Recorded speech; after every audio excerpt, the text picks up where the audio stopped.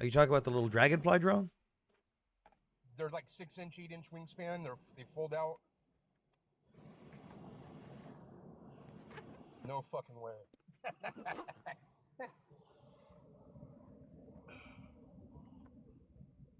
This sits on the back of my plate carrier. Oh no, they're smaller than that. They're only like an inch or two wide. You're probably talking about the dragonfly one. Oh shit, we actually are live for once. It fucking worked. We're live, damn it. Fuck it, we'll do it live. So this, you're probably talking about the dragonfly drone, which we kind of have moved on from that, but we still have them. Oh really? This though is a Mavic Mini. This is a mini version of the ones you see dropping grenades and stuff. And even with this, with the range extender on my controller, I can get up to like fucking 20 miles with this bitch. No shit. The battery will die before I reach the end of how far I can fly with this thing. Really? Yeah, and I bought a $10 fucking extender on for my controller. It's literally just some copper fucking wires that go into the end of it. Um I've got I've and got the this is Mavic. $400. This is $400 for a Yeah, fucking Mini 2 with 3 extra batteries in it. They each have like I think yeah. I've optimized the settings and I've kind of dropped some weight myself. I won't say how, but I've taken some weight out of this to where I get 38 minutes of flight time in standard mode, not even in sport mode. Does that do good in wind? Does that have good self correction? It depends on if you calibrate it properly, and it kind of like I've let it hover in wind for a while before just to see how it would do, and like it seems like I don't they've never advertised this and I've never seen anything in the coding. It seems like it gets better if you let it like sit there and self correct over time. But the problem is like, okay, I've used half my battery at that point. Where the fuck am I gonna go Right. now? And then I got to swap the battery out. It's basically got to start over again. I just kind of wing it.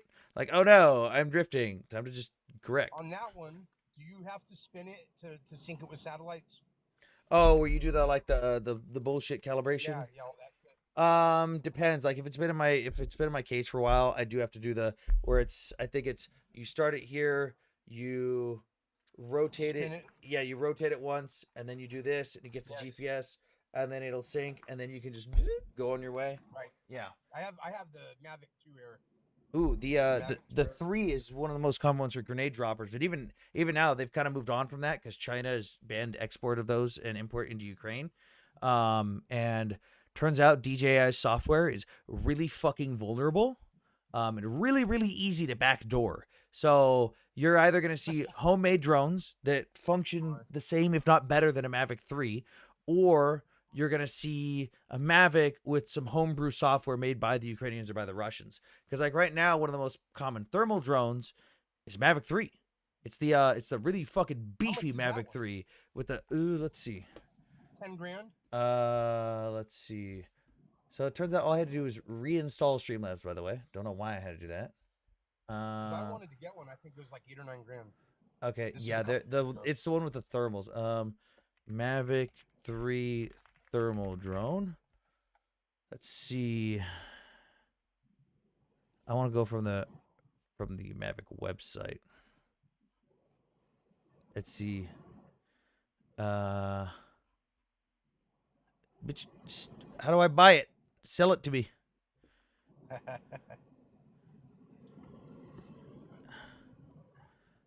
Yeah, we're looking at like $6,000 to $8,000.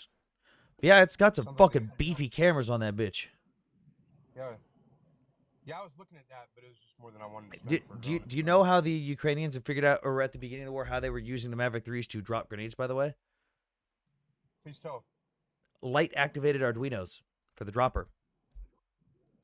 Do you know what light they were You're talking about activating? the light switch. You're talking about that the light on and off. They turned that to a dropper. The landing light. The landing Yeah, light yeah, would yeah. activate a light activated Arduino, and it would hit the Arduino, activate it, and then Oh, I boop. see what you're saying. So Oh, that's why okay, if you okay. watch early footage, or so if like someone still has a Mavic that they're using in Ukraine, you'll notice it when they drop the grenade, or before you see a grenade fall into frame. Lights up. You'll notice the icon for the light, and you know if you fly a Mavic, you know what I'm talking about. The light icon, Yeah, the I light do. bulb that pops up. Yeah. If you go That back and was watch a lot of old grenade dropper footage from Ukraine from like the first year or so of the war, look for that logo. You'll see it a lot. Have you been over there Yeah, when they had drones going around? Yeah.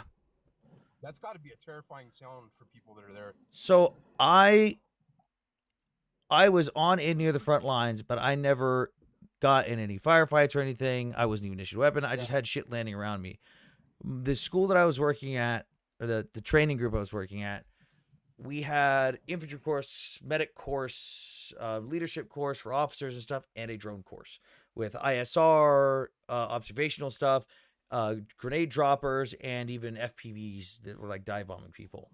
Um, they would often practice on the infantry guys when we were doing our patrols and setting up for ambush and stuff. Just like, they're not at our location, so they're obviously at a different, safer location, but they would fly to us and try to find us, and it would help out because we would be able to practice anti-drone or counter-drone tactics, diving for cover, all these things, and it would give them a chance to search for people, see what they're going to react like, see what they're going to do, and see how to track people. But the FPV guys would actually practice dive bombing runs on our guys because they would practice, I'm going to run into this dude. But they wouldn't have ammunition, obviously. They're not going to have anything that explodes. Well, one of the times, the drone lost connection mid-dive. Oh, shit. Did it hit someone? Square in the back of the helmet.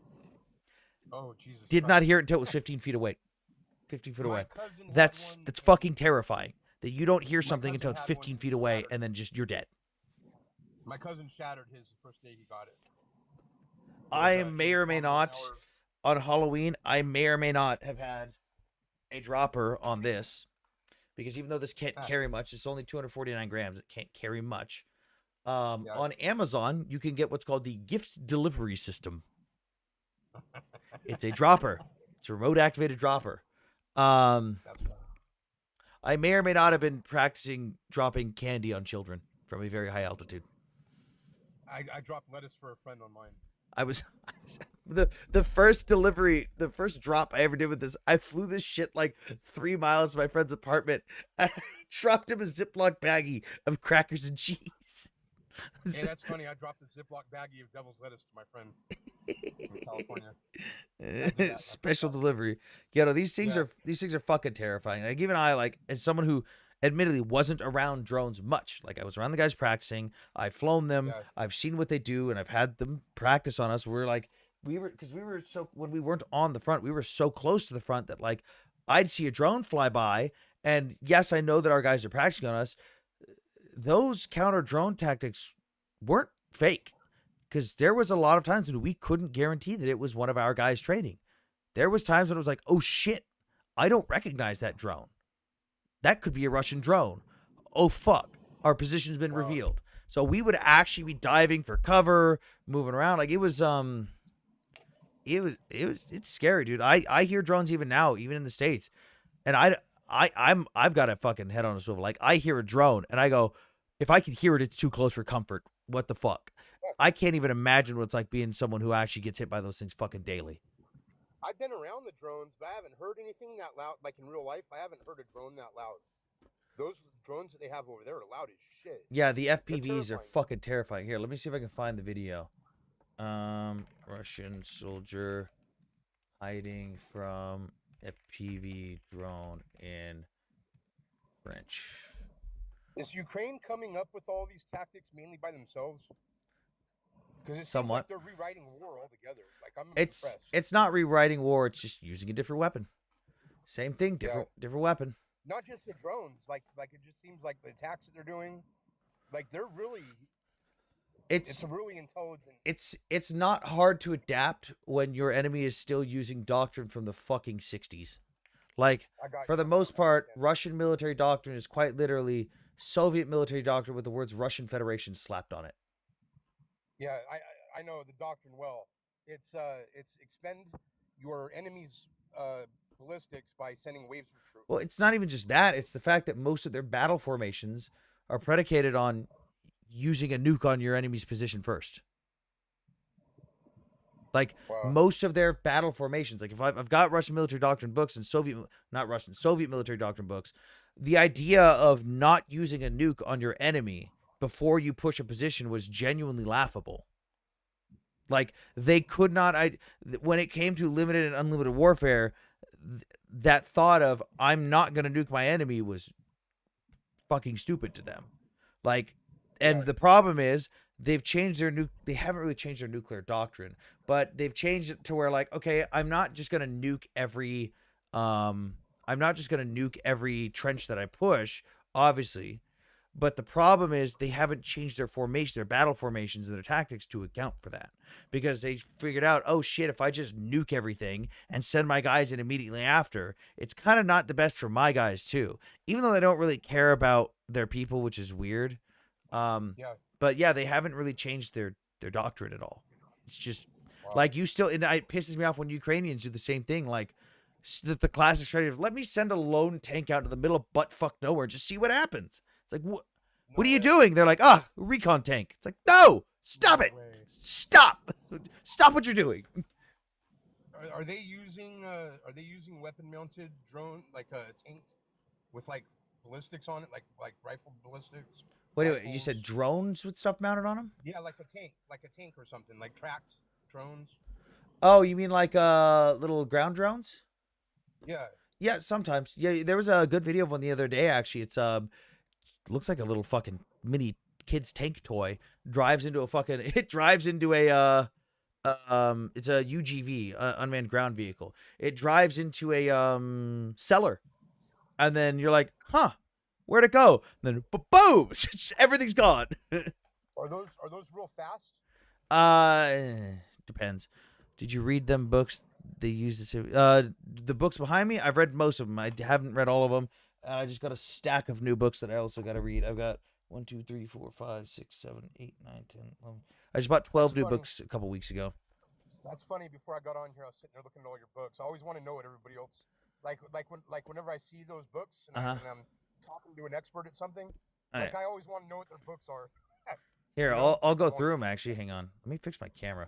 I don't know why my camera's so bright right now. It might be because I'm actually streaming during the day for once. Let's see. Reset. Oh, there we go. Fixed color. Okay. So this is my encyclopedia set. It's my the new book of knowledge from 2002. Hang on. I'm familiar with those books Oh, actually. oh, I was wrong. It's not 2014. It's my 2004 edition. It's funny when you look up what Palestine is in it. This is binders. I filled half of them. The labels have fallen off, and I got to refill some of them. It's stuff like the entirety of the Geneva Conventions, the International Red Law from the Red Cross, Wow. every UN resolution against Israel, stuff with Ukraine. I've got different books that I have PDFs of that I couldn't be fucking bothered to buy because it's fucking expensive. Because, like, even though I Yeah. have the PDF, I like having something physical and tangible that I can just flip to and go, there it is, I use highlight. PDFs also. I Hmm. get those And also, free ones. this section, I gotta reprint a bunch of stuff. It's this is training doctrine, so like U.S. training doctrine stuff that I partook in specifically. This is biographies and autobiographies. This is random old miscellaneous history books that I still haven't sorted yet. This is my this is my religious shelf. That's Judaism, Christianity, Catholicism, paganism, Islam, fucking everything. That's my so I've got D-Day there. Greatest. Oh, so this is like military doctrine in general for other countries. So it's got like great different battles, the analysis of where the troop movement was.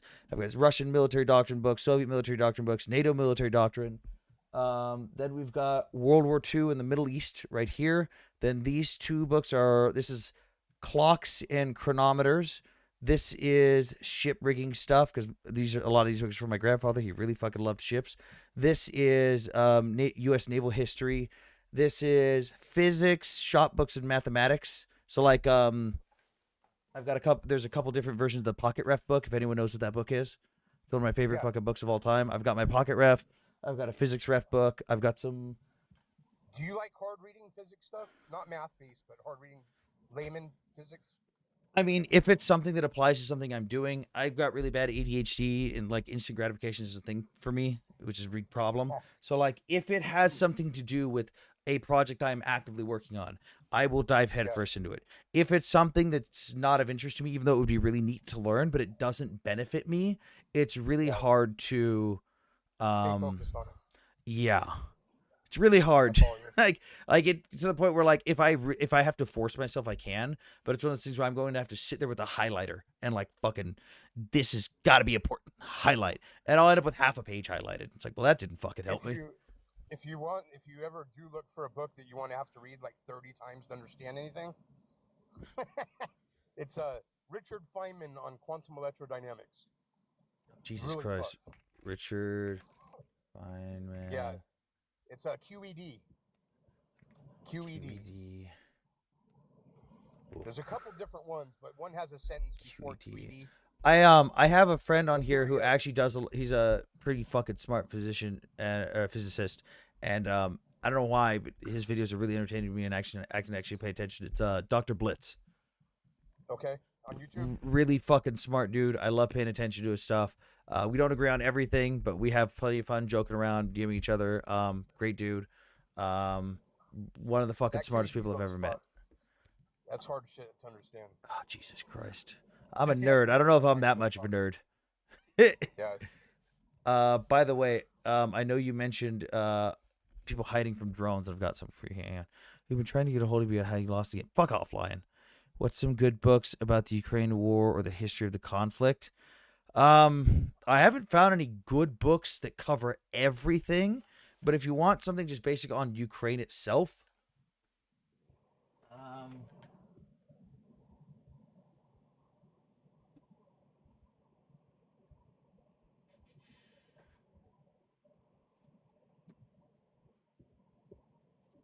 if you want Hey, some, my sister was over there, Anthony.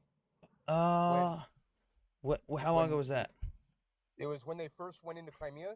2014. She was in the Peace Corps, so they had to put her in a secret hidehouse and shuffle her around the country before they were able to get her out. That's Kind of scary. fucking not knowing where awful. your family is for a month. Yeah. Oh, by the way, But, before I kinda forget, scary for- if you want to get the extender for your Mavic, look up something like Yeah. this on Amazon. This is my extender. Seriously, this gets me up to 20 miles. That's it. No shit. It clips onto the end of my antennas. Yeah. Oh, cool. All right. So some good books on Ukraine in general. I would look at The Gates of Europe, History of Ukraine. Good book. It's a little bit biased, but it's still a good book nonetheless. Obviously, it's a little biased. And then to understand part of just the relationship between Ukraine and Russia and the Soviet Union. I know they're not directly related to Ukraine, but I would recommend reading the Archipelago series by what's his name? Alexander I can't fucking remember how to pronounce his name, but I would recommend reading this series. It's there's 3 volumes to it, really good series. It helps you get an understanding of stuff. And then also The Iron Curtain. Because a lot of the stuff, we realize it when you start looking at Ukrainian history and you start learning about a lot of stuff that happened behind the Iron Curtain, you realize that a lot of it was at the expense of Ukrainians. Is Russia using chemical weapons in Ukraine? Absolutely. Very well documented. By the way, before I forget. How bad is what? So the video they're using CS, correct? CS, Lewisite, Chloros, something. Gas. There's a bunch of shit they're using. Are those that bad? Yes. They are. Yes. They're also mixing stuff too. So they'll like have a couple airburst munitions where it'll be one chemical in one and another chemical in the other. So I've seen it where medics have gone to treat for one chemical exposure that they know they can physically see the symptoms of, and they put on their gloves and they go to treat it. Then their gloves melt off because they didn't know about the other chemical that was there. I have seen those burns. Here, check this out real quick. So I know the video is small at the top; you can't really see it much. But this is a Russian soldier filming himself hiding from a Ukrainian FPV drone. That you're about to watch is of a Russian, just a detection system of some. There's all varying detection. Come on.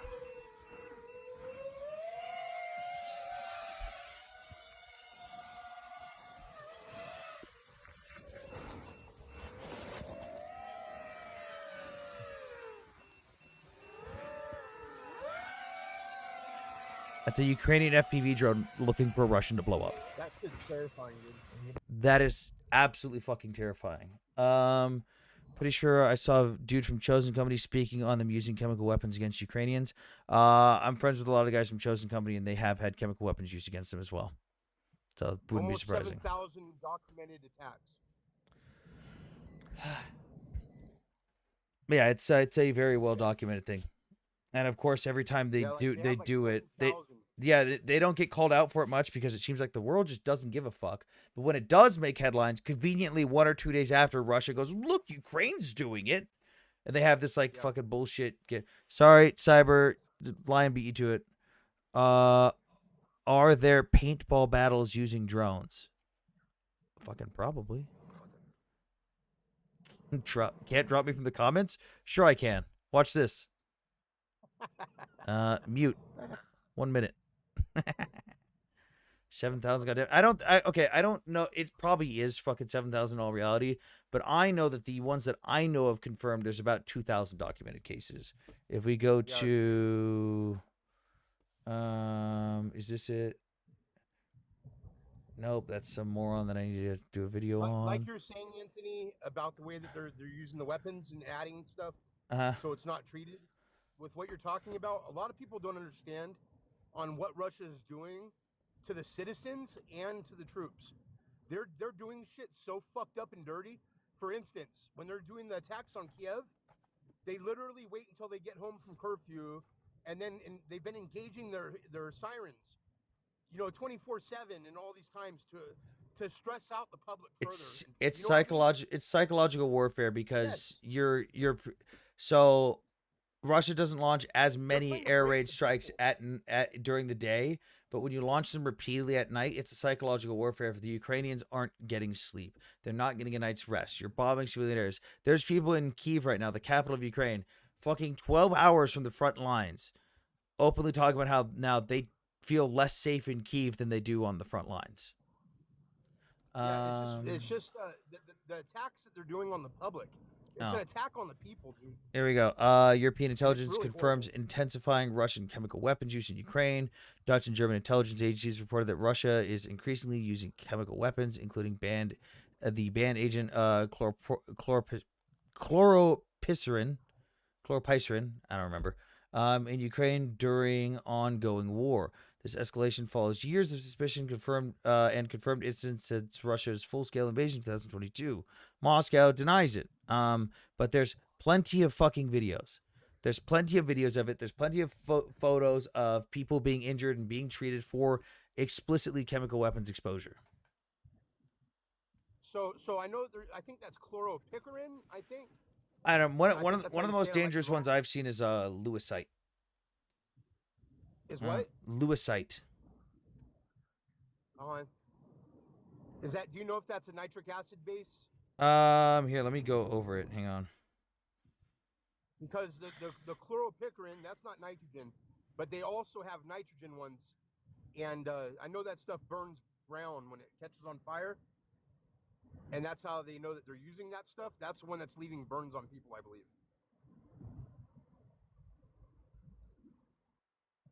Let me see. Um.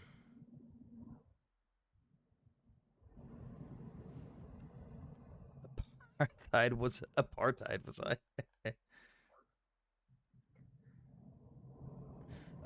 Yeah. So chlorpyrifos was one choking agent with caustic effects and concentration. It'll permeate clothing. It's hard shit to wash out. Russia has been using it with HE artillery explosives, with airburst munitions especially. Um,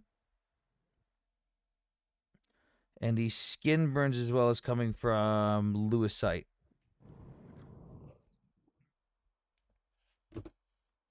I've heard of that one. Yeah. But Apartheid I'm for just saying women. that it's the tactics that they're using that are just fucking horrible, dude. Yep. Daily life Have in they Ukraine. stopped using phosphorus?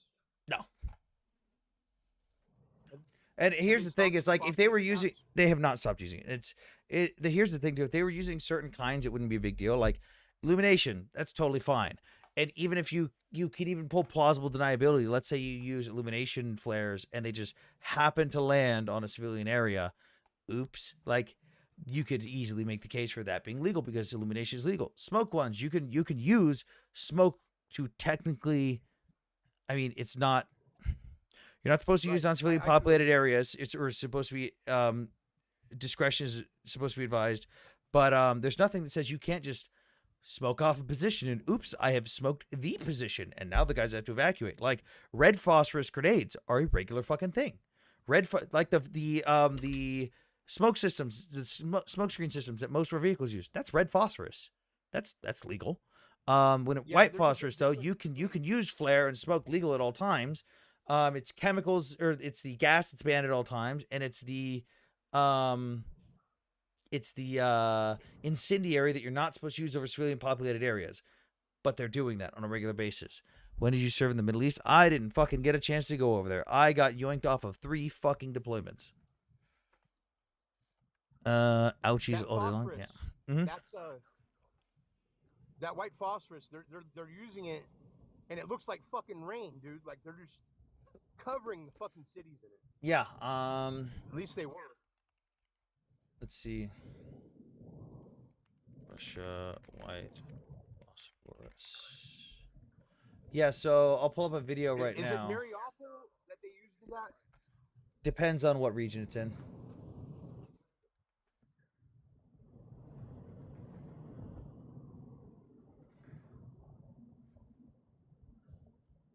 Let's see. And also another thing I don't understand is why Europe's fucking giving all of the components to Russia for all their shit. Like you'd think they'd stop sending them those fucking components. Who? All of Europe. They're not. Like fucking all the different. It's secondary. It's Russia's getting stuff off secondary markets that don't abide by the sanctions. So like we've started seeing American microchips popping up in Russian weapons again, but those American microchips are coming from. God damn it! Focus, camera. They're coming from secondary markets. It's not necessarily coming from European countries. Why is my camera going so out of focus? Okay, so here is back in Bakhmut. Before it got all big, this was the result of white phosphorus all over the entire city. What city is that? Bakhmut. This was before this fighting got super intense.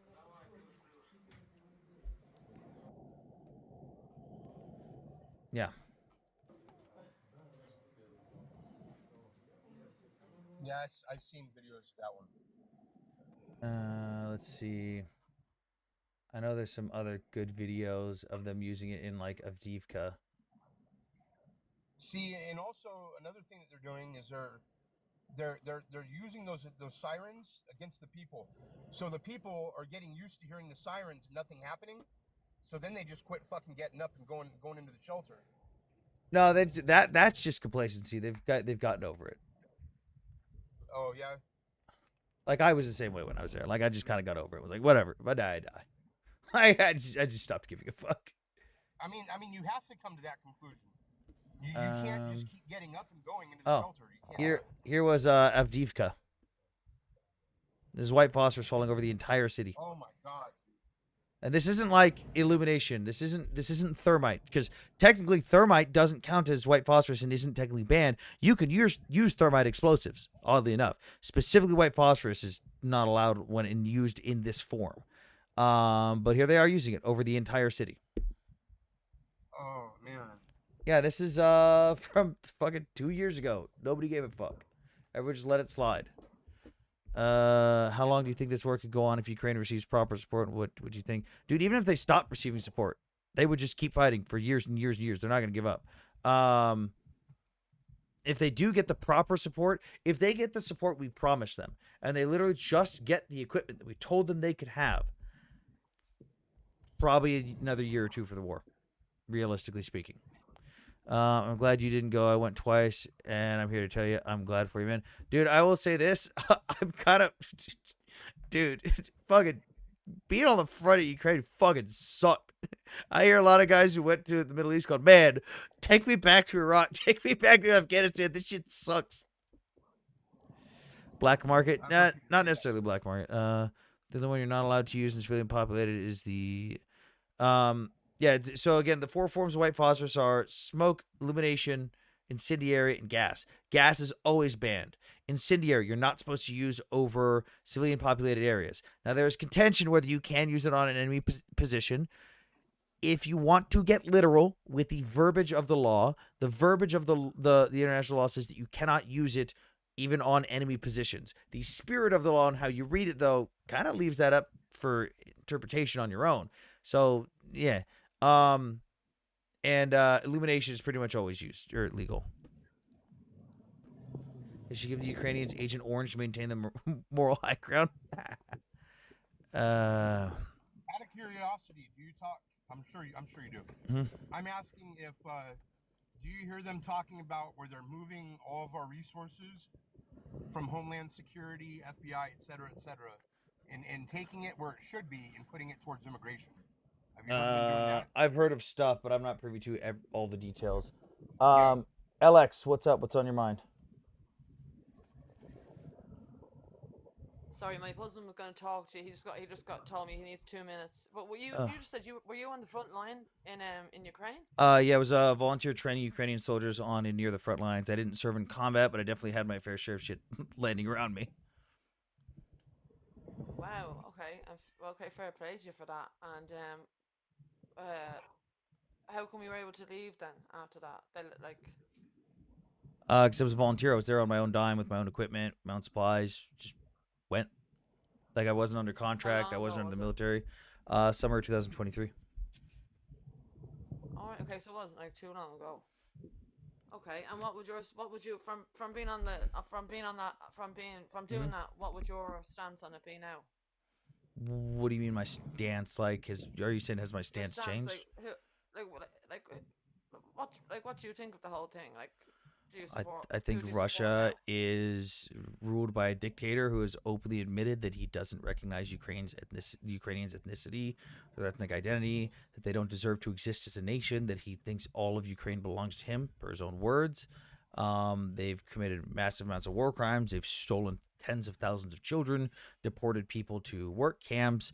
They're a nation that has not kept a single agreement they've ever had with Ukraine, not one. And they are violating the sovereignty and illegally annexing the Ukrainians and trying to slaughter them. And the international community is doing jack fuck about it. Committing horrible atrocities. Yeah.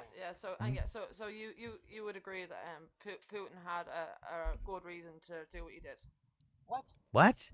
Did you just hear anything I just said?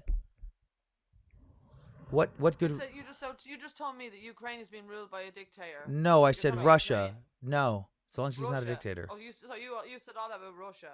Yes. Oh, not Ukraine. All right, okay, excuse me. What sorry. what okay. what did? All right, okay, no. What did Ukraine do to deserve this?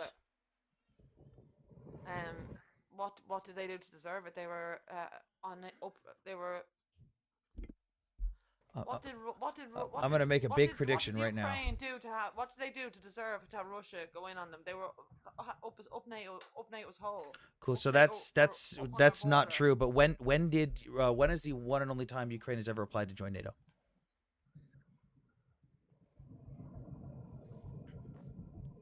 You know? Do you know the what? Do you know the one and only time that Ukraine is requested to join NATO? No, come here. What actually happened was, when Putin came into power, he said he wanted to join NATO, and they said no. Are we just not going to answer the question I asked? When did? No, I'll answer your question. Answer your question, right? Yeah. Okay. What happened was, right? First of all, there was 3 agreements with the West and Putin, and okay. Angela Merkel came out and said it was all a joke. It was all a ruse. Just to build up Ukraine. Yeah. No, that what you're. Do you know the agreement you're referring to? What's the name of it? That was with Yeltsin. No, stop. Democracy. No, democracy. Stop.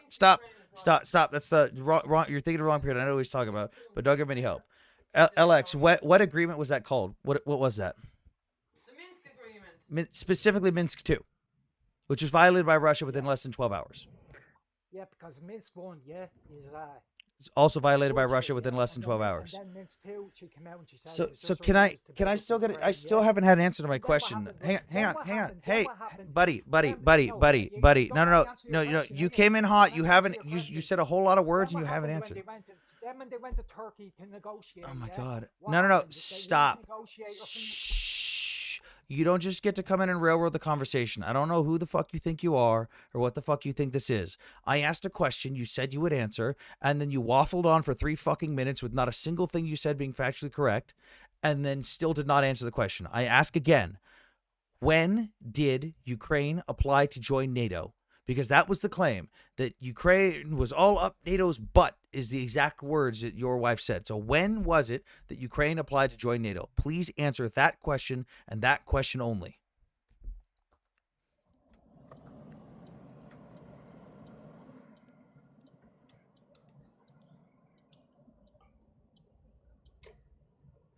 I have sent you a request to unmute your microphone. It is a big button on the center of your screen right now, so...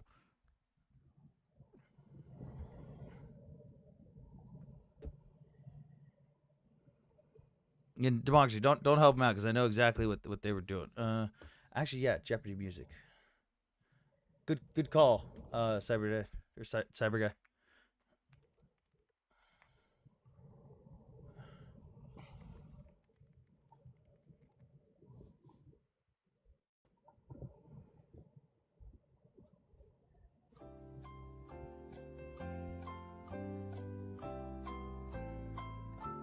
That's funny. I'll invite you to unmute your microphone again. Oh, there you go. Yeah, so can you continue, yeah? So Okay, can I just get my question answered? When did Ukraine apply to join NATO?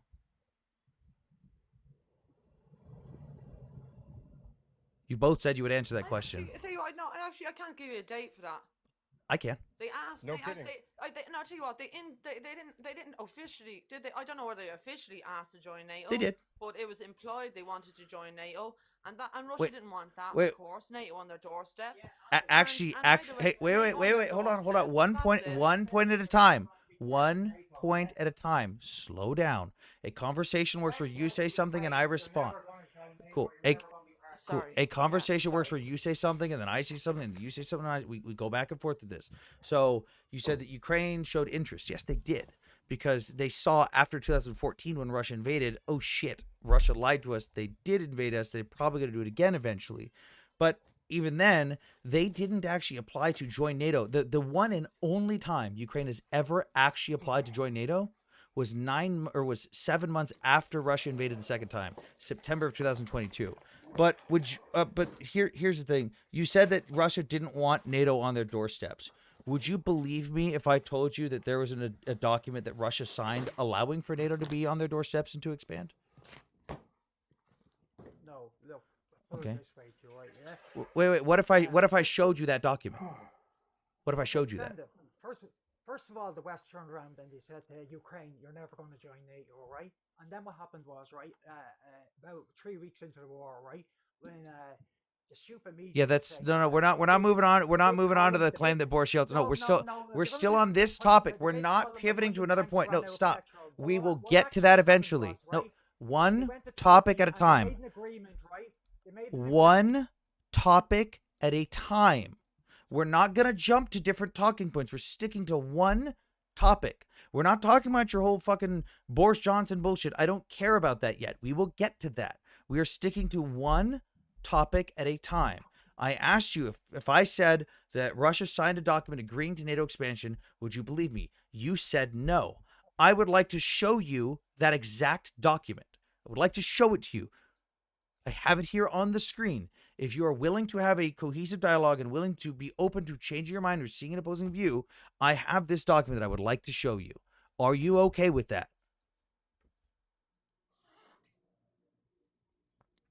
I've never seen this with my own eyes. Oh, I love pulling this up. I literally had it open in the background ready for this.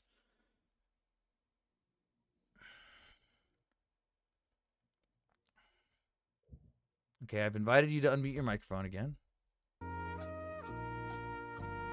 Still probably talking over me.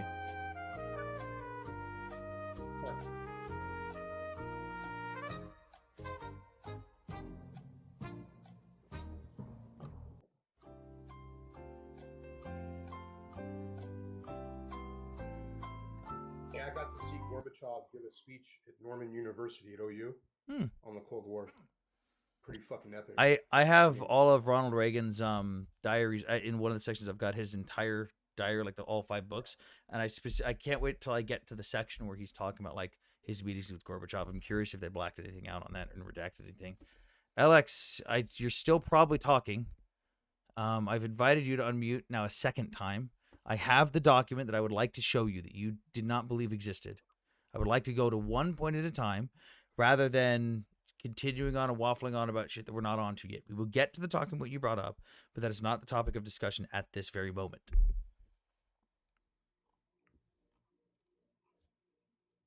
Can we talk about this document?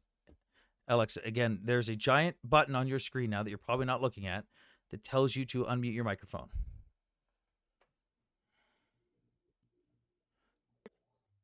Right. There we Let's go. start. Okay. And there is for a start. Okay, cool. No, wait, hold on. We're sticking to one topic. We can get to all your other talking points, but let's stick to one thing at a time. What you're saying is, right, Russia's wrong. Russia's wrong. Russia's What I'm wrong. saying just to you, trying no, tell you, relax. No, I'm just trying Relax. to say why they're justified, right? Because you just are looking at it from their side.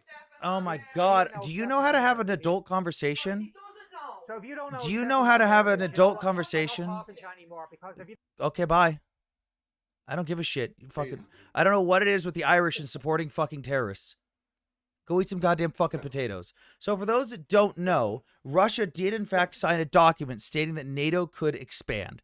This is the Founding Act on Mutual Relations, Cooperation, and Security between the Northern Atlantic Treaty Organization and the Russian Federation, signed on May 27th, 1997 in Paris. Now, if we go to the bottom of this document, we can see that it is signed by Boris Yeltsin, the president of the Russian Federation. So this is officially signed and recognized by the Russian Federation.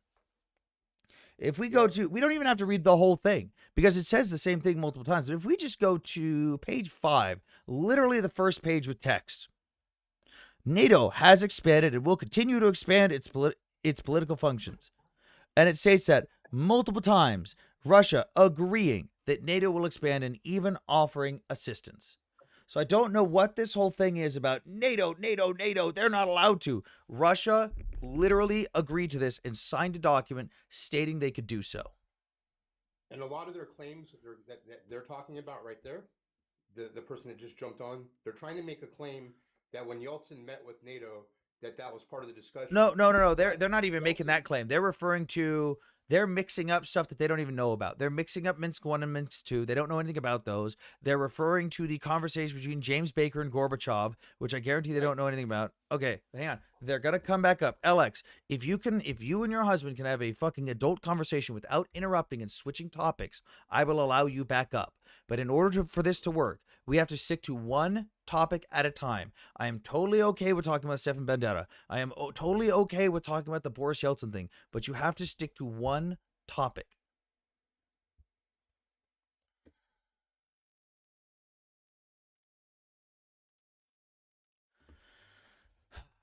Right, can I apologize for getting worked up?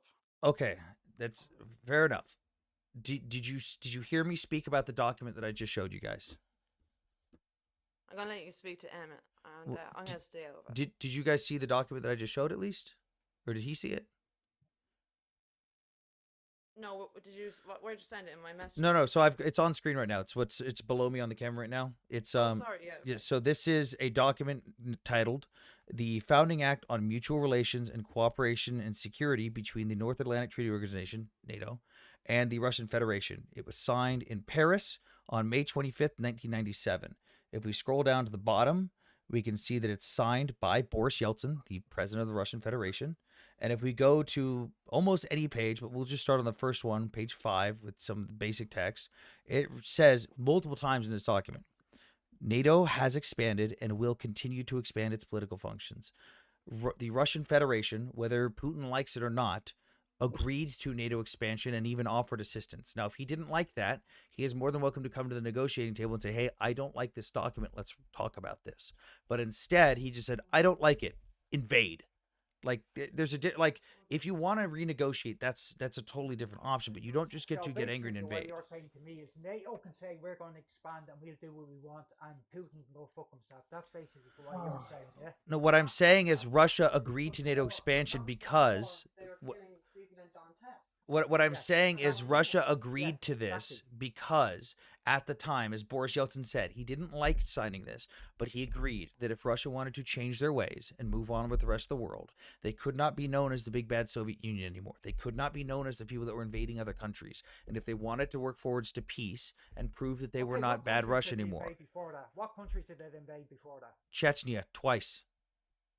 No, they went into Afghanistan and they were invited by the That's government. the Yeah. Soviets. I'm Then in referring to Georgia, Russia. what happened? Then in Georgia, No, what I happened no. in the I'm what referring happened in to. the Wait, are 70s you then talking was about the Soviet NATO Union went or into Russia? Czechia. Are you talking about the Soviet Union or Russia?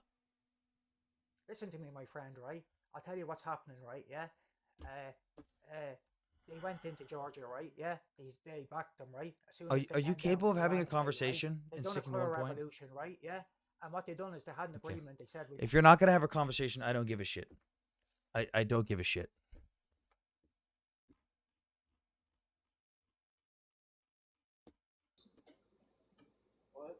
Hello Zeke, welcome to the panel. Yeah, Dragon, I'm pretty sure I've talked to them before. As always, it's just I don't know what the Irish and their affinity for supporting terrorism is. Zeke, you're on the panel. Hello.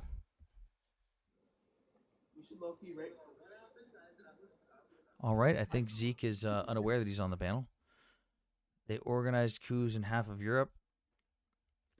Yeah. I think I'm just gonna keep the Jeopardy music on hand. Can I actually?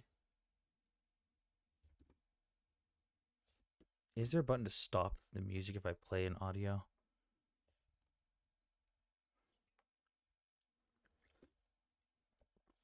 Let's see here.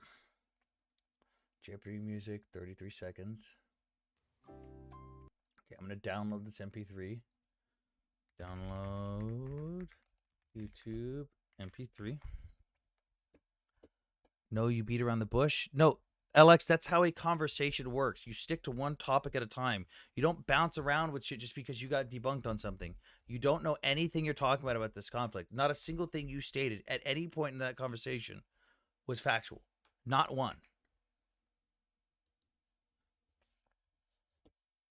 I am well aware of who Stefan Bandera is and how he's responsible for the unaliving of 10,000 Jews. Well aware. What the fuck does that have to do with Russia agreeing to NATO expansion?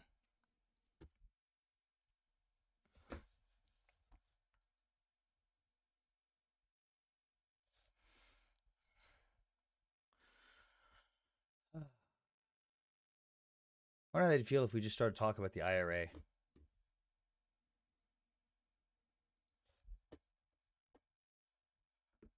Add new. Let's add a sound. Okay.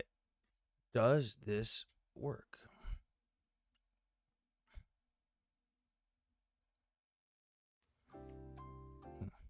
Let's see.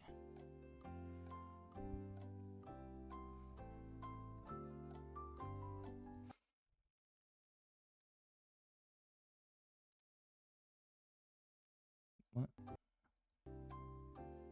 Dun, dun, dun, dun, dun, dun, dun, dun, dun, dun, dun, dun. I need this to be a perfect loop.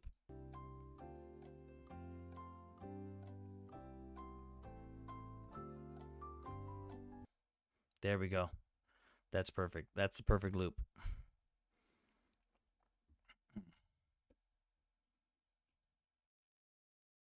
Under review. It's got to get reviewed? Oh, that's dumb. Try gardening. Usually does more than beating bushes. You won't look at both sides?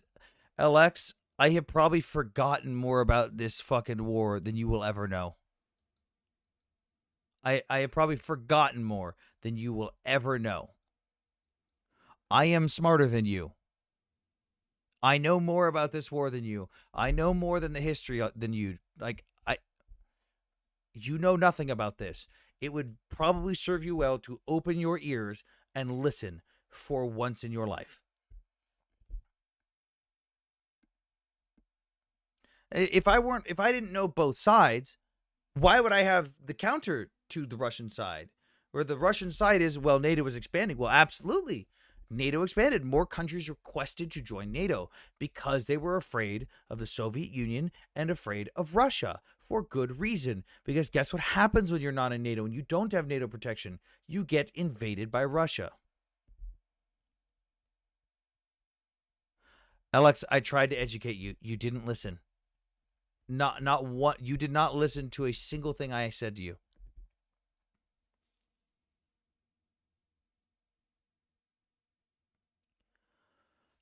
Guys, tap the screen, get people in here. We're at 13,000 likes. I know we're live early today, but let's see if we can get the viewership up for this time of day.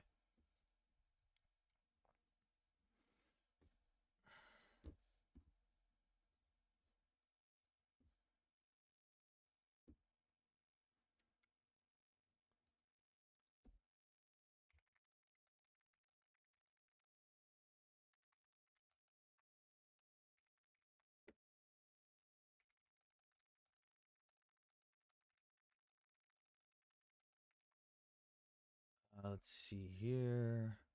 I'm gonna share it live in a couple different groups.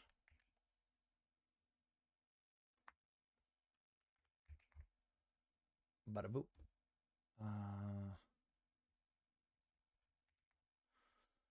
It's fucking hot in here. How was your day? It's okay. Went to the VA today to talk about my I've been losing my voice. They didn't help me with shit. They said you might have COVID or strep throat. Go to urgent care because we can't do shit for you. So I did that and negative on both. They think I have laryngitis. Is it just me or does the camera keep going out of focus? What the fuck? So now I'm on some steroids right now. What do you think of Israel? Probably different than you, LX, because I'm sure you being super pro-Irish and probably pro-IRA probably hate Israel.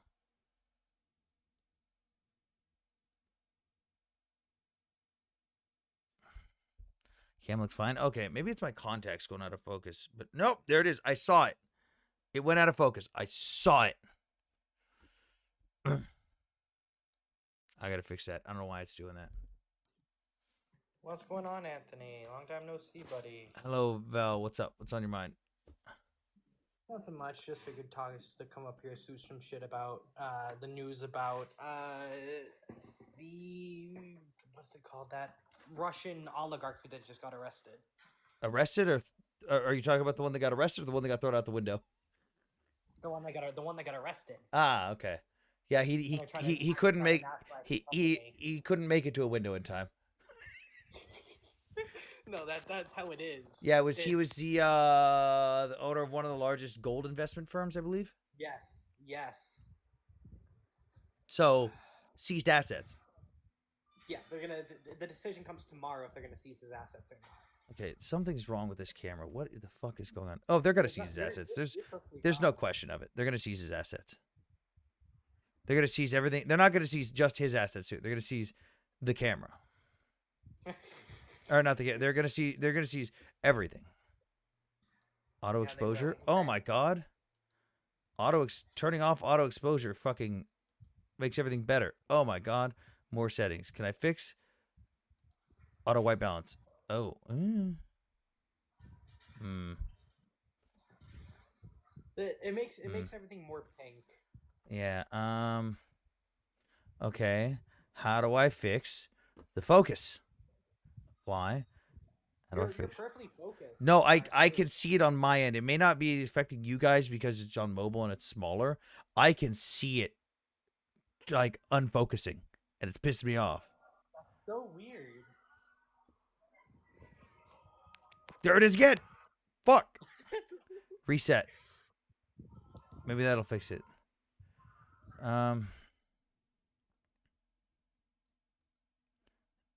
Appearance, no. Background, no. Filters, no. Atmosphere, no. Ew. What the fuck are all those things?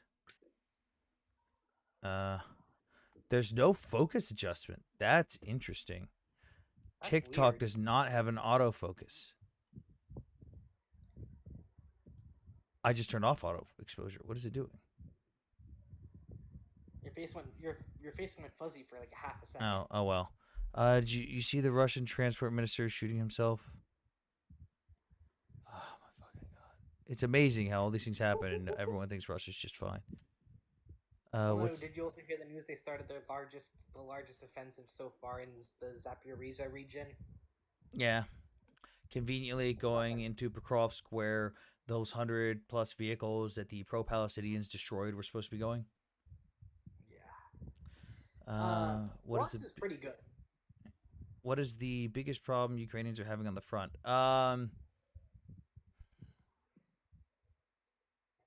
Artillery. That is a big problem. I'd say it's one, late game fumbles in logistics and arguments over supply distribution. So like, hey, we've got an entire drone platoon. This entire platoon will fly drones and FPV drones, but they will rotate around to different areas of operation. It's like, okay, well, why not have like 2 drone guys per regular platoon, 2 drone guys per infantry platoon?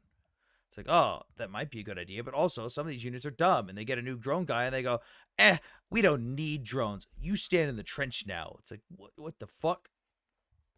It's because a mixture of outdated Russian military theory still plagues the Ukrainian It army. does. I dealt with that person. It does.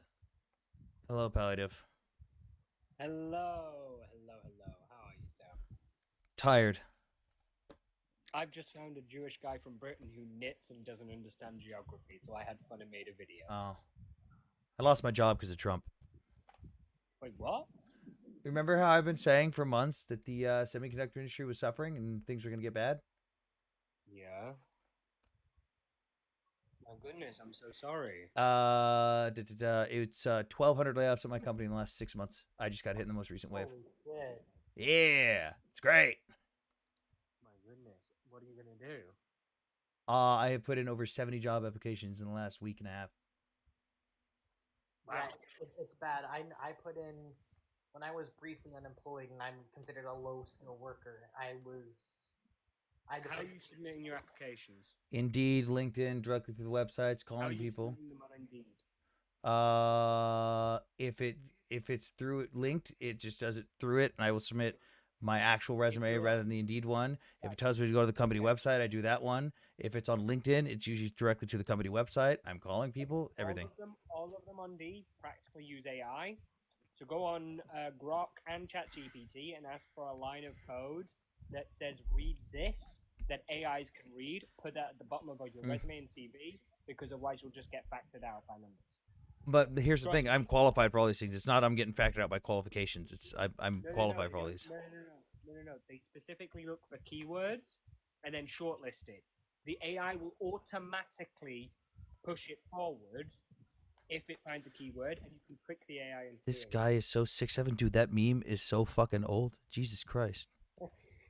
America first. Yeah. What do you think of Buffy's drone line initiative? Do you think it was successful?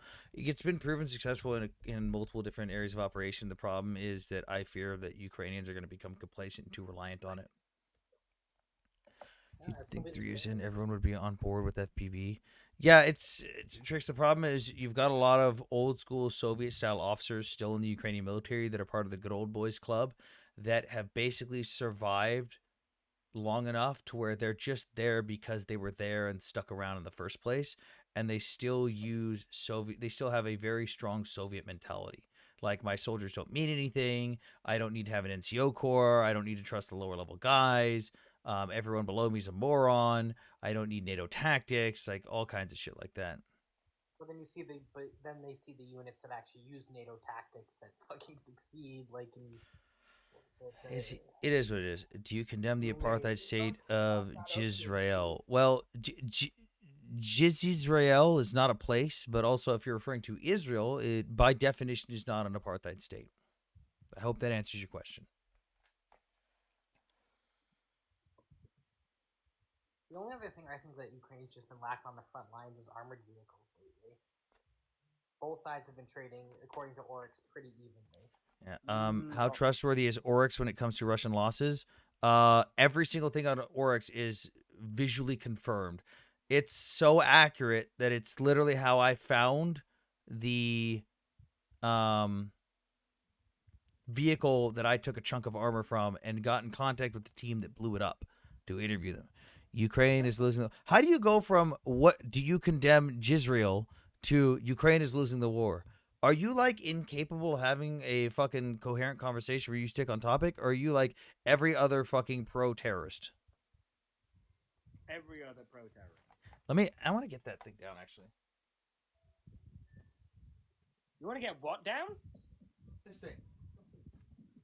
It sounded like you So- said something else, and you need to be so- careful with that microphone.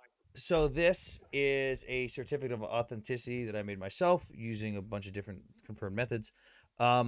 This is two chunks of armor from a destroyed Russian 2S-19 Mistis. So damn it, it fell down a little bit.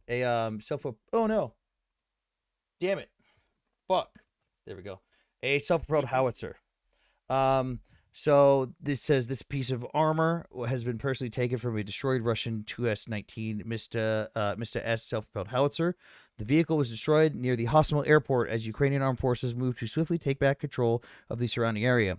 The vehicle is believed to belong to the Russian 36th Combined Arms Army, 30th Artillery Brigade. The estimated date of destruction is shortly before April 2nd, 2022. Below you will see 3 images displayed. The image on the left depicts what the vehicle would have looked like in a new/working condition. That's this one right here. The center image is of this exact vehicle as it sat destroyed near the airport. That's this one. And the image on the right depicts this exact vehicle on display in Maidan Square. The vehicle currently sits on rotation for display in the center of Kyiv in Maidan Square. So this vehicle right here was destroyed. That's it when it was destroyed in the field. I was able to, by looking at the damage on this vehicle and the burn and the scorch marks and the paint pattern, I was able to visually identify it with matching photos on Oryx, and I was able to figure out where it was destroyed. I was able to look up what Ukrainian units were operating in that area during that time period, because there's not many visually confirmed destroyed 2S-19 vehicles. So it was pretty easy.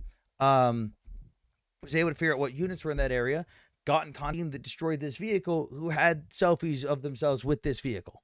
So I made a bunch of these certificates. This is literally chunks of armor that the soldiers there who were sitting around the vehicles let me yank off. Like I yanked off a giant chunk of fucking side armor, broken into a bunch of pieces, and made a bunch of certificates for my friend. Or Can you friends. send me one? I don't have any left. Get fucked. Anger Tab got the last one. Oh, for fuck's sake. I wish you told me about this sooner. Anyway, if you get another one of these, help me out. That'd be great. Anyway, people are asking where the Yahtzee counter is. On one of the other overlays. They want the Yahtzee counter back. Oh god, I gotta figure out a place to put it on this one. Hang on. There's a really easy place to put it. Just put it slap bang over your head. I feel like that's the best place, Sam. Don't you? Listen, I want to get. Cause I saw someone talking about in the comments. They got a keychain made out of a T-72. I either want a fucking T-55 or a T-14 Armada if they ever show up. Wait, Sam. I mean- have you lost weight? Nope. Gained weight. You don't. Yep. look like it. I've been trying to get the VA to help me out with weight loss stuff. I've been telling them, hey, I need help. My back is fucking destroyed. My knees are fucking destroyed. My ankles are fucking destroyed. It's really fucking hard. I can't go on runs like I used to. I can't do the gym like I used to. The weight is making it was already hard when I didn't have the weight. The weight's making it harder. And their solution was join this physical therapy program and then we can help you. And the physical therapy program was like, hey, can you do all these things? And I was like, I could try, but no. And they were like, oh, well, then you fail. We're not going to help you anymore. Try hypoxenoids. I don't know what the fuck that is. I just want Ozempic or some shit. I just want to cut the fucking fat out of me so I can work out again. I miss going to the gym. Similar to that, it effectively it basically doubles your calorie burning through movement. I was eating at a calorie deficit for over 2 months and lost 0 weight. No. Being a calorie deficit is not a great idea on its own. It's the calorie burning that's the great idea. Because if you're in a calorie deficit, you've got to work out what point does your body stop burning the calories in your fat. But by the way, since people were talking about stuff captured from Russia, I mean, I have now in my possession a VDV uniform. VDV, smell kuget. Little St. George's Cross here.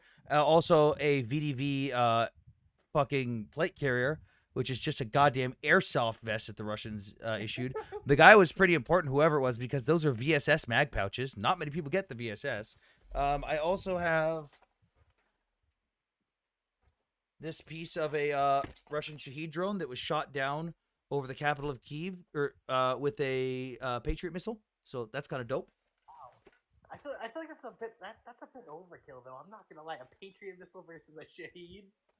Well, when you've got 500 drones flying at your city at one time, you use everything in your arsenal. Especially depending on where it is. Like, who knows where exactly? I wasn't allowed to know where exactly that Shahed drone was. All I was told was it was over Kyiv. For all I know, that could have been, hey, this one's a high priority one. Like, this one's going for something significant. I'm starting to get some cool things. This is a very special unit that I don't even know the name of. You actually can't find the official name of this unit anywhere. But is it like the Crispy Squad? Yeah. No. This is 1 second. Can you see, Sam? Yeah, I can see it. Yeah, I got that. And then another soldier gave me 1 second. This is all stuff that's been in Gaza and stuff like that. That's a Mashiach hat, a cap that's been worn by a soldier in Gaza, special unit. I've got some stuff that I'm just waiting to get shipped back to me.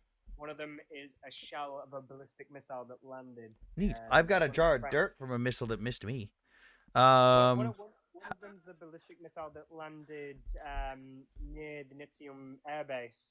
Back in 2024. Someone said the signed flag. Yeah, this is a Ukrainian flag signed by most of the guys that I trained when I was over there. How does one acquire stuff like that? Either know people or there are like Facebook auction groups where they auction stuff off to raise money for different units. Most of my stuff is from friends or soldiers that gifted me shit. Like I've got a magazine I've got an RPK magazine, and the dude that was unalived while using it was unalived by one of my guys, and they gave it to me as a gift, and I was like, oh, fucking dope. Fuck yeah. That reminds me of the story you heard at the beginning of the war of a Ukrainian soldier calling his American trainer to figure out what was going on with his javelin. Yeah, it happens.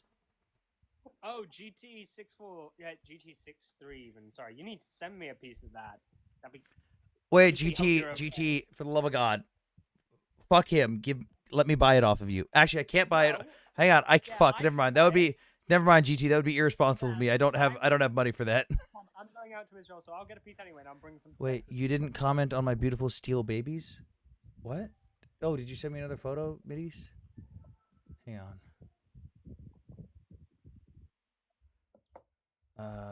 Hold on. Sam, what are you doing? I mean, if I can send it to you for free, I'll do it. No, I'll pay for the shipping. Oh, are those yours in the second photo, Mideast? Are those yours? Here, let me send you a picture of mine, Mideast. It's behind the chair. I can't show it.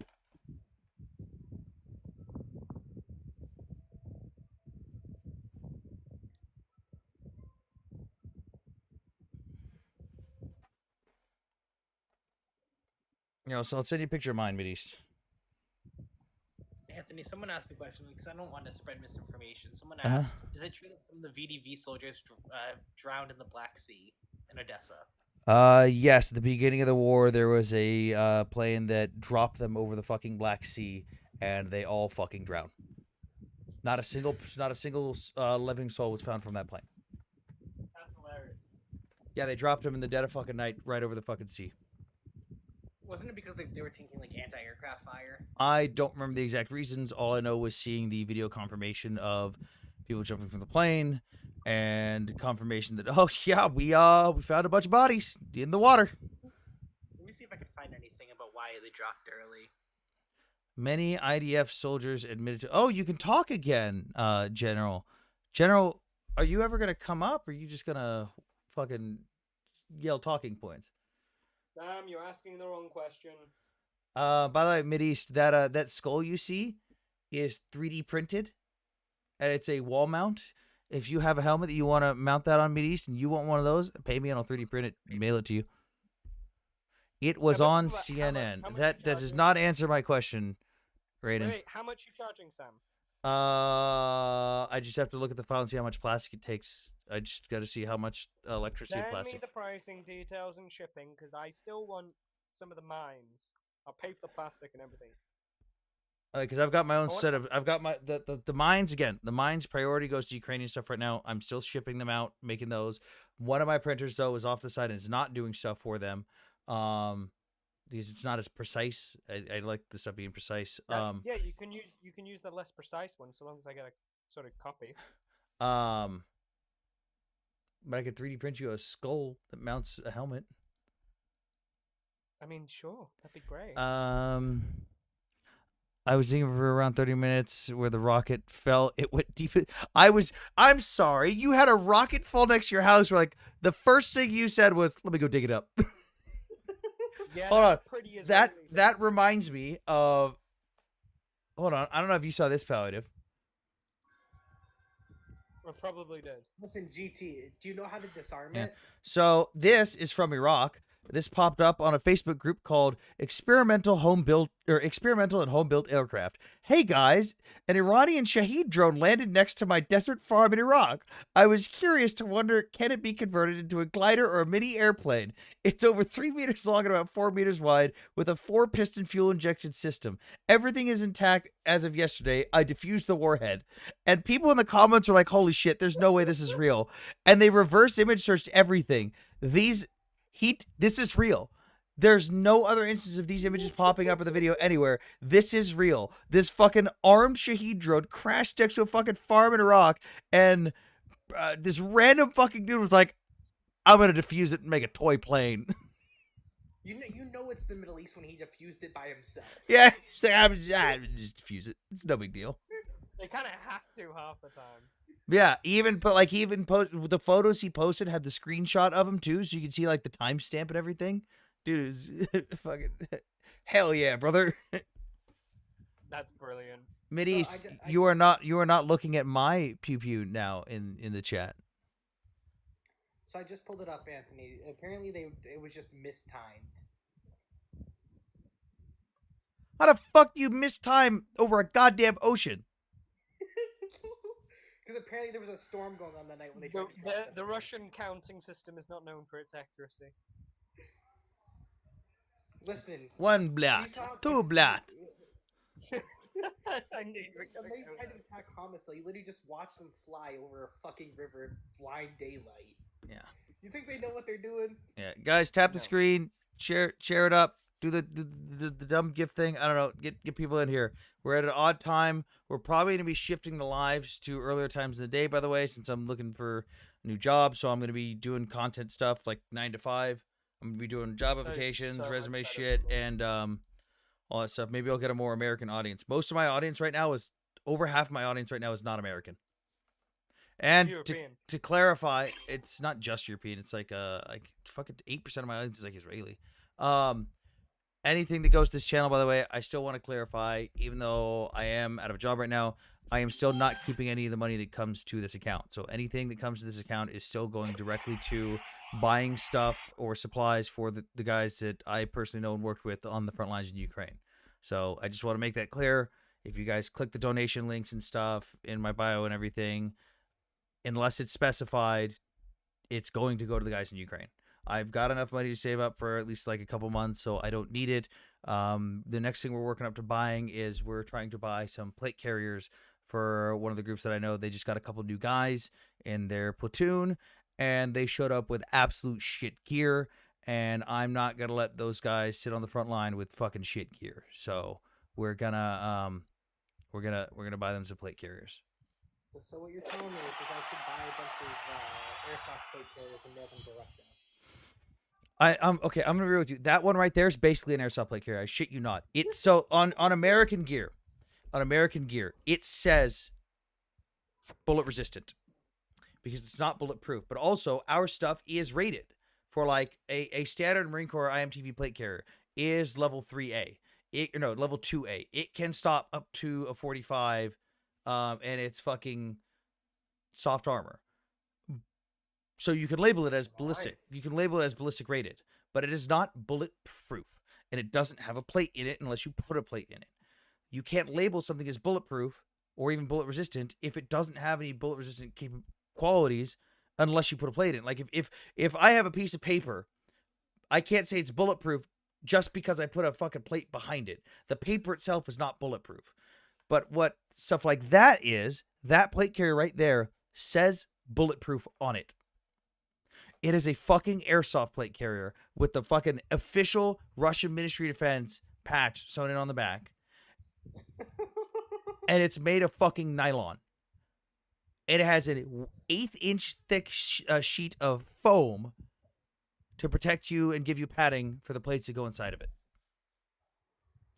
That is it. That is your protection. An 1/8 inch thick sheet of foam.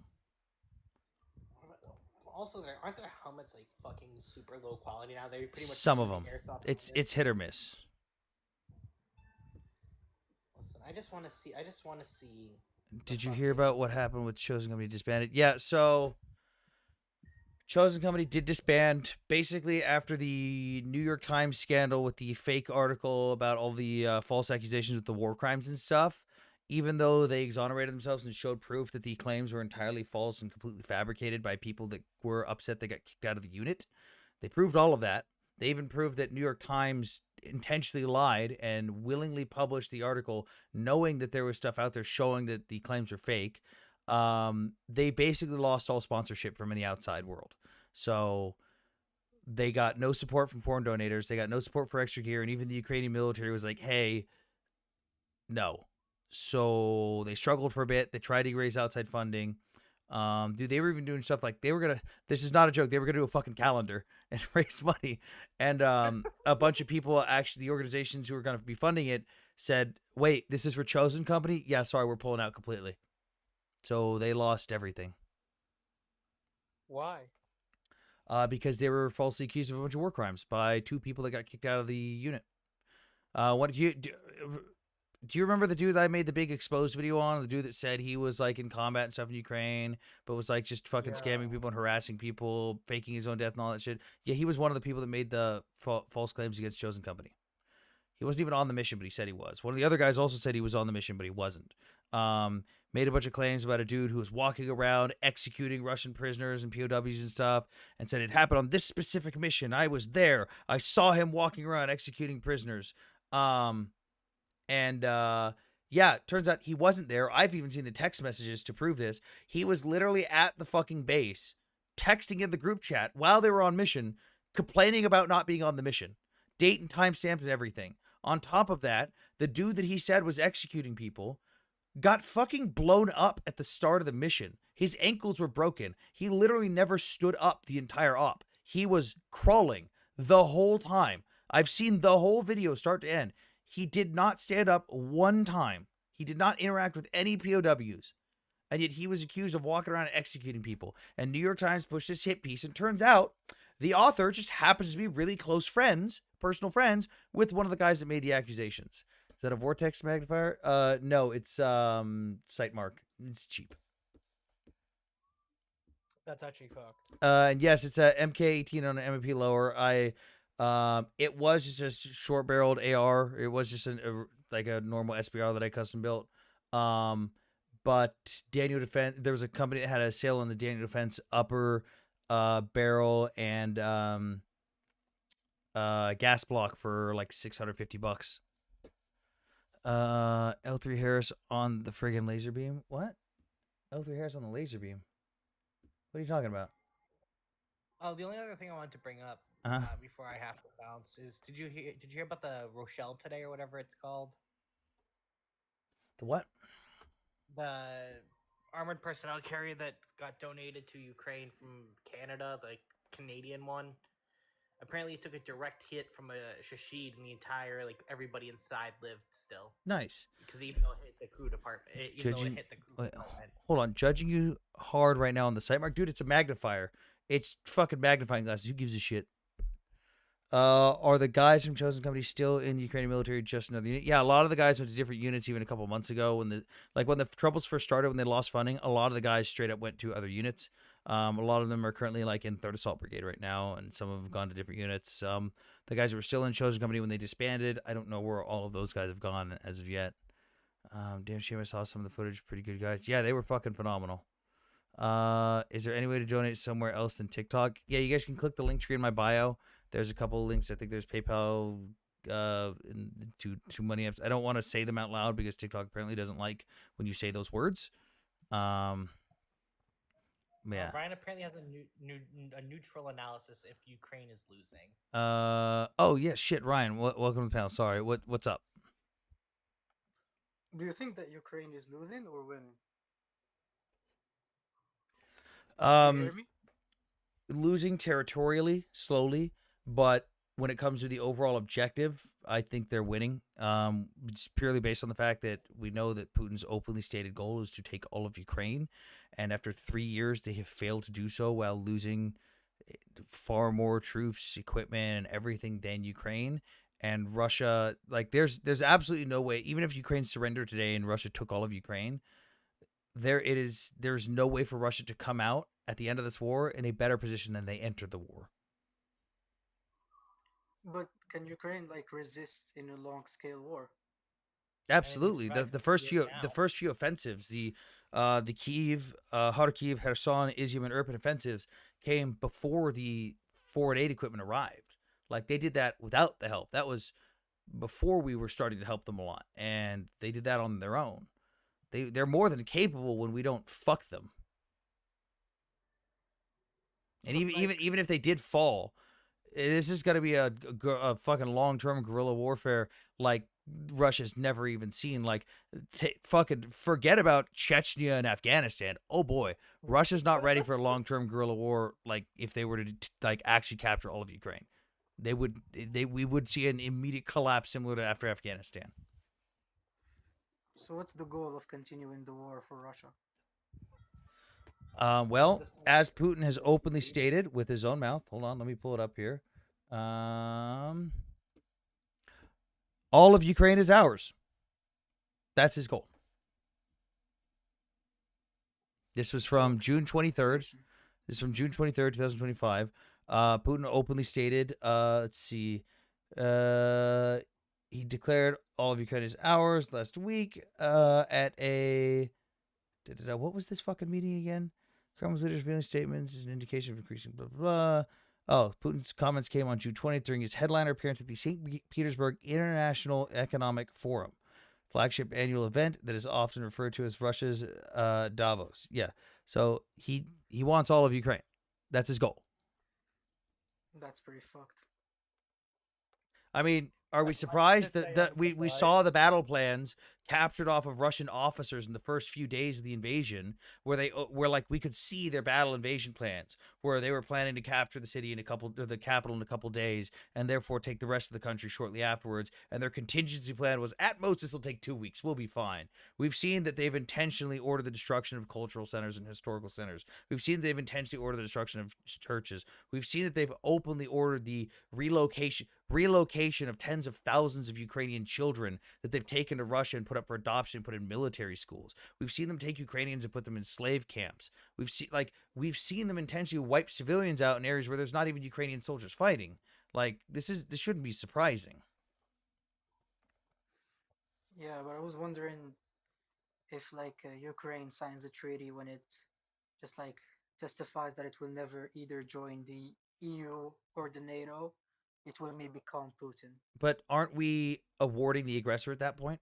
Because Ukraine's already done stuff like that. They've already signed multiple agreements stating, "Hey, this should stop. We surrender," and Russia still violated them.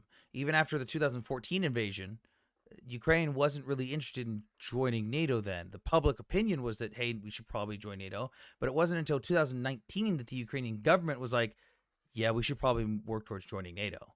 Like, even then, that's still Russia thought policing them. Like, oh, you thought about joining? I'm going to invade you now. But Russia has not abided by a single agreement they've ever made with Ukraine. So why should Ukraine be led to believe that they would follow through with this one? Because if the U.S., for example, give them security guarantees, it can then help them confirm peace agreements, like in exchange of having a European and US security guarantee But and that's not still joining the NATO. rewarding Russia. That means that Russia essentially invaded, did all of this, and gets away with it.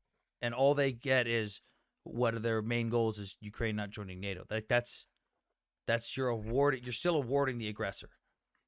And they have openly said, like Russia has openly said that it will not accept U.S. or European security guarantees that leave the Yeah, U.S. and NATO Putin already said on the no. border. Putin said no to anyone else. So his security guarantees that Putin wants is that Russia will monitor a buffer zone and no other foreign troops are allowed to do it. So he doesn't even agree to the U.S. or any other country setting up that security zone. He's already stated his open demands are that like Ukraine draw down to 50,000 military personnel in total. And that they're not allowed to build up forces anymore. They're not allowed to accept foreign aid anymore, and that Russia gets more territory that they have as a buffer zone that only Russian troops monitor. Like there's Putin has will not accept it. No, most people when they go to negotiating tables like ask for a little bit more, knowing they'll probably get a little bit less, but still within what they want. Putin's not like that. Putin demands everything he wants and will accept nothing less. Even when Trump first got in office, even though he did his whole thing of like, I will end the war in 24 hours, he actually almost gave Putin everything he demanded. Almost. Just slightly under. Putin said no. Because the thing is that I don't know, I'm not an expert, but I don't think that Europe could eternally support Ukraine, especially with the actual political context in Europe when they are starting getting more into extreme right and that are literally pro-Russia. So I'm not very sure if we don't find a deal in Sorry, the one years to second. come. Can you name one right wing party in Europe that supports Russia? Le Rassemblement National in France, they're literally No, they pro-Russia. don't. They're literally Hang on. pro-Russia. They took Hang loans on. to Hang on just to one second. finance their. No, they're To not. dude 1919 in chat. Go be a Nazi in someone else's chat. One second, one second. What? Why are they the biggest pushers for a NATO unified military army against Russia if they're so pro-Russia? Who? Le Rassemblement National? Yes. What are you talking about, bro? They literally. What am I They talking about? Did you not see the European Commission like 2 days ago? like literally in like 5 days ago or maybe 1 week ago, Marie Le Pen did just like an interview, and she was literally saying that they want to restrain aid to Ukraine because it's taking a lot of their budget or whatever. But they're like pro Yeah, Putin. that's why they're pro creating a European-wide national army in which to funnel all the resources instead of No, no, no. funneling it through There's NATO. another Nazi. I'm That's pretty not being sure. pro. No, no, that's not being pro-Russia. That is such a distorted way of looking at it. No, I don't I'm understand pretty how you sure that. landed at Marie Le Pen's comments there and completely ignore the past comments that she's made for the better part of 7 But years about Russia. here's the thing. You should Hang see on. the comments that she did With about the Russia. European leaders right now, you do have a lot of nationalism where people want to rely on themselves and they don't want anything to do with this, but at the same time, they see the impending doom coming. There's two camps right now that they're basically in. It's either, oh shit, we need to unfuck ourselves and prepare for this because we're not going to be able to help Ukraine, so we might as well help ourselves because we have to prepare for this. Or two, it's, oh fuck, help Ukraine so we don't have to help ourselves. Because if it comes fucking knocking past Ukraine, we might be fucked. And then there's Poland, which is just a fucking angry little Texas that just wants to be let off the leash. I mean, That's a realistically thing. speaking, like Isn't Marie? thinking Isn't that one day Marie? Russia will. Isn't Marie Le Pen already banned from running for like the next like 4 years or something? Yeah, but her part, Yeah. she's not banned. Like she has a recours, but her party thinks the same. Like Bardella and all her other like spears, they think the same like her. Like mainly they're just like following her position and her stance. She literally financed her own party with Putin's money, like literally. Like she took from a Russian bank that from which its main stakeholders are Russian oligarchs close to Putin. And she went to Kremlin multiple times. She was defending him. She said that Ukraine provoked Russia when they started the war. Yeah, I mean, I don't think that once in power she will change. Also, Once in life, hang on. I to be can't honest. tell if this is a joke. I'm pretty sure it's a joke. But Carson in chat says, "Hi guys, been here for 5 seconds. Looked at his background and decided he's legit." Fucking for anyone, please don't. If that's real, please don't do that. Please don't just look at someone's background and decide they're legit. But for those that are new here, just a little bit on my background, just so you guys know my frame of reference and my experience level. I served 10 years in the United States Marine Corps doing combat marksmanship instruction and doctrine development. A lot of the training doctrine that I developed will go on to train Marines for combat for decades to come. I did all of our digital simulator programming for all of our courses of fire for the Marine Corps, as well as a bunch for the Army, Navy, and the Air Force. I created the entire training curriculum for the SIG M18 pistol that the Marine Corps currently uses. I've also got over a decade in geopolitical and foreign affairs experience with advisory roles, specializing in the Middle East and Eastern Europe. And I've also been to the front lines of Ukraine, training Ukrainian soldiers on and near the front lines voluntarily on my own dime. So, if for frame of reference, that's my background at least. So, in other words, you're a really good swimmer. Are you Jew? No. No, you haven't. Bro is capping hard. Please tell me what I'm capping about. Please tell me. Please tell me what I'm capping about. 10 years, he was a Marine Republican that grew the Trump movement. Congrats, veteran. What? I don't like Trump. What are you talking about? I think they're assuming because you're a military. What's the front lines like? Fucking sucks. But I mean, I have a question though. Where did you receive the training to train other soldiers in Ukraine? I EAS'd on July 31st, 2022. I got a job in Texas after I left Oceanside, California. I started that job on August 1st. I saved up vacation time, and then I went over on my own fucking dime, and I trained Ukrainians with a group called Trident Defense Initiative. If you know who Sivdiv is on YouTube and on Instagram and stuff, I worked with him. I've literally got photos of us together training Ukrainians. I've got videos of me geolocated and stuff on the fucking border of Russia. Where did you get your training from? What? I was an 0933 and an 0931 in the Marine Corps. Combat Marksmanship Coach and Combat Marksmanship Trainer, CMT. Literally qualifies me to, one, train people, to also train people to become instructors, and also I branched out into doctrine development, creating training doctrine. The fuck are you talking about? No, it doesn't. What the fuck? No, get up here. No, we're gonna have this. No, get up here. Are you pro-Israel? Yes. I love when people fucking try to fucking act like they know what the fuck I've done. He's not gonna come up. He's a coward. Talk about your civilian creds. I mean, my advisory roles and shit. Were you ever an instructor in the military?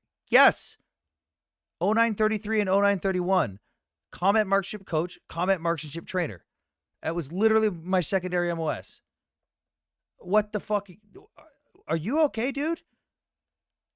You just said you were Army. What the fuck do you know about Marine Corps MOSs?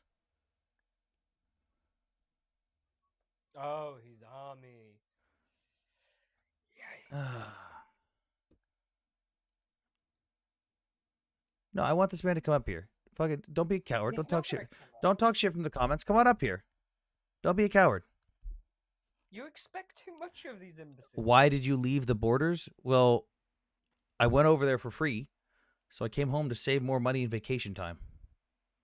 Kind of buying fucking tickets to Ukraine was like almost $2,000 for round trip. Doubt it? Then why don't you come on up here? I literally have my certifications for CMC right there and CMT right there.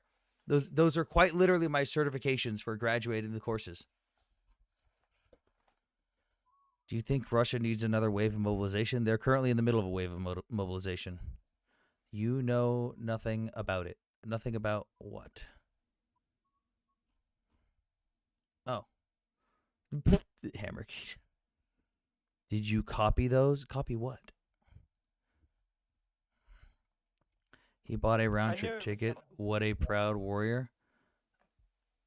Yeah? What? Do you guys think that like it's possible to just go to a foreign country and do this on your own dime and not have to come back and save money? What is wrong with you people?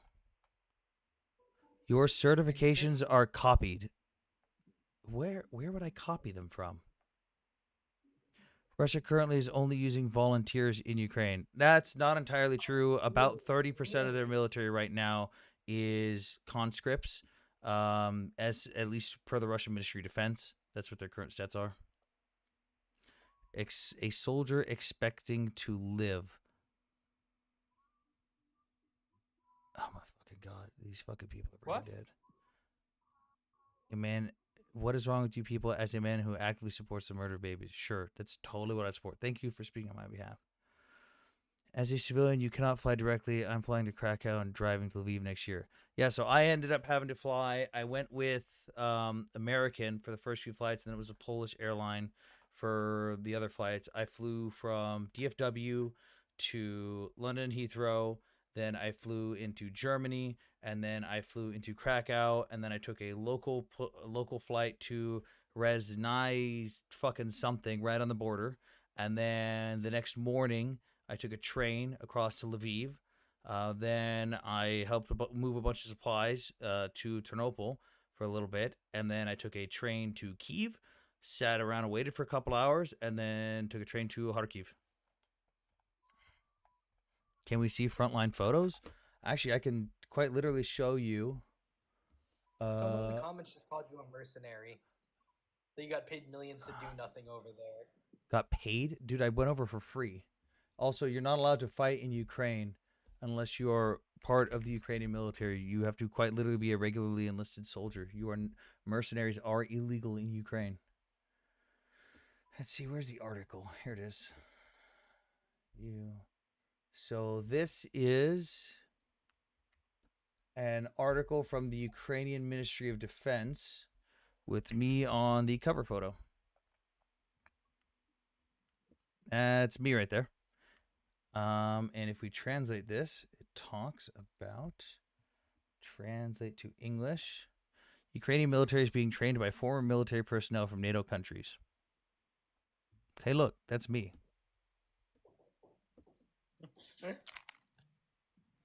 A clear face shot would be good. Fucking Jesus Christ. Let's see. Where's my profile button? Oh, there's the profile button.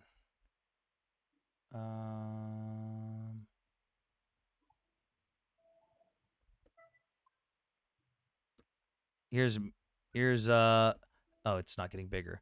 Well, there's me. There's CivDiv. There's my buddy Dan, and there's my buddy Ethan. You can literally go to my Instagram and see it. I've even got a pinned video of what I did when I was over there. Like, this is all publicly available information. I have millions of selfies of me in Iraq. In Connex? What the fuck does you mean? Are you saying Oconus, or did you make a typo there? Media be like, NATO's not involved. You realize that volunteers from NATO countries does not mean NATO is involved. There's no way you people are actually this stupid. You're asking for critical thinking from a group of people who believe Russian propaganda. That is your problem, not theirs. Why would you be talking about a Connex box though? Like, why would you be talking about photos of yourself in a Connex box? Reset goal? I have a goal. I don't know what it is. It's the donut things. I don't know. Because I spent most of my time deployed in one, living out of one. Ooh, get fucked. Choosing Russia propaganda over Western any day. All right. Thoughts on chosen company dissolving? Fucking sucks. So we just need to believe in Western propaganda. Yes, I'm sure that the dude that the first thing he said in my chat was, "Are you Jew?" Has so much to say about Western propaganda. I thought that was your standard deployment Connex box in MREs. What the fuck? Marines still get fucking Connex boxes most of the time. What the fuck are you talking about? Are you a Zionist? Yes. Hello, Zen Logic. What's up? Hey Anthony, how are you? Doing okay? So my question is, at what point do you say that someone is just a journalist or someone is actually undermining our country or our allies? For example, we've had somebody go all the way to, I don't know if I can say his whole name, but Osama, right? They blindfolded him. He went down there and he interviewed him, right? That was considered, everybody was happy, right? He went down there, we could listen to him, even though he was one of the greatest enemy of the U.S. at that time. But we have, right, Tucker Carlson, who it's pretty clear that he's doing it. It's pretty clear. It's pretty clear he's doing it to. I'll just. It's I pretty think I clear. know what you're getting at. You could still be a journalist and a piece of shit at the same time. So you're saying that Trump could say, okay, you know what? I don't like what he's doing, but nothing I could do about it. I mean, with American freedom of speech and freedom of press, like someone being a piece of shit and even spreading blatant lies isn't illegal. It's just you're a piece of shit. You're spreading blatant lies. And you can't say that obviously. Thank you, biddies. He's obviously traveling to all these Middle East countries and then and then interviewing them and throwing them like softball. I mean, this is this. If we're talking about Tucker Carlson, this is the same man that literally went to Moscow, sat there, listened to Putin speak for over an hour with revisionist history, and then doubled down on Ukraine and was like, "Oh my God, Russia's so great, guys! Have you seen how clean the subway is, guys? It only costs $100 per week for Russian groceries." Meanwhile, that's the same as the U.S. Meanwhile, completely ignoring the fact that 26% of Russia doesn't have fucking toilets, 55% of rural Russia doesn't have access to centralized plumbing, and 65% of Russia as a total doesn't have access to hot water, or the fact that the average monthly income per household in Russia is $162. Like, what do you think his motivations are? I'm curious. Money. Same thing as Russia, fucking Candace Owens. Money. So you think he's getting paid by Russians? No, I think he's just getting paid for shit in general. Like, you could be controversial just for the sake of being controversial and getting money. You don't have to necessarily be paid by anyone. I think Tucker is smart, and he's smart enough to know that if he actually were getting paid by a foreign government like that, he'd be in a lot of legal trouble. And I think he's just doing it because the controversy gets money. But didn't Nick put out a video that said that he was getting paid for some interview with Qatar? Getting paid to do an interview isn't out of the ordinary. Like, if you get paid to just do an interview with someone, that's not out of the ordinary. But like, what you're implying is like someone who's directly being paid to push propaganda points. Like, if let's say hypothetically, like everyone accuses me of, if I were getting paid by the Israeli government or the Ukrainian government to push videos specifically pro-Ukraine and pro-Israel, that would be illegal, especially if I'm not disclosing it. Well, it wouldn't necessarily be legal. I just have to disclose that it's sponsored or paid partnership. But if I'm not disclosing it, like in this case, if Tucker were being paid like that, he's not disclosing it. That would be illegal. But if he's doing a paid interview and he's just getting paid to go interview someone, that's not illegal. It's just you're a piece of shit. But at the same time, fuck it. It's an interview. Fuck it. Right. Tucker is smarter, cooler, and intelligent. I think Tucker is intelligent, yes, but I also think he is a blatant fucking liar for the money, and I don't think he's fucking cooler or smarter than I am. I think he's a fucking shill that will do whatever is fucking controversial to get money. I mean, someone with that laugh, you can't say they're cool. I mean, no way. Interviews bad, Zelensky good. I understand everything clearly now. Dude, every single comment you've made in my chat, Drew, has been a fucking straw man argument. Like, I don't understand what's wrong with what is wrong with you people? What the fuck? By the way, if anyone hasn't tried the new Red Bull flavor, it's white peach. It tastes exactly like the fucking Nestle peach iced teas. It's fucking delicious. There was a sad incident. Yusuf brought it up. I don't know exactly what happened, but a bunch of soldiers were unalive. I don't know, but Welcome to war. Soldiers die. Sucks, but Yeah. Other thing I wanted to ask you Mhm. is regarding Russia. If this war went on for another 5 to 10 years, do you think that it would still be like gridlocked like this, or do you see because even if Putin felt like he was not doing well, it would be it would be very harmful for Russia to say, you know what, we're surrendering, we're going to give you, we're going to give in because that makes Russia look really bad, right? I don't think he has an out to just back out of this. That's the problem. He's kind of put himself in a position where he has to keep going no matter what. But the problem is equipment wise. They're running out of equipment. The Russian Ministry of Defense openly published statements saying that we've already seen it confirmed over 10,000 Russian tanks either destroyed, captured, or damaged. And we're seeing them even use, like, the most common tank right now on the Russian front line is a T-62 from the fucking 50s. Like, we're seeing this. Ukraine are not having that problem because of the U.S. helping? No, Ukraine is absolutely having problems, but not nearly to the extent of Russia because they're not using the same tactics and they're mainly on the defensive. Like, when you're on the defensive, you're not expending as much equipment like that. When you're on an assault, it is generally standard estimates as you lose about 3 times as many pieces of equipment and you have 3 times as many casualties as the enemy that's defending. But right now we're seeing in a lot of areas of operation that Russia's having up to 10 times the amount of casualties and losing far more equipment. We've seen with the whole drone wall in northeastern Ukraine on the front lines that it's a lot more effective, and Russia's losing fucking tanks and vehicles left and right. And Russia doesn't have to play the traditional war of attrition with the equipment, though. Like, the war has changed, so and I don't. Put yourself. Let me finish. So, Russia controls Sumy. Sure, they do, bud. I'm sure you're so knowledgeable in Ukraine. So if Russia plays the traditional war of attrition, they would obviously run out of equipment and lose, but they don't have to because, one, they just have enough bodies, and two, they can just fucking yoink equipment from other people that they've given equipment to, similar to what they're doing with North Korea.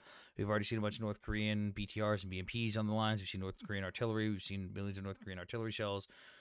The traditional war of attrition is not something that they have to play now, though. Instead of playing the war of attrition with equipment, they just have to play the war of attrition with public opinion. All you have to do is outlast public sentiment. I gotta go, but thanks. Oh, yeah, all right. Russia don't want to. I would love to talk after that comment. Hello. Did you just say that Russia doesn't want to unalive innocent people? Yes. What happened in Bucha? First of all, I'm talking with you from Romania. I'm Romanian. I've been nice. in England from 11 years, so my English is not that great, but it's fine. I'm trying. What happened in Bucha? No, I just want to establish what happened in Bucha. Bucha, Bucharest, you talking? No, I'm talking Bucha. Do you know about the Bucha massacre? Bucha. No. Yeah, I'm not gonna fucking speak to someone who doesn't know a goddamn thing about this fucking war. Yeah, Russia doesn't want to harm civilians. Hey, let's look at one of the most fucking well-documented cases of Russia literally slaughtering hundreds of people in one city and torturing them in basements and executing them on camera. Oh, I don't know about that. Are you fucking kidding me?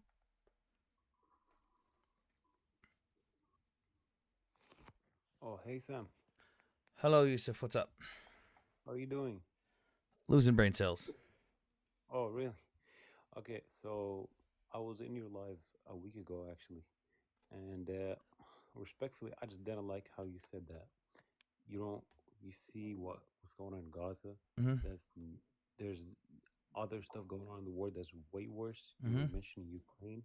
Mm-hmm. And I would say I'm against this position. And I'm very aware of the Ukraine war. I read a lot about it ever since it started. I know, like, Mariupol, about the siege of Mariupol. You mentioned Mariupol. You said Mariupol is nothing compared to Gaza. No, I said Gaza is nothing compared to Mariupol because the city of Mariupol has more civilian deaths even after the Ukrainian soldiers surrendered and there was no more Ukrainian soldiers, there's been more civilian deaths in that city than the entirety of all the deaths in Gaza since October 7th, including the combatants. Like, if we just assumed that everyone that the Gaza Ministry of Health reported as dead was a civilian, the city of Mariupol alone still tops that by a long shot. Okay. Actually, I looked into the Mariupol after you Mhm. said that. I actually looked and read all the sources. Mhm. Um, the um, the UN, which honestly, I have to be honest, they undermined the casualties. They said it was only 1,500. I really doubt that. Mhm. Um, I seen a Mariupol consul, a Mariupol someone who was responsible for Mariupol. I don't know. He said that the casualties was 20K civilians, and that was where most people agreed at. That was before. That was basically right before the city was captured. Once the city was captured and the Ukrainian government lost control of that city, the Ukrainian government, like the Ukrainian government as a whole, they don't officiate the deaths in cities that they don't control anymore. So like the Ukrainian government's not going to say, I am stating the official deaths in some random city in Donetsk as this number. I'm going to state the civilian deaths in Bakhmut after the fighting has stopped there as this number, because they don't. I don't like it, but I understand it. They are not there. They're not in control. They cannot verify it. Yes. That's why I say when I talk about Mariupol, the confirmed is in the first 30 days they lost 20 to 25,000 civilians. But if you look at the reports from Free Radio Europe, Associated Press, Reuters, and the UN, if you look at like all the mass graves, and again, in these investigations, they had criteria when people would submit evidence. You had to provide like actual proof of name, proof of death, show the graves sometimes, or prove how they died. And they've gathered that with all that information, especially the videos and footage, the photos and the satellite imagery of like the mass graves and stuff, that the total civilian death count in Mariupol is about 120,000. And that's not including the 50,000 people that were deported openly by the Russian government, taken to Russia. And that's not including the 10,000 children plus that were openly taken to Russia and put up for either adoption or put in military camps. And this is, again, the Belarusian Red Cross openly admitted to the ICC that they did that under Putin's orders. Like, that's part of what got the ICC to issue an arrest warrant for Putin, was the Belarusian Red Cross was like, oh yeah, we did that. We took fuck tons of children, sent them to Eastern Russia. Yes, Sam, but when you look at Gaza, like if you compare the population for Ukraine and Gaza, it's just uncomparable. And okay, if you look at the health ministry of Ukraine, they said that 10,000 civilians have been killed since the invasion, and that's nothing compared to what Gaza is. Nothing compared to what it is. Did you not just you agree that you also saw the investigations where they had to have substantiating evidence? Yeah. Well, yeah, the Gaza Health Ministry, they're not updated to all the casualties too. No, they are. If you read their documentation, if you are you on the Gaza Ministry of Health's Telegram channel? Yeah. So you see their monthly PDF reports that come anywhere from 10 to 30 pages, where they go down the whole breakdown and how they even account for people under the rubble.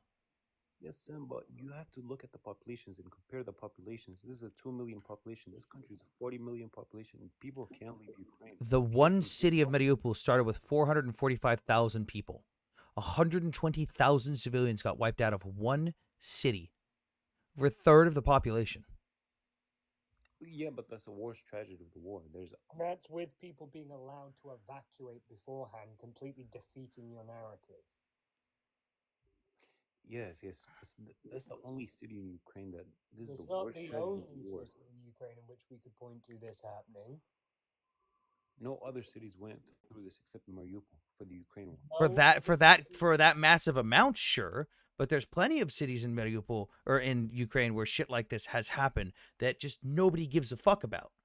Bucha happened and people forgot about it instantly. No, Bucha is different. Mariupol is way worse than. I'm saying like this, the severity of like numbers wise, obviously yes, Mariupol is worse. But what I'm talking like the intentional harming of civilians and targeting civilians on camera, dude. Bucha, they literally filmed themselves executing people at point blank. There's drone footage of them opening fire on fucking like all these things that like, and I see the people talking, well, Gaza this, Gaza that, dude. The things that people who support Gaza claim the IDF is doing, like, oh, they unalived all these civilians. There's videos of it, and you go, where's the video? And they go, saw it on TikTok, saw it on Twitter, but they can never provide it. We have those videos from Bucha.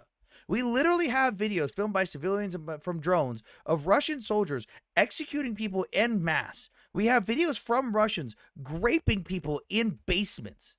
This is actually on video and actually documented, and nobody Okay. gave a fuck. Nobody You don't think cared. Gaza's documented? You don't think Gaza's documented? Why Come haven't on. I seen all these videos that people keep claiming? They keep saying, I have proof of the Oh, I'm IDF literally just executing seeing all it. these people, and there's never Seen proof. Al Jazeera. Why is it every Just time I seen it. ask, I don't give a fuck if it's Al Jazeera. I look at Al Jazeera articles. They always say an anonymous Palestinian, an anonymous Palestinian. They say there's video of this happening. There's photos of this happening. You know what they never show? Videos or photos. They never have the proof, ever. They have names of the victims on the Gaza Health Ministry. They have names of the families that have been wiped out. You heard about that doctor? Are you just going to skip over the fact that they claim to have videos and photo evidence, but never have the video and photo evidence? They have it on live television. Dead bodies on live television. Yes, I've seen it. A dead body is not proof of an IDF soldier unaliving that person, because BBC literally had to pull back 5 fucking articles recently where they accused the IDF of executing people at the fucking aid centers, only for the Gaza Humanitarian Foundation to come out, run by Gazans, and go, actually, this was Hamas. In fact, they unalived our people. They've been threatening us for months and no one's been listening. And also, they kidnapped some of our people. They kidnapped Gazans. And everyone went, ooh, let's just pull these articles back and retract them. Okay, the kidnapped Gazans are Gazans who were looting and doing these acts. No. The kidnapped Gazans who worked for the Gaza Humanitarian Foundation that were quite literally distributing aid to other Gazans. The Gazans who were targeted by Hamas, that Hamas was threatening them for months, and then Hamas acted upon that threat and shot them up in a bus and kidnapped multiple of their members. And the Gaza Humanitarian Foundation said, hey guys, international community, what the fuck? Where's our help? And everyone went, Well, you would have to. Okay, Sam, I'm actually a Palestinian, and I just read news every day, every minute. I didn't hear about this. You would have to send me a private message about the thing you just said. Let's see. Or you're probably talking about the gang that's operating in the south of Gaza Strip, if you know what I'm talking about. Or you could just Google it. There is more than just one gang. I'm actually talking to Let's just one see. person. Can I just talk to You one know, person? okay. I'm talking to one person. Hang on. Excuse me, I really don't care who you're talking No, to. He's on the panel too. He's allowed to contribute. I'm literally on the panel. I'm going to ask you a question. If you don't like it, I'm not shut gonna the listen. fuck up. I'm not gonna listen. Okay, well, there's multiple people on the panel. You have to have a dialogue. You can't just ignore someone and be like, la la la, I'm not listening. So, very simple question. Do you know who the PFLP are? Did you find it, Sam? Okay, Sam, drop him. I'm not talking to you. No, Shut up. there's no point in Okay, asking are him. you He's so saying- you're not gonna have a discussion because he's also on the panel? No. I'm only talking to you. The I don't audience- care Okay, if bye. you're only talking to You can talk to everyone. Gaza Humanitarian Foundation attacked by Hamas. Let's see. I want the Memory TV article. 'Cause I want. I can have a look for it if you want.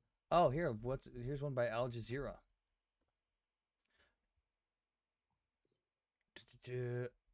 It's by Al Jazeera, so it'd be No, this is great from Al Jazeera because it shows this exactly. U.S. backed Gaza Humanitarian Foundation says 8 aid workers unalived in attack. Bus carrying more than 2 dozen Palestinians attacked by Hamas, organization says. So the organization run by Gazans stated, hey, Hamas attacked us and unalived our people. The Gaza Humanitarian Foundation established aid stations to establish supplies, blah, blah, blah, has accused Hamas fighters of unaliving 8 of its staff and wounding multiple others in an attack on a bus en route to a food distribution center. So, like, this is Gazans. Al Jazeera is reporting that even Gazans are saying that Hamas unalived them.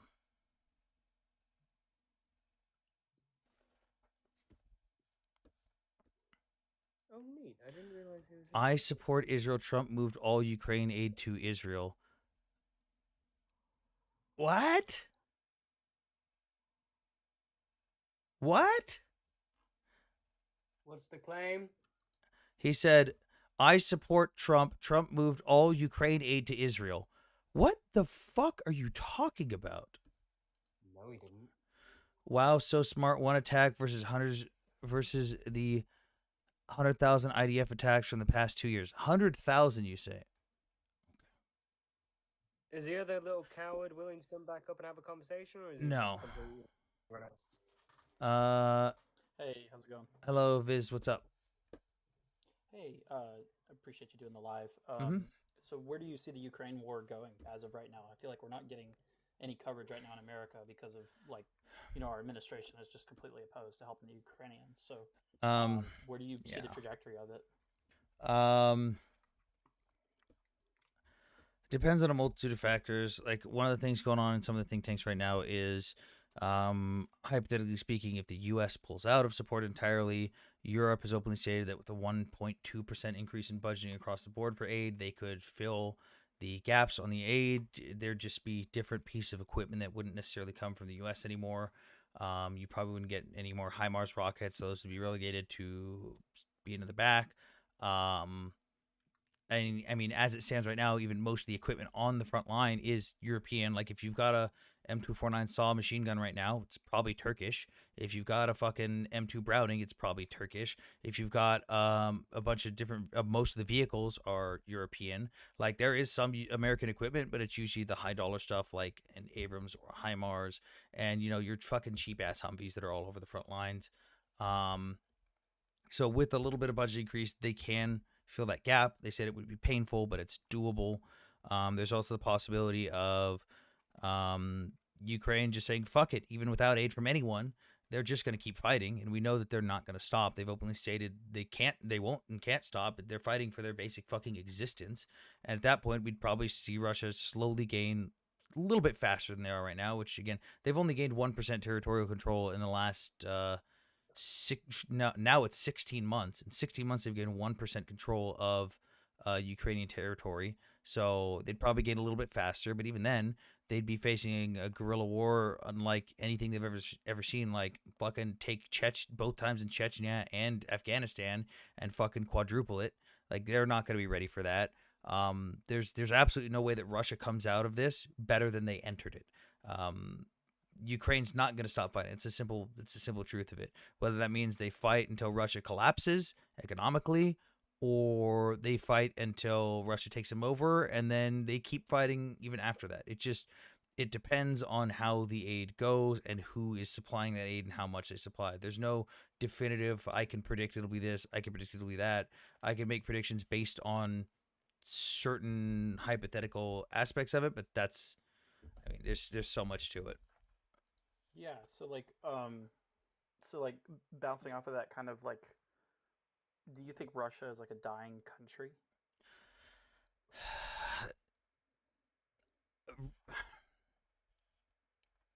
Or is that just like controversial take? Yeah. I don't think Russia in itself will ever die. It will always reemerge in some form or another of itself. Just like the Soviet Union, let's be real, was just another version of the Russian Empire back to the Tsarists, and the Russian Federation is just the Soviet Union, which again was just that. Like, it all goes back. It's never gonna change. It's just gonna be a matter of who's in fucking charge. Like, right now, there's only 20% of Russia's population, even right now, is actually ethnically Russian. Most of the people that live in Russia are different ethnic minorities that have been conquered, where Russia conquers them and goes, no, your history, that's our history. Right. Right. And there's all these groups that want their freedom right now. There's over 100 indigenous rights movements right now trying to get independence in Russia. That could evolve into something, it might not. We could see something where they have a collapse similar to the Soviet Union. It's just, they're not indestructible and stuff can happen. It's just, what they reemerge as isn't really what people think it's going to be. Like, it's not going to be like, oh my God, Russia doesn't exist. Some form of Russia and the imperialism will always exist. It just depends on what their capabilities are, who's in charge, what their budgeting is. They will live on. Okay, yeah. I mean, I thought it was really interesting you brought the comparison between Mariupol and Palestine. I think you said that the losses in Mariupol are actually more drastic than Palestine. I mean, I'd like to say that they're both drastic. I mean, I think this entire, I make the comparison though. Just a travesty. I get it. Yeah, the civilian loss is always fucking awful. Like, no disagreement there. I just hate the fact that, like, every single time you ever, anecdotal for me at least, every single time I see anything about Ukraine, anything single time I see anything about Sudan or Yemen or any other region in the world that's going through fucking horrible things, I always see, oh, but Gaza's worse. Pray for Gaza. This Gaza's worse. How can you guys be focusing on this when stuff's going on in Gaza? It's like, dude, this one singular city in Ukraine has over double the fucking deaths in total. Like, even if you said that the Gaza Ministry of Health's numbers were all civilians, which the Gaza Ministry of Health openly admits they're not. They openly admit that they include the combatants in that death toll. Even if you double that, it's still not the amount of civilian deaths we've seen in one city in Ukraine. Yeah, I mean, I think also I've heard a figure thrown around. Sorry, Ito, go ahead. My bad. Palliative, you came in a little delayed and laggy or broken up. I don't know what happened there. Sorry. I said it still doesn't even equate to the civilian unaliving in Mariupol in 1.5 months just after the initial assault began, and that's just with the basic counting. We still don't have any true numbers from Mariupol. Like, yeah, we have estimates, but the big number that we're using at the moment isn't an estimate. That's just what we have counted. Yeah, that's like, again, like I tell people, the Ukrainian government, although I don't like it, I understand it. They will not officiate numbers in cities they don't control anymore. So, like, the Ukrainian government cannot come out and say for a fact that 120,000 civilians have been unalived in Mariupol. The only one that they can account for is the last known reported numbers from the government and the mayor, whatever, whoever was in charge of Mariupol before they lost control of it, was about 20 to 25,000 civilians. And that was in 30 days. The last official report they have is 57,000. I was looking this up. Yeah, but the Ukrainian government doesn't officiate that one. Really? I thought they did back in. Nope, they haven't. They have not officiated anything past day 30 of the siege of Mariupol. Was the Kursk incursion a good thing? Like, did that actually do anything to help Ukraine, or was that an exercise of futility? It was multifaceted, so a lot of people were confused on what was happening with that, and what it did is it kind of was multifaceted. It was successful in a couple different ways. The first one being it showed that the Russian lines were not impenetrable and that Russian homeland is still vulnerable. And Russian lines are not impenetrable by any means. You can, if you fucking hit it hard enough, you can bash your face into that brick wall and get through. And they used, oddly enough, they used a mixture of NATO and Soviet tactics in there, like a little hybrid style tactics where they punch through the lines and then they would branch out, and they had 3 prongs that went out in different directions. When they hit resistance, if they couldn't defeat it, they'd move to a different direction. They hit resistance again, defeat it, keep going. Hit resistance, can't defeat it, go a different direction. And they fucking branched out and took all that land. But the secondary thing that it did was it drew over 60,000 Russian soldiers from elsewhere on the front line that were preparing for other offensives in less defended areas in Ukraine. So what we saw at first, it was a little delayed too. That was why people thought it wasn't successful at first, because when it first happened, Russia kind of denied it. Ukrainians are sitting there just fucking filming themselves, taking signs off buildings in Russia, taking street signs and shit. And the Russian government's like, no, everything's fine. Meanwhile, you've got Russian civilians going, hello, Putin, what the fuck? Someone do something. And then, like, if we were watching deep state maps, if we were watching satellite imagery, we would see Russian units start to move. And then they'd go back. And then we'd see them from a different location start to move. And then they'd go back. And it took a couple weeks for Russian units to actually properly mobilize into that area before the Ukrainians saw any real resistance. And that was kind of what was beneficial, because I think what the theory is, like, from the Institute for the Study of War and for the think tanks, is that Russia kind of saw the objective there. They saw that Ukraine's not actually trying to capture a bunch of Russian land to take it. They're not actually trying to capture the Belgorod power station, or the Kursk nuclear power, not nuclear, the Kursk power plant. They're not actually trying to take this stuff to keep it. They want to divert our attention from other spots in the line, which is why you saw Russian units mobilize and then go back. And then it was, okay, shit, we can't ignore this. We have to mobilize. So they moved 60,000 personnel that were in other places on the front line of Ukraine to the Kursk region. And that thinned out those other spots in the lines to where they couldn't go on the offensive anymore, or to where they couldn't push as effectively, or to where they couldn't mount big offensives like they wanted to.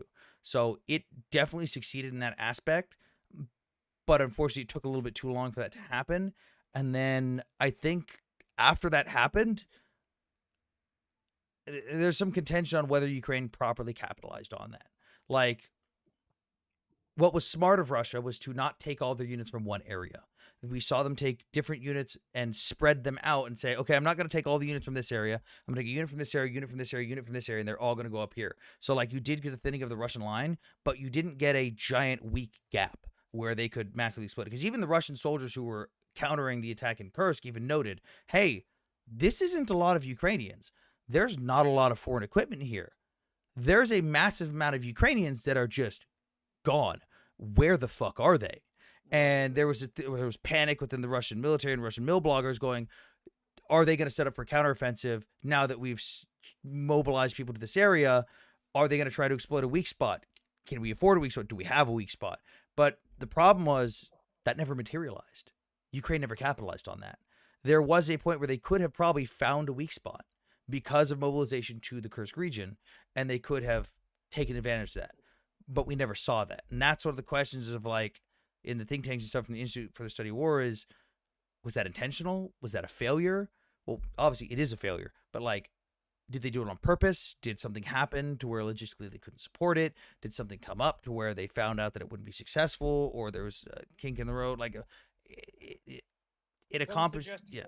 Purely intelligence basis, like they actually used that gap to basically gain more intelligence, so they're effectively planning an even larger scale offensive. But that offensive can't come if you also don't have the equipment, which is one of the big fucking problems of us drip feeding equipment into them. Like the big, and there's a reason why they didn't tell us about it too. They didn't tell us about the Kursk incursion, because what happened at the last big offensive? Who remembers the big summer offensive that the U.S. was talking about for weeks before it happened? Anyone remember that? Not Operation Spiderweb, right? No. The one in Robotny, the one down south, where they were going to try and cut south. They were going to try and cut south to all the way to the Black Sea. Remember that one? I don't think we had any coverage on that in America. We did. We had a lot. Okay. The Ukrainian government stopped telling us about offensive operations after that because we leaked it. Wow. Because a month before the operation happened, Ukraine had troops gathered up in different areas, and they were going to mass them up and attack. So similar to what they did with Kursk. Like a lot of the guys with Kursk, if you talk to any of the guys who were on that Kursk offensive who were in the original push, they didn't know about what they were doing until about 20 hours beforehand. Not even a full day, like 20 hours. They had troops massed up in different areas within traveling distance to make it within a short time frame. And they pushed in and were able to complete that objective without anything leaking because they didn't know about it. Nobody talked about it. But with the Robotny operation, we had a month of coverage. And everyone knew where it was going to happen. And Ukraine had already built up all their troops in that area. And they were like, well, fuck. We can't just back out now. We've got all our shit here. If it moves, it gets targeted. If it moves, like there's a whole multifaceted angle about it. And then they also didn't have enough demining equipment because Russia anticipated that and heavily mined that area even more. And what did we see? The first days of that offensive, we saw like fucking 3 Leopards and 4 Bradleys all fucking tracked because they hit mines. And the Russians going fucking nuts. Oh my God, look at this, look at that, look at this, filming the same vehicles from 50 fucking different angles, claiming we destroyed 100 Leopards, we destroyed 100 Bradleys. And that operation, although it ended up taking that city and that strategic objective, was an abject failure. The strategical objective of taking that specific city was a success. The material loss and the life lost absolutely screwed the overall success of that. And that was that summer Robotny? Yeah, that was the summer offensive where it was robot. ROBOTYNE. Just in regards to that offensive, it's also I find it funny when you said that Russia anticipated. They didn't anticipate. America legitimately telegraphed exactly what was going to be done. And in terms of any war doctrine, that's terrible. Well, yeah, they anticipated it because we told them it was going to happen. It got leaked, and then you had news coverage all over America of like, oh my God, these troops are building up in this area. This is going to be their objective. This is where they're going to go. And Ukraine's sitting here like, what the fuck? Yeah, I mean, I'm a complete conspiracy theorist in America. I think we are actively working against the Ukrainian government right now and with Russia because Trump is not interested in keeping us in NATO. He's been very open about that. And it could even be realistic to see us go into an alliance with Russia and other aligned states in the future. I think that is a jump too far. You think so? Yeah, I think that's a massive jump too far because the problem with Trump is also the easiest way of like dealing with Trump is he's got an ego. Yeah, he definitely loves Putin. Yeah, He definitely. loves Putin. He loves Yeah, autocrats. but Putin doesn't really have much to give Trump compared to European nations. Trump just wants to be liked, and he wants to be loved by Putin. He wants to be liked by everyone, and he wants the credit for ending the Ukrainian war, regardless of how it comes. He doesn't realistically give a fuck about Ukraine. He doesn't understand the geopolitical ramifications of American soft power, American security, free trade routes, and even dealings with China when it comes to how the war in Ukraine goes, affecting how China reacts to things in the future. He doesn't understand that stuff. All he wants is the credit for it ending, regardless of how it ends. And if that means sacrificing Ukrainian lives and freedom, he doesn't give a shit. Well, there's kind of this neo-colonial deal. I was reading Jacobin earlier, and they described it as that Trump wants to strike with Ukraine, where they give them all these rare earth minerals and stuff, and people have speculated that would lead to building AI stations, or it's stuff we just need for general technology. It's funny because Trump signed the worst version of that deal, by the way. Go ahead. Had that was the worst version of that deal Trump signed, by the way. He signed like the fourth iteration of it. Had he signed the very first one, we probably would have been making buttloads of money, because money was supposed to directly go from that to the United States Treasury. That was the one where they offered us 15% mineral rights. They said that we didn't need to provide any equipment. We didn't need to provide any workers. They had all that stuff done. Stuff was going to be really slowly, so it didn't crash the mineral markets and crash prices. And all they said the U.S. would need to provide was like oversight, and overseers and different companies and stuff would have vested interest in it. Trump said no to that one. And even though Zelensky was like, yeah, I intentionally didn't offer this one to Biden because it would have probably not gone as well, but so I offered it to Trump. Trump said no because Zelensky wanted security guarantees, countered it with give me 50% mineral rights and also no security guarantees. Zelensky obviously said no because it's fucking stupid. That doesn't benefit me.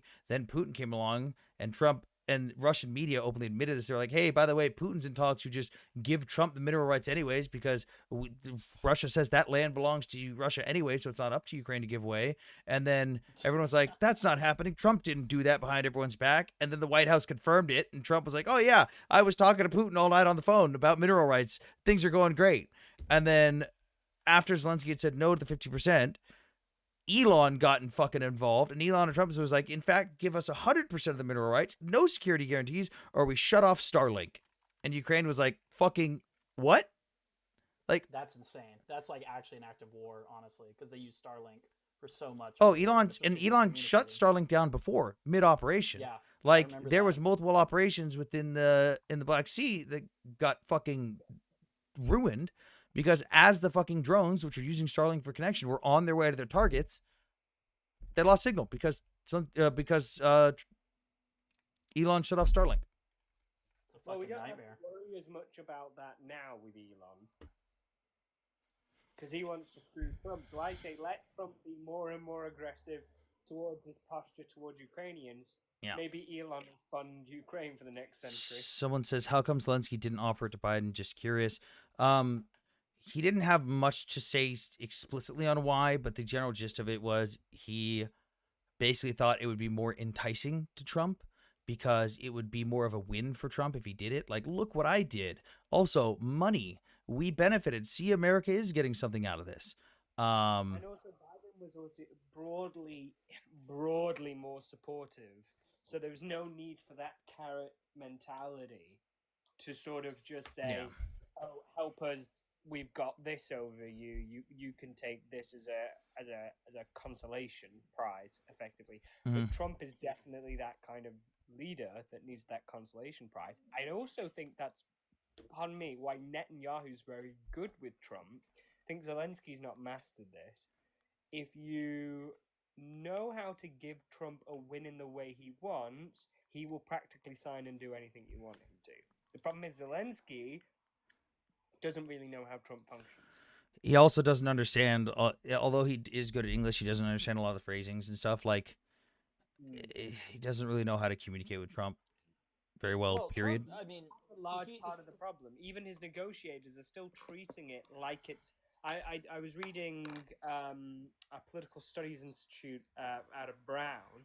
Don't often like what they have to say about a lot of things, but I think they've hit the nail dead on the head here.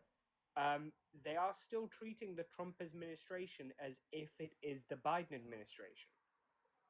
I disagree with that because I mean they've talked about naming a hotel in there after Trump. There's been all these business deals going on about Israel and doing these sort of, like you said, consolation prizes for Trump if he does their bidding. And, no, I think it's a totally different. Excuse me. That's not what I said.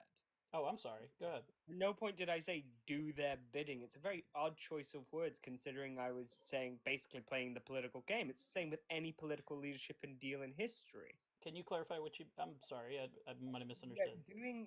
Nobody's saying Trump's doing the bidding, but there is a way in which you can get what you want out of Trump, whilst giving him a consolation. You just pat his ego and give him credit for stuff. Yeah, you give him a $4 billion I jet. said Netanyahu's very good at navigating that. I can tell you why Netanyahu's very good at navigating. It's nothing to do with manipulation. It's entirely to do with functionally how American presidents have been for a long time. Obama was exactly the same way. He just wore better suits. Could you say that again? Like a gift drowned you out. I'm sorry. No, sorry. What just happened? Thank you for whoever donated. Obama was the exact same way. If everybody thinks this sort of gift crouching is anything new, Iran literally did the exact same thing everybody's accusing Putin of doing with Trump to Obama and Biden, but it was far more successful. That's how we ended up with the Iranian nuclear deal. They patted Obama's ego. Ego is very easy to manipulate, and unfortunately, US presidents, by and large, have been pretty supple to that. Looking at Bush as well. Well, I think Trump knows that his base in America is the evangelical voter. So him cozying up to Israel is exactly what the Republicans and everyone else wants him to do. And it is no open secret that Israel is a lobby within our own American government. I mean, let's be real. No. It's no open secret that Israel doesn't even equate to the top 100 equity bodies that do that. Like if you're referring to AIPAC, they're a U.S. run organization. They don't receive foreign funding because it's quite literally illegal for PACs in America. They're also ranked like 190 something when it comes to influential PACs in America. But okay, so how do we solve the Iran bombing, right? Because I mean, it really does seem like we did that on behalf of Israel on a hunch. We did it on behalf of the IAEA based on the IAEA reporting. Well, the IAEA, One second. You don't think that a country that literally said Ayatollah Khomeini literally having assets inside the United States saying every American is a target is not a threat? They've been saying that for years. I'm not finished. How about saying death to America for years? Yes, and for years the CIA and FBI have been doing counterterrorism operations against Iranians in the USA. Like this isn't. It's not like they're not trying to do stuff to U.S. citizens. They actively are. The CIA literally put out a report in 2023. Yeah, but we helped coup their government in 1970. Let's be real. Like, come on. Yeah, we created this instability for them. Yeah, Carter's a fucking idiot. Right. So, I mean, no, I do definitely think that Netanyahu phoned up Trump and said, "Wait, you need to act like a strong man and you need to bomb Iran in the middle of the night." No, absolutely. Actually, it's the reverse in this case. That Trump basically said to Israel, they've got 6 days. If they don't come to the table with me, you're my stick. You're gonna fire. By the way, hang on. Before I forget, thank you guys for completing the goals and stuff on the donations. So as of right now, with the funds withdrawn from the last stuff from this account and the current funds that will be withdrawn soon when they're available, we have. Hang on, I gotta do math here. Fucking 41509. 41509 plus 8.50 minus. Somebody said something really dumb. Is all Ukraine's aid is being moved to Israel? No, it's not. I already read that one. Yeah. So we have about $700 that are going to be available to buy plate carriers and other equipment for the boys. So thank you again for everyone who's been helping with the donations. $700. That'll get like one plate carrier. If you support Israel, then you are happy Ukraine aid is moving. Please name me the specific piece of equipment that has gone from Ukraine to Israel. Please name me that equipment. Well, they can't. They can't because it's not. Don't ruin it for them. Don't ruin it. One second. I can tell you of Ukrainian sending Israeli Shahed drones that were fired at Ukraine. True.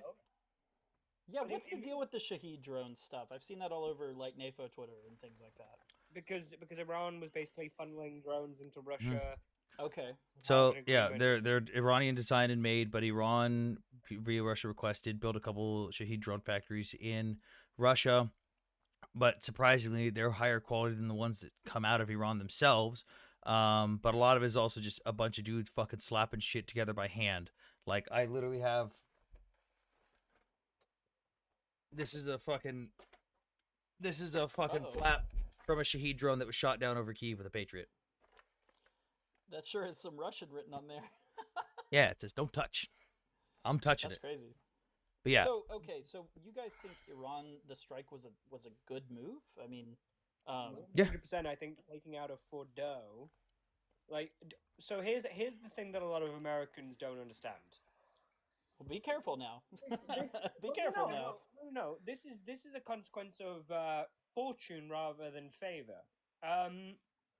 Countries like America really don't have to contend with the direct threats. Okay? But what you do know is you know about North Korea. Why do you know about North Korea? Because that dictatorship, though a hermit kingdom, has a nuclear weapon, threatens to use it, causes massive political upheaval. I mean, all of 2017 and 2016 was a massive skebacle. Everybody thought we were going to enter World War III because of Rocket Man and his little BS and Trump's arguments over Twitter. Now imagine a country that actively wants the death of every American citizen and every Jew in the world, believing it will bring their 12th Imam back as a theology, believing the only way their 12th Imam can come back is with the death of America and the death of every Jew in the world. Where do you have this information that like Iranians, like normal Iranians? I never said Well, normal no, Iranians. we're not Okay, talking I about just normal wanna make Iranians. sure. He's talking about the IRGC. So like, okay, Right. Drew, if you're gonna spam repeatedly, you're just gonna wait. U.S. diverting 20,000 missiles promised for Ukraine to the Middle East. ABC News reports. Yeah, let's see how accurate that is. But also stop fucking spamming, dude.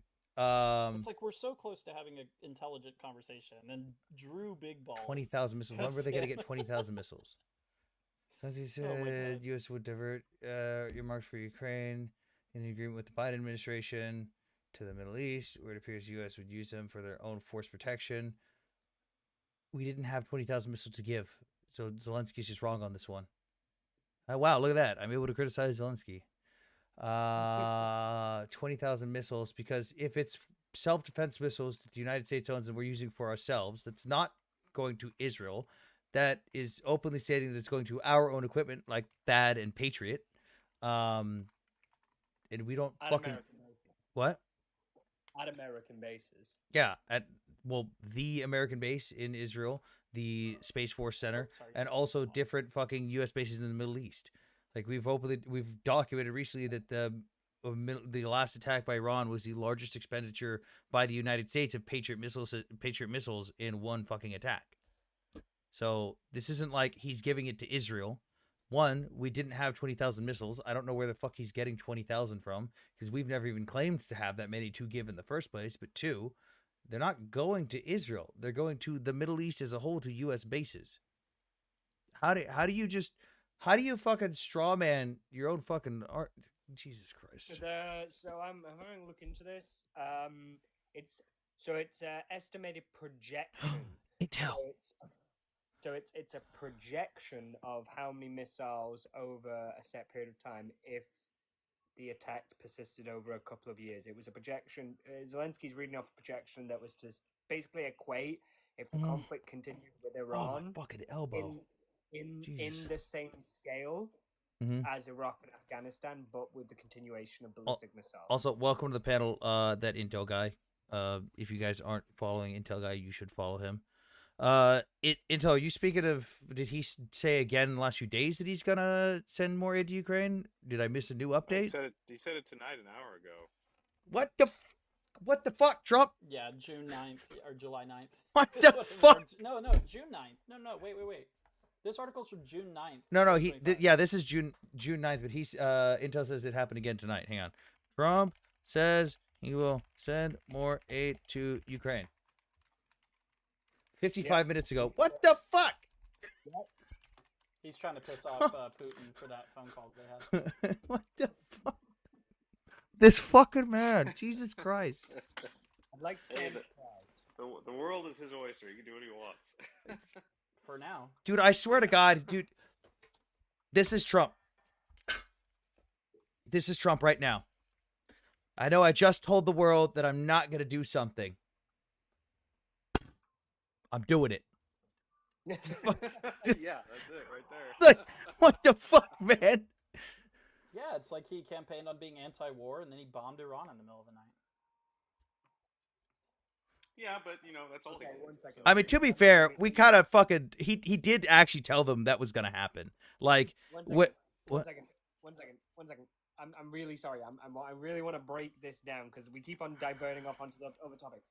What do you think is so wrong with the bombing of Ukraine? One, it wasn't a war. No, Iran. He's saying Iran. You mean Iran? Iran. Sorry. He ran on an anti-war platform, and I think it plunges us into a world war that Americans don't want right now. It's Wait, chaotic in America. Where Well, this? 1 second. Are we in a world war right now? We're very close. No. Are we in No, a world war no. right now? We're not. We're not even You close. guys don't think so? No. All right. So let me put it this way.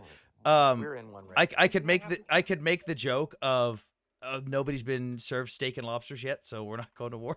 But like, one, when it comes to Iran specifically, there's no strategic objective. There's no goal. We're not looking to facilitate regime change ourselves. We're not looking to take control of Iran. We're not looking to occupy Iran. We don't give a shit what they do as long as they calm the fuck down and sit in the corner and be a good little boy. We don't fucking care. We're not going to fucking move troops there. There's no one preparing to move troops there. Like it's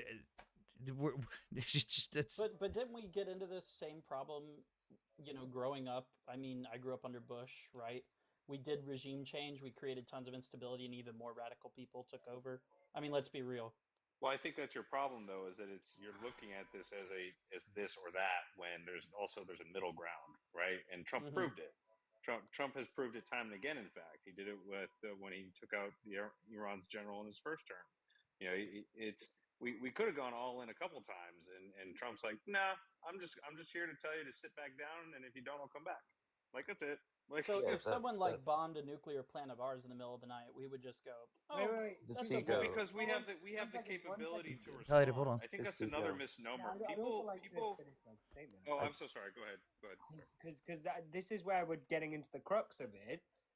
You are treating Iran and America as equals in regards to nuclear proliferation ability and in regards to standards.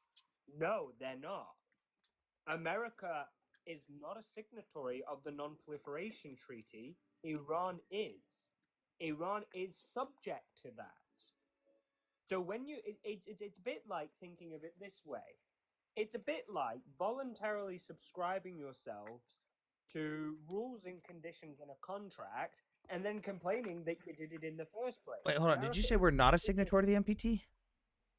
No, not a full signatory. No, we are. We're just not. We're not a signatory anymore to the JCPOA. Yeah, that's what I'm referring to. JCPOA. Okay, yeah, two different things. JCPOA separate, still has other signatory members as well. The NPT we are party to, which is where we get the IAEA investigators. Yeah, but NPT doesn't have any ability to investigate U.S. Nuclear plants. But we're the ones who enforce that treaty, right? If someone violates that, we, for instance, bomb Fort So basically, here's what happened. The IAEA came out with their reports. Yeah, the IAEA came out with their reports, presented it to the parties of the NPT, and went, "Hey, this is really bad." And everyone in the NPT went, "Oh shit!" And then they all looked at Israel, and Israel basically went, "Fuck me, I'm the first target. I'll grab my coat." And then the United States goes, "Well, time to stretch my legs because they're not going to be able to hit that facility." Well, it's also a slight bit more complicated. I'm trying to put it in layman's terms. I'm breaking it down Barney style. Every time I try and dig, this is why I'm getting a bit frustrated. I'm trying to dig at something very specific. Vice, what do you specifically disagree with in regards to the taking out of Iranian's nuclear program? And I want you to be kind of specific because my question is, do you think it's acceptable for nuclear proliferation in the Middle East? Let's take America out of the picture here and the threats to America. Do you think that it is acceptable for nuclear proliferation in the Middle East? Well, I think that's a trap question because is it acceptable for us to do it? I mean, we've seen what nuclear bombs could do to the world. We've It already done tears it. it apart. Here's where We've already done it. You can't here's reverse history. I'm asking you a very specific here. question. I'll, Do you think there should be nuclear proliferation in the Middle East? I'll help you Well, I out. just I'll told I'll you. help you out before you answer him entirely. The problem you have here is Iran signed an agreement stating, I will not do X, Y, and Z. I will not go above 3.67% enrichment on my uranium. They violated X, got called out for it. They violated Y, got called out for it. Then lied to everyone's faces and said they're not doing it. The IAEA proved that they are, and in fact, hiding most of it. And then they got all pissy when they got bombed to fucking oblivion while actively moving to step Z. Like, you signed an agreement, you violated that agreement, you lied about violating that agreement, and you got held accountable for your actions, and you want to act like a whiny little baby. Get fucked. And you can read, for those in the chat saying the IAEA didn't say anything, you can read the reports. I've got them here. This was the verification monitoring of the IRGC and light of the United Nations Security Council Resolution 2231 from 2015. This was released May 31st, 2025. You can also read this one from the IAEA NPT Safeguards Agreement with the Islamic Republic of Iran, also released on May 31st, 2025, where they at multiple times state the IRGC was in flagrant violation of what they had agreed to in the NPT, and the excuses they came up with were bullshit, and that there was multiple facilities that they had refused entry to, or denying existed, and then when they were confronted and said, here's the proof that they exist, again, denied entry to inspect, and just lied the whole time, even about their enrichment levels. Like, they were in flagrant violation the whole time. What I mean, they're going to lie. I mean, every government lies about So the things that they're planning. I mean, come on. Do we hold them Yeah. accountable? Or do we just say this agreement means nothing? But is bombing people with experimental bombs and planes, like, is that holding them accountable, or is Well, that they didn't have experimental bombs or planes. Oh wait, what'd you say, Intel? It absolutely is. 1 second, it absolutely is. It doesn't matter whether it's theoretical or untheoretical at this point. Oh yes. no, it's not theoretical. It happened, right? No, We did it. because you're conflating centrifuges with bombs because you don't know what you're talking about. Yeah. Okay, now you're just being a dickhead. No, because a lot of people are confused on this. No, he's right. A lot of people are confused on this. So, and they go, well, the IAEA head came out and said that they didn't have bombs, because he was being precise with his language, just like he was in the statement. Here's what the IAEA essentially said: hey, Iran has lied. They've got multiple secret facilities. They won't let us inspect them, but we verified that Iran has X amount of, or what we estimate to be X amount of uranium enriched to 60+%. That is a problem. They are working towards the capability to building a nuclear bomb. If they have this X amount of material that we suspect, and they were to refine all of it to 90+%, in theory, they could start development of a nuclear bomb, which they said they would fucking do anyways and fucking use. And they've already got the ballistic missiles program. They already have the launching platforms. So if they started making that bomb, it would not be out of the question for them to just go, we have successfully made bomb, put on missile, launch. No one has claimed, the IAEA never claimed they had a bomb. No one has claimed they had a bomb. No one claimed they were making the bombs. They were working on their way to develop that bomb, or start development of that bomb. Okay, so There's destroying another their important. centrifuge. Oh, go There's ahead. another I'm sorry. important. Yeah, there's another really important part, and Palliative or Idu said it very. I think he did a really good job of explaining it, but it kind of got glossed over. And that is, well, one, we are currently in a world war. We just don't realize it yet. I strongly, I will stand 10 toes deep on that. I will fight you. We're in proxy wars that are going on across the world. It's just very different than what we have seen, and it's not going to be the same type of war that you've seen in the past that our grandparents fought in. It's very different. Completely disagree. We're currently smack dab in the middle of one, and you guys might disagree. It's just my opinion, and I Fair think enough. Edu shares the same opinion.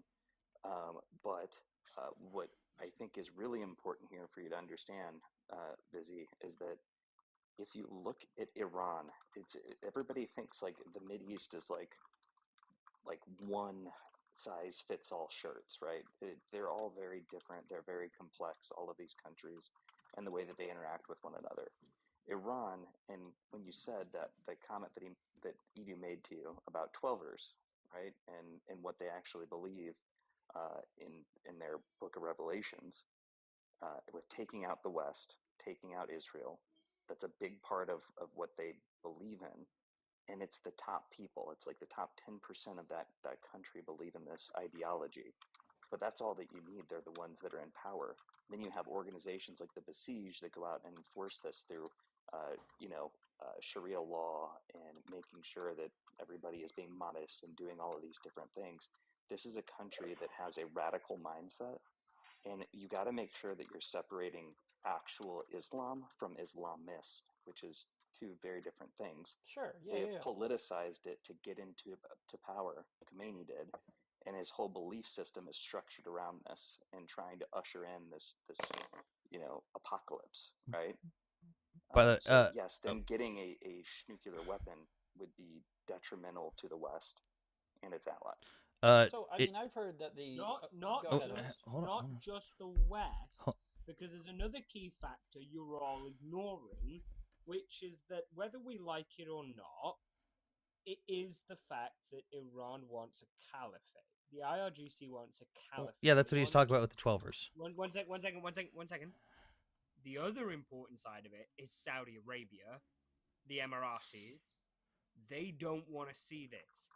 The moment that it came out with the IAEA's report, what did we start seeing?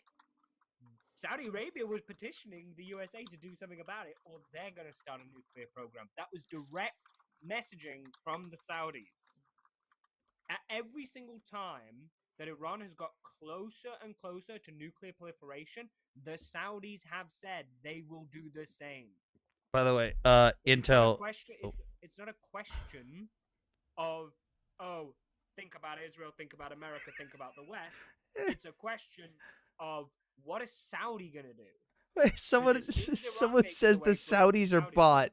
Yes, the Saudis who have all the oil, we're totally bought out. Intel, have you seen? I want to know if you agree with my assessment on this. You've seen these images, right, of Fordo before and after? Yeah. So I like to point this out because people say all the time, "Oh, nothing happened, nothing was destroyed." Okay, here we have this was beforehand. Entrance, building access, side entrance over here. A couple of exhaust vents which were located right around this area. Notice the peaks. You see the peaks, the valleys, the defilades, the mountains, ridges, all that stuff. Oh yeah. Hey, look, now they're gone. They're fucking gone. And to the people who go, "Oh, they just blew up. You just blew up the dirt." Yeah, that's not how that works. This mountain ridge right here moved over like 100 fucking meters in itself. And what this indicates right here is that there was a open space underneath this. There was a gap. That gap is now full because the mountain didn't just disintegrate into nothing. The mountain has now filled the cavity that was underneath it. This mountain is gone. This mountain is underground. So for the people that keep saying, "Oh, they didn't do anything," where did the mountain go to? Why are there holes here and then a lack of mountain? Well, I guess. Well, I mean, what you're doing there is providing imagery assessments, right? Yeah. That people basic. people outside of Intel don't understand. But even though it's very basic to explain to them, it's not hard to comprehend. For whatever reason, they want to deny it to fit their narrative versus just looking at the objective reality that you've just presented. And I just want to go back to one thing real quick. So, and as much as I don't like to compare the past, because we're nowhere near a World War III type scenario, but the things that it led up to World War I, World War II, there were 4 or more interstate conflicts. That's 2 states going at war, actual declared war with each other prior to. So there's 4 of them each prior to each World War starting. And none of that, and only one of those things is occurring right now. On top of that, during the Cold War, there were upwards of 15 to 30 type proxy wars going around during that entire time period, compared to, I don't even know how many are right now, but it's not nearly as many. The point is that we were way worse off during the Cold War and those prior to leading up to those world wars than we are right now. We're just nowhere inside of it. So there you go. That's one way of seeing it, Yeah. I have other ways, but that's people tend to like to lean on the past. So. Also, Mideast Peace. Well, I was leaning on the past in terms of regime change. I got to make a personal statement to Mideast real quick. Fuck you. Leave my sight mark magnifier alone. It's a magnifier. It doesn't need to be fancy. Fuck you. color distortion is real. Okay. What color distortion? I've got a fucking original Bushnell hollow sight. It's red. I don't give a fuck. I could debate this with you, but I got a crying baby I got to tend to. Hold on. We'll continue this conversation in a second. Hold on. I also Man's just wanna making point fun out, of my MK18 build. Intel and Sam, you both kind of forget this sometimes. I can see the difference in the imagery. I went to military school though. Most people don't understand. You're also those fucking distinctions. autistic like me. Yeah, this is mostly military school. We actually looked at a lot of images like this Mhm. in information breakdown. So we had like a whole game where we'd look at before and after of sites where there was explosions. It was actually really fun. But Mhm. a lot of people, it's too zoomed out for them to actually take a grasp of the area size. Most people don't see structures like that. This is what I use for a comparison for that exact reason. So this entrance right here. This is that right there. That's that entrance. You can see it looks very tiny on this image. Look how fucking small these trucks are compared to this. Granted, these aren't your big fucking 18-wheelers, but look how small these trucks are. And for the people that go, oh, Iran moved material out. These are the 16 trucks that were spotted 48 hours before the Fordo facility was bombed. 16 trucks. That was all that was spotted on satellite imagery going in and out of that facility. These aren't big fucking 18-wheeler rigs, dude. These are fucking lorries. So, yes, it's possible that Iran grabbed some of their stuff out, but with 16 fucking lorries, good luck getting fucking over what they claim was like, oh, we got out over 10,000 centrifuges. Yeah, good luck getting all those sensitive centrifuges out without either destroying or damaging them within 48 hours. And good luck getting all of your uranium out. Yes, they probably got some out. But to say that these 16 trucks enabled Iran to move everything out of that facility is asinine. And even if they did, we know where every single one of these trucks went because everything was followed by satellite imagery. More than likely. Yeah, like the fact that we have these images in the first place shows we were fucking watching it. But didn't that open up now a corridor for Iran to like arm Russia more? I mean, you were talking about the Shahed drones and things. So, Yeah, I don't know. It just feels they're like providing we didn't really basic tech get to Russia. anything we wanted. They're providing Shahed drones and basic fucking missile stuff. They're not providing anything fancy. Most of Iran's equipment is Russian. Their S-300 and S-400 air defense systems got slapped out of existence by the F-35s, the F-16s, and well, the F-15s wouldn't have held a fucking seed operation. But yeah, the F-16s, the F-35s slapped those things out of existence. And Iran's still using fucking F-5 Tigers and F-14s. Their most advanced plane is a fucking MiG-29. Like they were one of the 3 countries in the world that still operated F4 Phantoms. Like all their shit's either old fucking shit from America that we realized, oh man, this thing fucking sucks, so we built something better, or it's shitty Russian equipment that Russia doesn't have enough to spare. Like Russia can't afford to be sending S-300 and S-400 systems to Iran right now. That's why we've seen that the equipment that we keep seeing destroyed out of Iran past the first few days is hodgepodge systems. Like Intel, I don't know, have you been keeping track of any of the stuff that's been destroyed? Not by any numbers, no. I've got a link I will probably send you later. It's an actual fucking open source Excel document of visually confirmed losses for Iran. Everything with links to the videos and everything. Dude, most of everything they've lost is where the fuck is it? Most of everything they've lost is ballistic missile platforms and air defense. And even the air defenses we're seeing like S-300 launching platforms with S-200 missiles. We're still seeing the fucking ISTA, whatever the goddamn, I can't remember what that piece of shit system is called. Yeah, we're seeing a lot of old fucking equipment that Iran's scrambling to get out of their tunnels.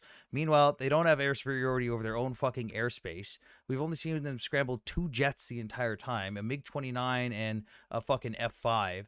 And Israel's watching this stuff. So is the United States. We now know where all those we know where all these tunnel entrances are. We know where all this shit's coming out of.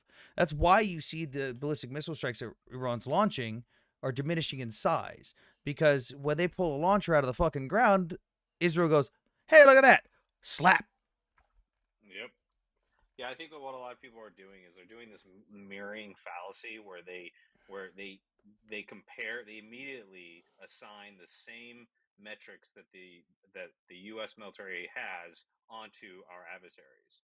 And so then they think about Iran and how large our military is, like, oh, they're a threat. It's like, no, they're not. Not only do they not have our capabilities, our training, our equipment, but they're designed for defense only and counter offense, which is a defensive operation. Yeah. So it's that's all they're designed for is regime survivability, not to go off and invade or conduct war outside their borders. They don't have It's the why they use the power proxies. projection that we do. Yeah, Yeah, which is why they use there's proxies. only 4 countries in the world that can do what we call project force at distance for sustained periods of time. There's plenty of countries that can maybe just slap a fucking squad of special forces guys into a random butt fuck nowhere country and maybe retrieve them at a later date or shortly after. There's only 4 countries in the world that can bring troops in mass and sustain them for a long time far outside their borders. Israel's not one of them, and Iran is definitely not fucking one of them. And it's a reason why they use all the proxy forces to do their bidding is because they don't have the capability to do it on their own, nor would they want to do it directly as a state actor, because there's a lot more fucking consequences when you do it as a state actor yourself. And again, with the limited capability of their air force, their air defense systems, and even their military. Cool, they may have a large military, but what the fuck are they going to be using? What tactics do they have? They don't have How are that they gonna stuff. move them? Yeah, what like, dude, we can literally airlift a fucking Burger King, a fully operational Burger King anywhere in the world. Get fucked. Like, dude, we're so strong with logistics. There's that story of the Japanese officer who realized that Japan was going to lose the war when he got captured on, I can't remember what Japanese island it was, but we captured an island, arrested or detained a bunch of people. One of them was a Japanese officer, and he asked about all the fucking ships that he could see out in the water and pointed to one of them, and one of the U.S. servicemen was like, oh yeah, that's our ice cream ship. We have a whole ship dedicated to ice cream. We're so logistically powerful that those ice cream ships, when they would recover an American pilot that was shot down, they would literally hold him hostage to the aircraft carrier in exchange for ice cream. Like, one of the ships was like, hey, we got one of your pilots. We'll give him back to you if you give us your ice cream day this week. It's like, we're bargaining over our own people for ice cream, and these people think they can do something. And by the way, this is all I can DM you the link to this, Intel. This is all the visually confirmed stuff. I'm really sad about these because I completely forgot these existed over there. I was really sad seeing the Cobras get blown up. But yeah, all ballistic missile platforms. There's a couple Israeli things like UAVs, but these are all the visually confirmed losses. And this was updated. They stopped updating it. The last time this was updated was June 25th. So it's been about 2 weeks. But yeah, this is 103 assets, only of which only 1, 2, 3, 4, 5 are Israeli. Like, look at how many ballistic missile platforms they've lost. Everything here in brown. Over 50% of the losses were ballistic missile systems. Yeah, so they can have 3,000 missiles, but they can't launch them. Yeah, like, good luck. And the people, oh, China's going to give them launchers. China's going to give them a nuke. Good luck with that. What are they going to do to maintain it? Where are they going to hide it? China's going to give Iran a nuke? That's what everyone keeps. That's the newest talking point from the pro IRGC people is, That's actually insane. Yeah, because Putin came out and said something that was like, well, you don't want to create instability. Someone could give them a nuke. Who knows who it could be? And everyone's like, well, what if what if China gives them a nuke? What if Russia gives them a nuke? What if North Korea gives them a nuke? And I go, okay, my thing is, okay, let's go through that. Walk me through it logistically. How do they do that? Okay, let's say they get through all the fucking thing of transporting there, heavily guarded, which everyone's going to fucking see. They get the whole thing there, and they get it into Iran. What do they maintain it with? Where do they put it? Do they have enough personnel to maintain it? Those warheads are usually only good for 2 years before you got to swap them out. Are they going to have the capability of swapping that out? Is this providing country now going to have to provide another fucking warhead to bring in there that's going to be under heavily guarded security? Like, how is this going to work? How is that thing not just going to get blown off the face of the earth before it even gets there? You think any of these other countries are going to let Russia just drive a fucking nuke through their country? Good fucking luck. Yeah, no, that's a fantasy land. Well, I mean, that's the thing is we're just bombarded with so much bad info on social media and stuff these days because let's face it, Well, you follow aren't using people the like me, an news. Intel guy. Yeah, for sure, for sure. Like, I really appreciate this conversation, guys. I feel like I've learned a lot, and I'm a pretty knowledgeable guy on stuff. I'll give you guys a base level thing here, and I do have a fucking affiliate code, but I'm not going to advertise it because I believe in this platform that much. This is what this is. If you don't know how to do research at all, and you're being bombarded by shit on Twitter and TikTok and all this shit, this is a cursory way of doing cursory level research. This is a website called Ground News, ground.news. You sign up, make an account. It will show you all kinds of different topics. You can go to different sections. We can talk about BRICS, Israel, Hamas, Ukraine, all sorts of stuff. And it'll show you on each story. Let's say I want to click on death toll from catastrophic flooding in Texas. It will now provide me with every single article from every single person that's covered this exact story or specific headline. And it will tell me what is the percentage of reporting. So over here, I can see that 46% of the reporting is coming from left-wing media, 44% is coming from center, and 9% is coming from the right. It will show me the factuality rating of those different news organizations. It will show me where they lean. It will even show me who owns that media organization if it has that information. If you start reading too far right or too far left, it'll tell you, hey, you're reading a lot into this. You're reading too far to the right. Here's a left article. Try this out. You're reading too far left. Here's a right article. It'll even tell you blind spots. Like, hey, you read a lot of stuff on this topic. You might have missed this though. And that's a base level system for you to do a minimum amount of research where you can look at the talking points from different sides, see what's coming from the center, see what's coming from each side, come to your own conclusion, and at least filter through that stuff at a base level.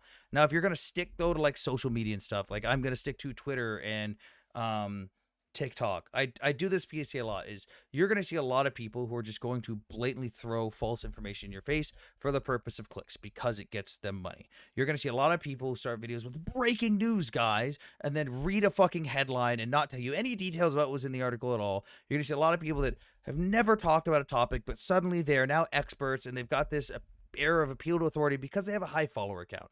You'll see people that like have 1 million followers that have never talked about the Middle East. Yeah, people have never talked about the Middle East, but now they're Middle Eastern experts, and they're covering it for the first time ever on their account. And all they're doing is reading you a headline and giving you their opinion, not talking about what's in it, and you're going to see a lot of fear-mongering. You're going to see a lot of videos that get posted that if you see a video posted with a sensationalized title or breaking news, guys, listen to the video, listen to the audio. Does the audio match the video? Do the languages you hear in the video, if you hear any, do they match the region? Like when the Fordo facility was bombed, there was a bunch of videos coming out from Syria and Russia, like a Russian ammo dump getting blown up or a Russian ammo dump in Syria getting blown up, and there was people speaking Russian in the background.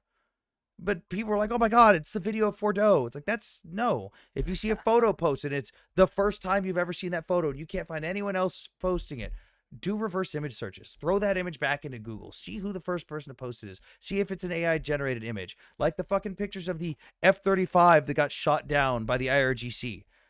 They were AI generated images that were literally being shown, that originated on Twitter, that were being shown by actual Iranian state media. Like, you're going to have to do some research on this stuff and not fall for the fear mongering. Otherwise, you're just going to go crazy. And I know Intel, I've seen Intel's chat. Intel deals with this shit a lot too. So how much, because I think one of the biggest problems right now, especially on Twitter, is I think there are bad actors that possibly work for other governments making accounts. I'm so for real. Jackson Hinkle. Oh, is that like a Hinkle talking point? It's far worse than that. Yeah. Oh, really? Dude. There's a large swath of them that are Pakistani. Yeah, there's Sure, yeah. They're AI. They're bots. Yeah. They talk all day and night. They speak in different languages. It's like Ryan Macbeth. I'll pull him up real quick. Ryan Macbeth on YouTube.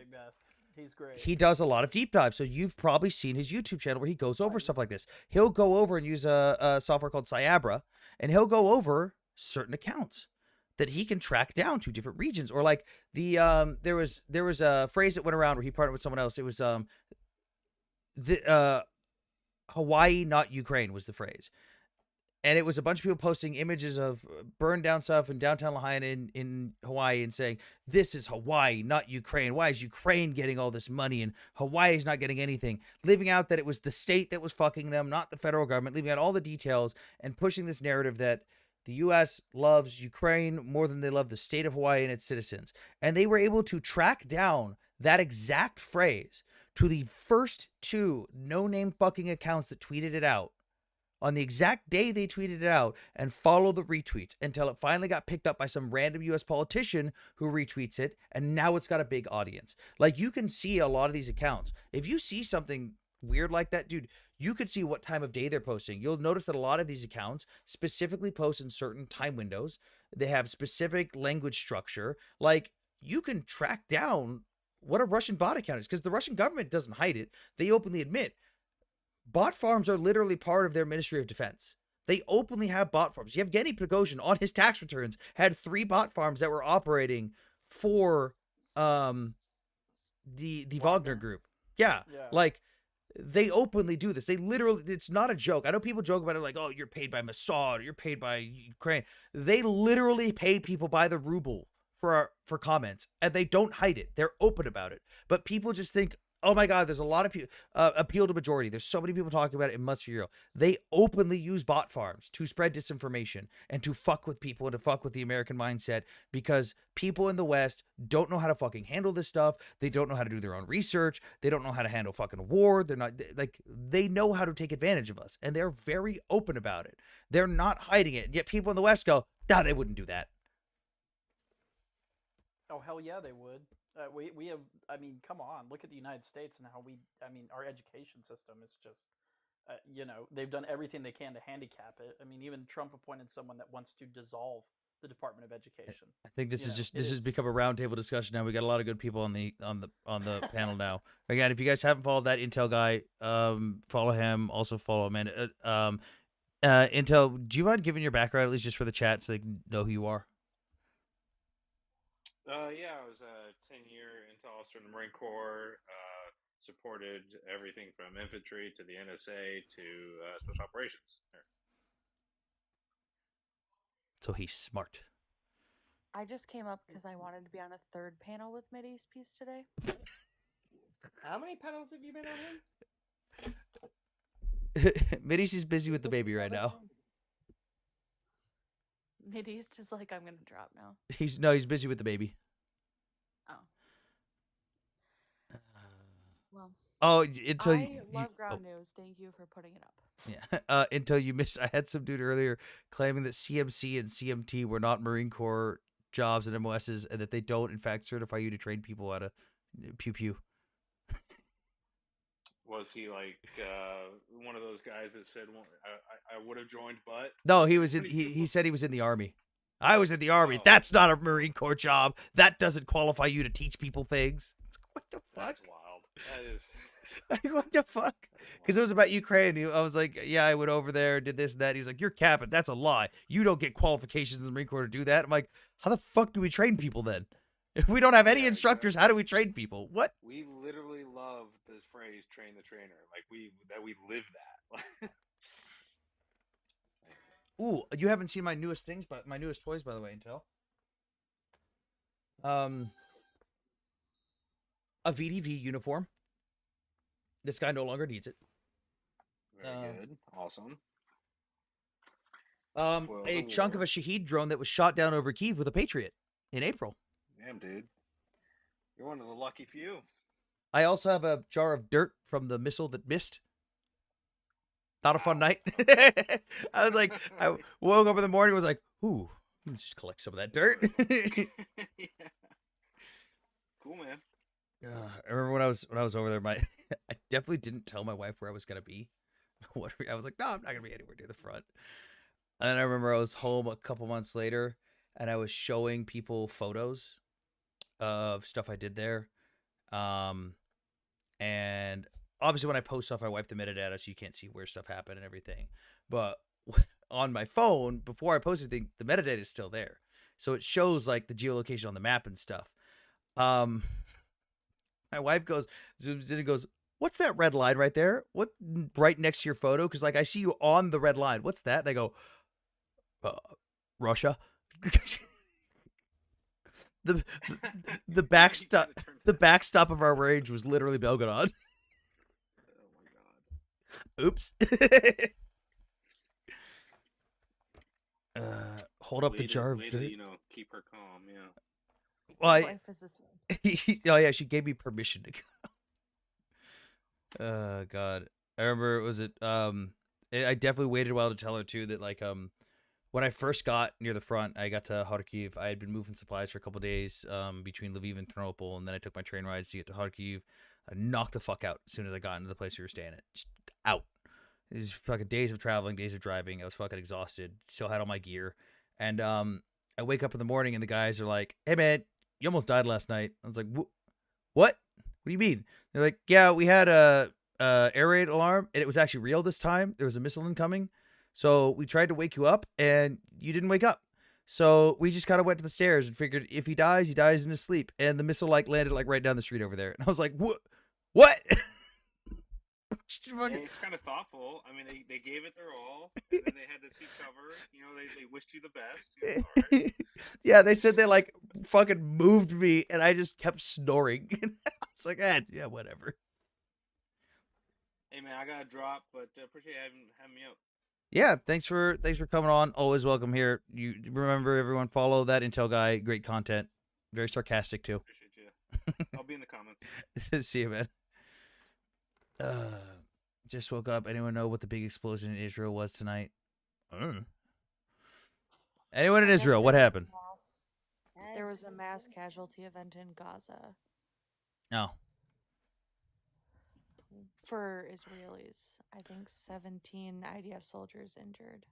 Or it's war. It sucks, but it's war. Like, I know people. I've seen pro-Israelis get mad at me for saying that too, but I saw it on Twitter. I don't know if it's right. I saw reports of 5 unalived and a bunch injured. But I mean, again, I'm looking at Amir Svardi and not seeing anything. I don't know if I think I'm quoting Stealth Medical. If anyone follows her, ah, I don't know God, if she's great sometimes, but she also retweets the most random shit she sees without verifying it in the slightest. So that's why I'm saying, like, sometimes she's very good. Sometimes I don't know. So that's why I said that's what I saw, but it's stealth. So Host, make your ancestors' offspring live forever. It's war comment had me. What?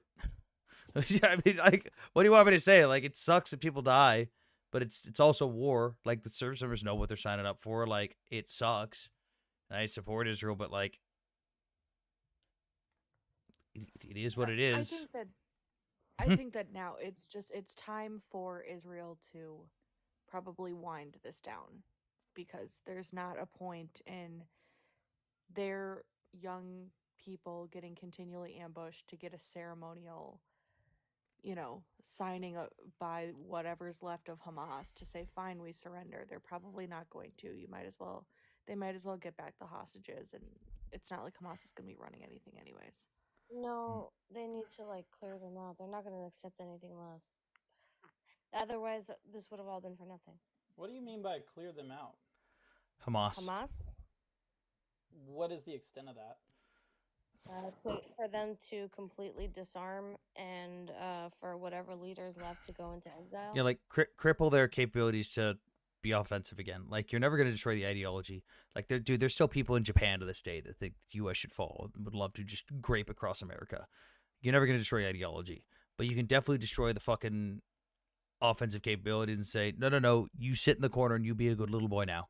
Fucking stop it. What do you guys think about the Louis Theroux Settlers documentary, though? Like, doesn't that... That's Sorry, my second, greatest Sam. fear. Sorry? Check Telegram a second. I mean, I'm worried that we're enabling a settler colonialist operation with the a settler colonialist. Oh, yes. There's people who've been open about setting up colonies and clearing out farming towns. And... That's not setting up colonies. That's literally Do you not have land mod? that Jews were living on for 3,000 years before 1948, when Jordan ethnically cleansed all of the Jews and renamed that area West Bank. Yeah. And also, a lot of what you see, a lot of what you see with settler colonialism. a lot of what you see is they're intentionally referring to people as settlers when they're literally just fucking people living there is villagers. Like, they call villages settlements. Villages that have been there for decade upon decade, like that have always been there. They're now settlements because it's the buzzword. Hand Palette, I got to remove a mod first before I add you. But one of the big things about that is you see all these claims of illegal settlement this, illegal settlement that, illegal settlement this. But when you look at where these settlements are, we'll do a baseline test here. Viz, do you know what I mean when I say areas A, B, and C? Probably not. I'm not really an intel guy. Okay. I work in film and TV. So, yeah. area upon the signing of the Oslo II Accords, the West Bank was divided up into areas A, B, and C. I'll even pull up a map real quick. Area A, B, C breakdown. Here, I'll pull it up too. Slow. Okay, so this is the breakdown of areas A, B, and C. Area A is administered by the Palestinian Authority. They have full security and administrative control. Area B is administered by the Palestinian Authority, and the IDF and the Palestinian Authority share security over that, meaning you'll see the IDF and the Palestinian Authority sometimes do operations together to get rid of like Hamas members. And Area C is fully administered, owned, governed, security, everything by Israel, meaning Israel, in agreement with the Palestinian Authority, in an agreement they themselves signed, has full legal rights over everything that happens within Area C. And a lot of what you'll see is, oh my God, these illegal settlements, illegal settlement this, illegal settlement that. And you go, where is this illegal settlement? What's the name of it? And you find out it's a village in Area C that Israel has full legal rights to, that the Palestinian Authority agreed to. Now you could say like, hey, I don't agree with the breakdown. Fair enough. That's a different argument altogether, though. But again, they agreed to this. But on top of that, yes, you do have some people that go into areas A and B and try to illegally build little fucking hodgepodge shanty shacks. But that's also illegal according to Israeli law and Palestinian law. And you know what happens to those people? The IDF comes in and bulldozes those little fucking shanty shacks because it's illegal. You're not allowed to be an Israeli citizen, Arab or otherwise, go into area A or B and build your own little fucking shack and say, hey, this is my land now. That's illegal. And on top of that, if you look at the violence rate, people say, oh, the settlers attack the Arabs and the Palestinians in the West Bank. If you actually look at, there's an organization called B'Tselem. It's an anti-Zionist organization based in Israel. They're very pro-Palestine and everything. They track the data of the violence between settlers and Palestinians. And what they show is, in both attacks and unaliving rates, the Palestinians unalive the Israeli settlers and attack the Israeli settlers at 10 times the rate that the Israelis do it back. So, like, you'll hear all these things but from people that don't know what they're talking about, or they read a headline to go with, or they see a documentary that they don't have any cursory level knowledge on. Like a lot of the shit you see in those documentaries, if you know anything about the region the agreement signed, you go, well, this is horse shit. That's not true. Well, I just want to back up for a second. In 1967, Jordan attacked and we pushed them back and we were able to reclaim the land.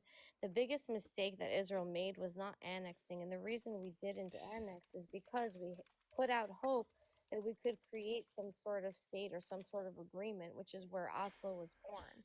So this idea of saying that Jews living on land that was agreed to per Oslo, when technically we should have just annexed the entire thing in 67, it's a little bit disingenuous. And like I understand, like you work in TV and film, that's what I graduated in. So I think you can understand that even when you're preparing a documentary, you can still skew the documentary and in your direction, in the bias that you're trying to present here. And what was biased about the documentary? The not mentioning of the entire breakdown of Oslo II and how it was literally agreed upon by the Palestinian Authority. And to the person that keeps saying false, the Oslo Accords were good for 5 years. That's the agreement. You're sort of correct, but you're doing something we call yellow journalism. You're leaving out details intentionally. The agreement was intended to be an interim agreement. At the end of the 5 years, Israel came back to the negotiating table as they intended to do, and the Palestinian Authority went, nope, fuck it, we don't care. We're not going to agree to anything.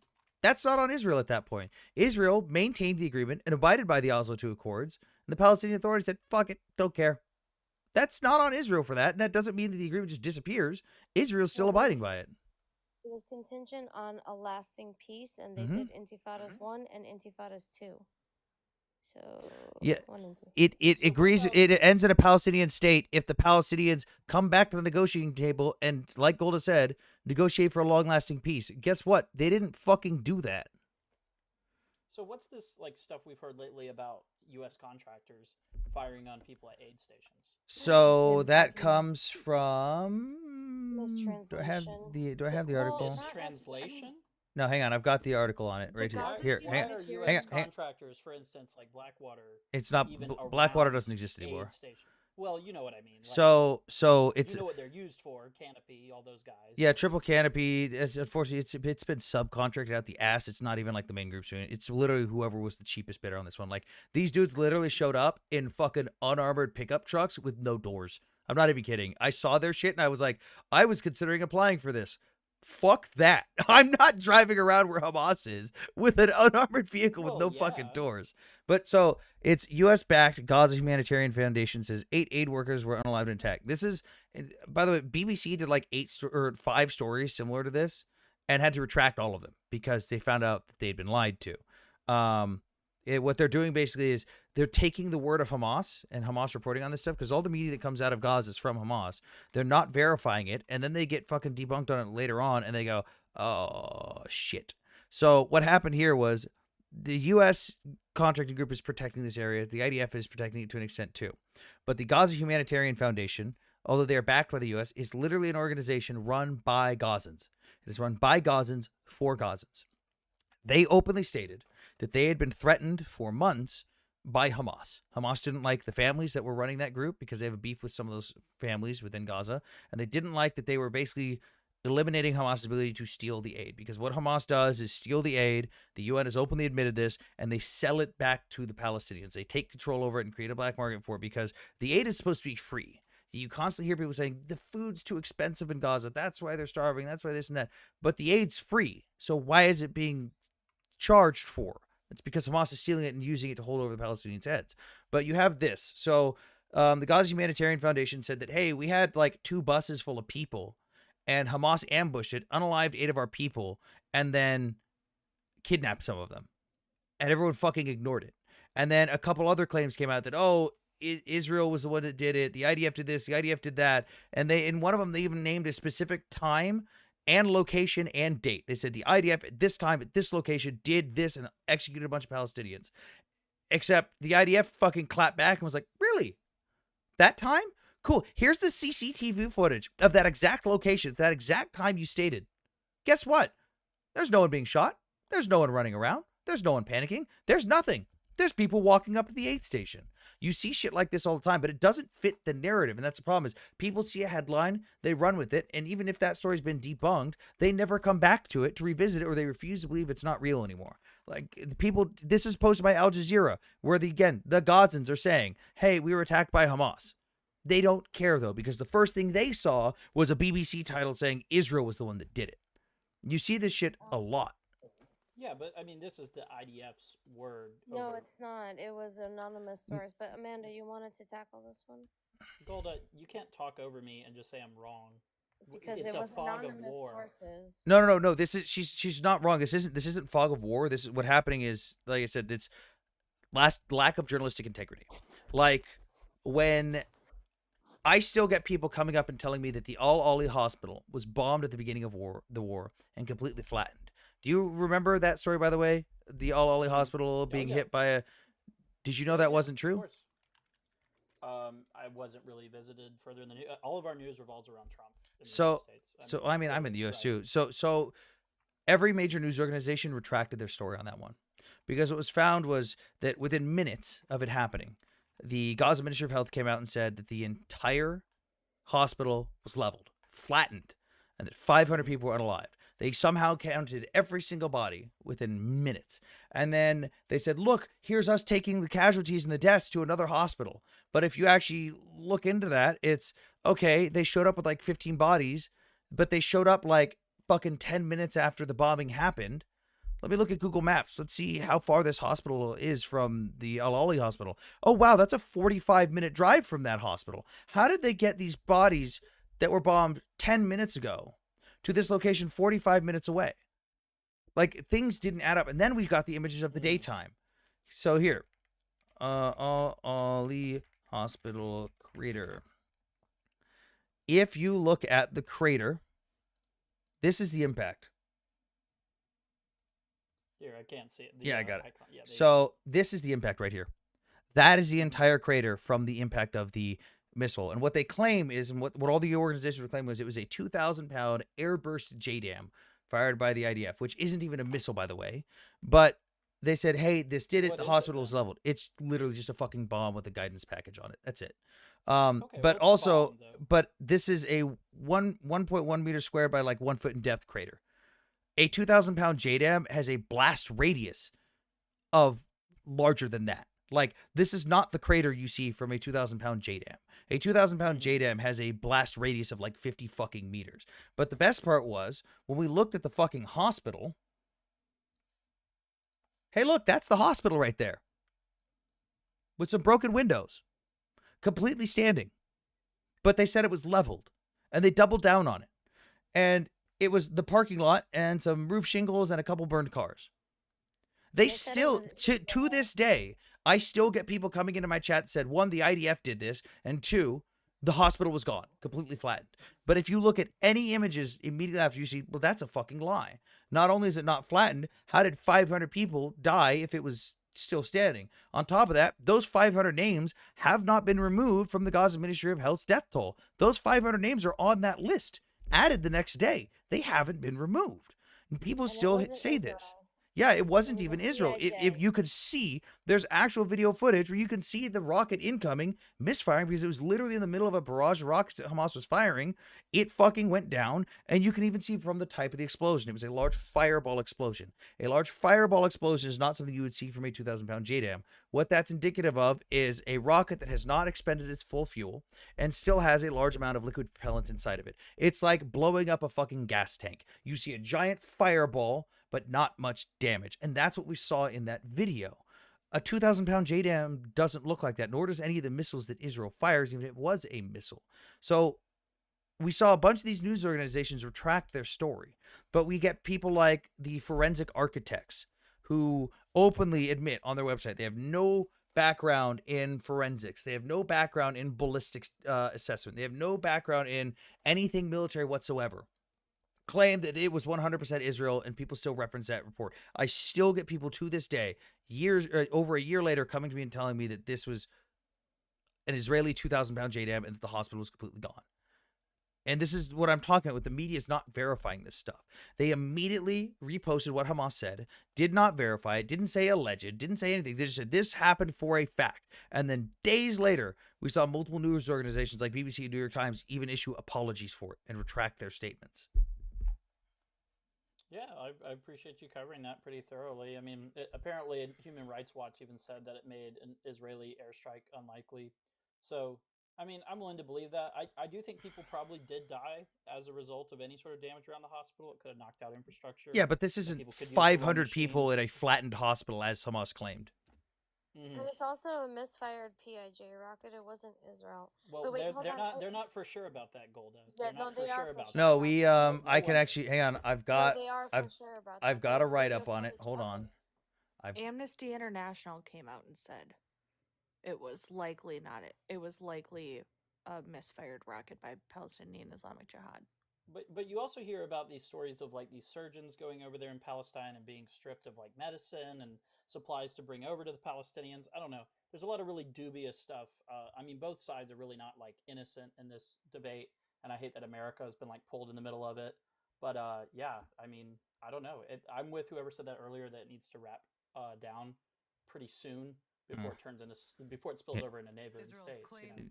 Well, it won't. Here- It won't spill into neighboring states. The war, as it is making neighboring states more likely to ally with Israel because they see what happens. Lebanon is not going But- to ally with Israel. Lebanon gave Israel control of their airspace to shoot down missiles. Lebanon is trying to get rid of Hezbollah right now. Yeah. Also, hang on before we move on. Hang on before we move on. For the person, I again, like I said, there's even people in the chat right now doubling down saying it was an Israeli missile. Here is a video of right here. You see a barrage of Hamas rockets firing from Gaza. This is in the Gaza Strip, firing towards Israel. This is the location of the hospital right here. You can see all these rockets, all these little yellow dots. That's the rockets firing off from multiple launch sites. And are they going to keep playing it? Oh, yeah. Here we go. Multiple rockets going up. And then, oh, look, large fireball explosion right there. Yeah, I mean, I don't know. I mean, yeah, maybe. I mean, we can't see the other side either of that angle, so I don't We know. can see this one. But just use logic here. If they're launching barrages of unguided rockets, Like that. Look, here's the it explosion at the hospital. Here's the explosion at the hospital. Hang on. I'm Look. not saying you're completely wrong. It just But is possible. hang on, here, that- look at this more- again. it's probable Ballistics expert here. I explained to you the fireball explosion, like large amounts of propellant still left in the rocket. That's not what you see from Right. a JDAM. I can even show you a JDAM explosion. Watch the explosion here. You see this? You see large fireball explosion right there. That's Al Ali Hospital. Large fireball with a plume going up, similar to a small mushroom cloud, and still more fire. That's not indicative of a bomb or even a normal missile that has solid rocket fuel like what Israel uses. This is indicative of a liquid propellant still in excess in a rocket that has not reached its terminal phase and has not expended all of its rocket fuel. Yeah, I mean, I'll take your word for it. I mean, yeah. Sam, bro wants to know if he can come up.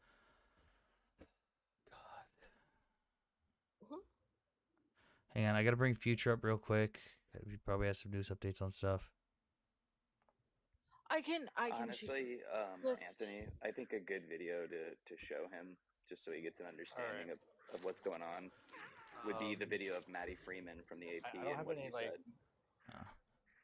said. What Future? I don't have any news updates, but I just wanted to kind of explain. I just wanted to kind of explain something real quick. In terms of Israel's arsenal, they don't have anything that small of a warhead to do that kind of level of explosion. It's way too small. Amanda, what the fuck? Plus, Israel doesn't own anything in terms of liquid fuel rockets. Everything that they have is solid fuel. They don't have anything that's small enough. Like even in terms of their unguided rocket systems that they have for like rocket pods, do not have that level of warhead. Yeah. Like I was saying, like you still had media. You've Anyways, even right I'll now. drop back Thank you, Future. You've still got people in my chat right now saying it was 100% a missile. And then someone saying a missile and a rocket are two different things. Fucking Christ. Like people that don't know I am quite literally an expert in this field. And I've got people on fucking from TikTok who saw a Twitter video who didn't even know that Gaza fucking existed 2 years ago saying that they know more than me on this shit. Do you still have that Matty Freeman video I sent you Where'd you send it to me? on Telegram? Which one? Oh, this one. That one, yeah. Yeah. I'll play this real quick and then we'll let bro go. Okay. As far as I know, I was the So this is a reporter that used to work for the Associated Press named Matty Friedman. first staffer to erase information from the story because we were threatened by Hamas, which happened at the very end of 2008. We had a great reporter in Gaza, a Palestinian, who had always been really an excellent reporter. We had a detail in a story. The detail was a crucial one. It was that Hamas fighters were dressed as civilians and were being counted as civilians in the death toll.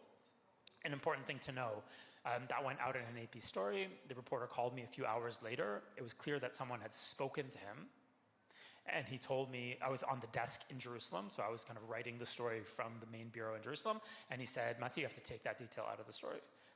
And it was clear that someone had threatened him.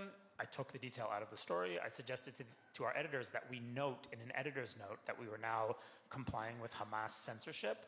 I was overruled. And from that point in time, the AP, like all of its sister organizations, collaborates with Hamas censorship in Gaza. What does that mean? You'll see a lot of dead civilians and you won't see dead militants. You won't have a clear idea of what the Hamas military strategy is. And this is the kicker, the center of the coverage will be a number, a casualty number that is provided to the press by something called the Gaza Health Ministry, which is Hamas. And we've been doing that since 2008. And it's a way of basically settling the story before you get into any other information. Because when you put, when you say 50 Palestinians were killed and 1 Israeli on a given day, it doesn't matter what else you say.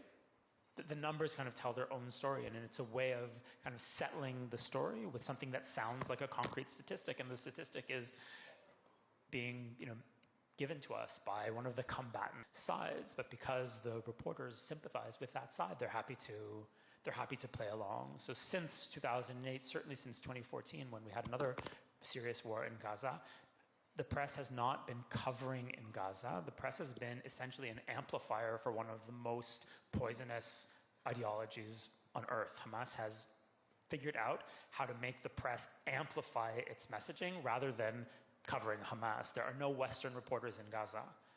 All of the reporters in Gaza are Palestinians, and those people fall into three categories. Some of them identify with Hamas, some of them are intimidated by Hamas and won't cross Hamas, which makes a lot of sense. I wouldn't want to cross Hamas either. And the third category is people who actually belong to Hamas. That's where the information from Gaza is coming from. And if you're credulous, then of course you're going to get a story that makes Israel look pretty bad. The AP. And to further his I've seen thing, this goal defended to me. what he's talking I about don't is know how like, unbiased that guy is, to be honest with you. hang on, pretty pro-Israel. He doesn't even matter if he's pro-Israel, because what he's saying is verifiably true. The Gaza Ministry of Health has openly threatened, or the Hamas has openly threatened people within the Gaza Strip who report against them. We can even go to the Gaza Ministry of Health's Telegram channel right here. I know it's got a blur, but this is the Gaza Ministry of Health's Telegram channel, which is publicly available. Yeah, I know it's hard to zoom in on. What do you think makes him pro-Israel? I'm just curious. I'm saying it doesn't matter if he is. It doesn't. It really doesn't even matter. And I'll ask just for the most basic clarifying question: do you think now that everything Einstein said about the Germans and their sort of tactics is now completely invalid because he was pro-Germany, because he was pro the UK and pro-America? So now everything he says is fallacious and false, and Germany did nothing wrong? No, of course, that's a ridiculous position to hold. That's not even what I'm. No. That's exactly how. Relax. Not at all. Relax. 100%. It's not what I'm talking about. 100%. We're not talking about Albert Einstein. 100%. You are saying that just because somebody holds a position that disagrees or agrees with one position or another, it is an immediate disqualifier for the information that they were provided. It doesn't matter whether it's Albert Einstein, Chris Rock, or Jamie Lee Curver. It matters whether the information is correct or not. That should have been your question. Andy, can I ask you a specific question about the?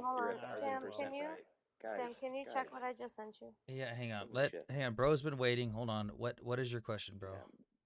My question is this: let's say he's 100% right and that is happening. What about foreign doctors that have left the Gaza Strip now and given testimony about? Dude, we've already been through this. I've already debunked the shit out of your fucking argument. I'm tired of the fucking whataboutism. No, you are quite literally pulling. No, you are quite literally pulling a whataboutism because you don't have a valid counter to what he is saying. Because what he is saying has been fucking verified on multiple occasions by multiple sources from Gaza themselves. We have seen Gazan independent journalists who have spoken out against Hamas, and then all of a sudden, on their especially the one main dude, I can't remember his name, posted on Facebook, "Hey, I'm being threatened if I disappear.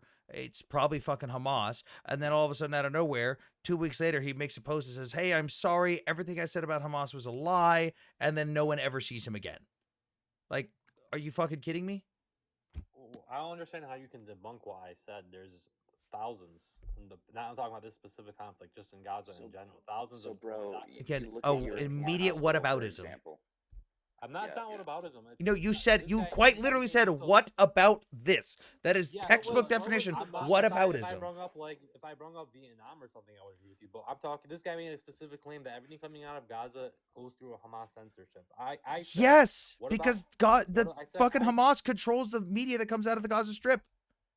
Beautiful. The Israelis have a military censorship as well, regardless. We're not talking about Israel. I don't care. We're not to no, bro, stop. We're not talking about Israel right now. We're talking about media coming out of Gaza. I don't care about your pivots. I don't care about this other shit. We're not talking about Israel. We're not doing whataboutisms. We're sticking to one topic. Why can't we talk about Israel? Hey guys, chill for a second. Don't all talk at once. Sam, I just sent you a resource that'll debunk everything that they're saying right now.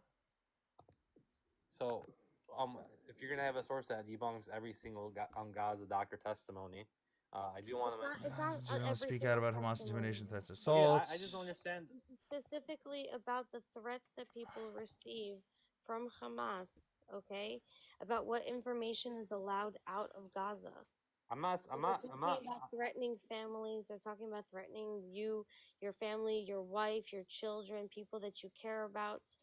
I'm Like not saying that's not true, Golda. I'm sure all governments do that in times of war. That's Let's be my point. real. It's Like, not. Yeah, come but on. this hold on. no, this That's not isn't this true. isn't just Including your normal Israel. time of war. No, like Ukraine openly. I can't believe I'm taking the fucking whataboutism bait. Ukraine censors stuff that comes out on the front lines in theirs because they don't want people posting troop movements. They don't want people posting videos of where their air defense systems are. They censor that stuff. And they censor certain stories. But what we're talking about here is not. We're not talking about just your casual war censorship. We're talking about literally anything that goes against the narrative of Hamas. The journalists either get threatened or they fucking disappear, and we never see from them again.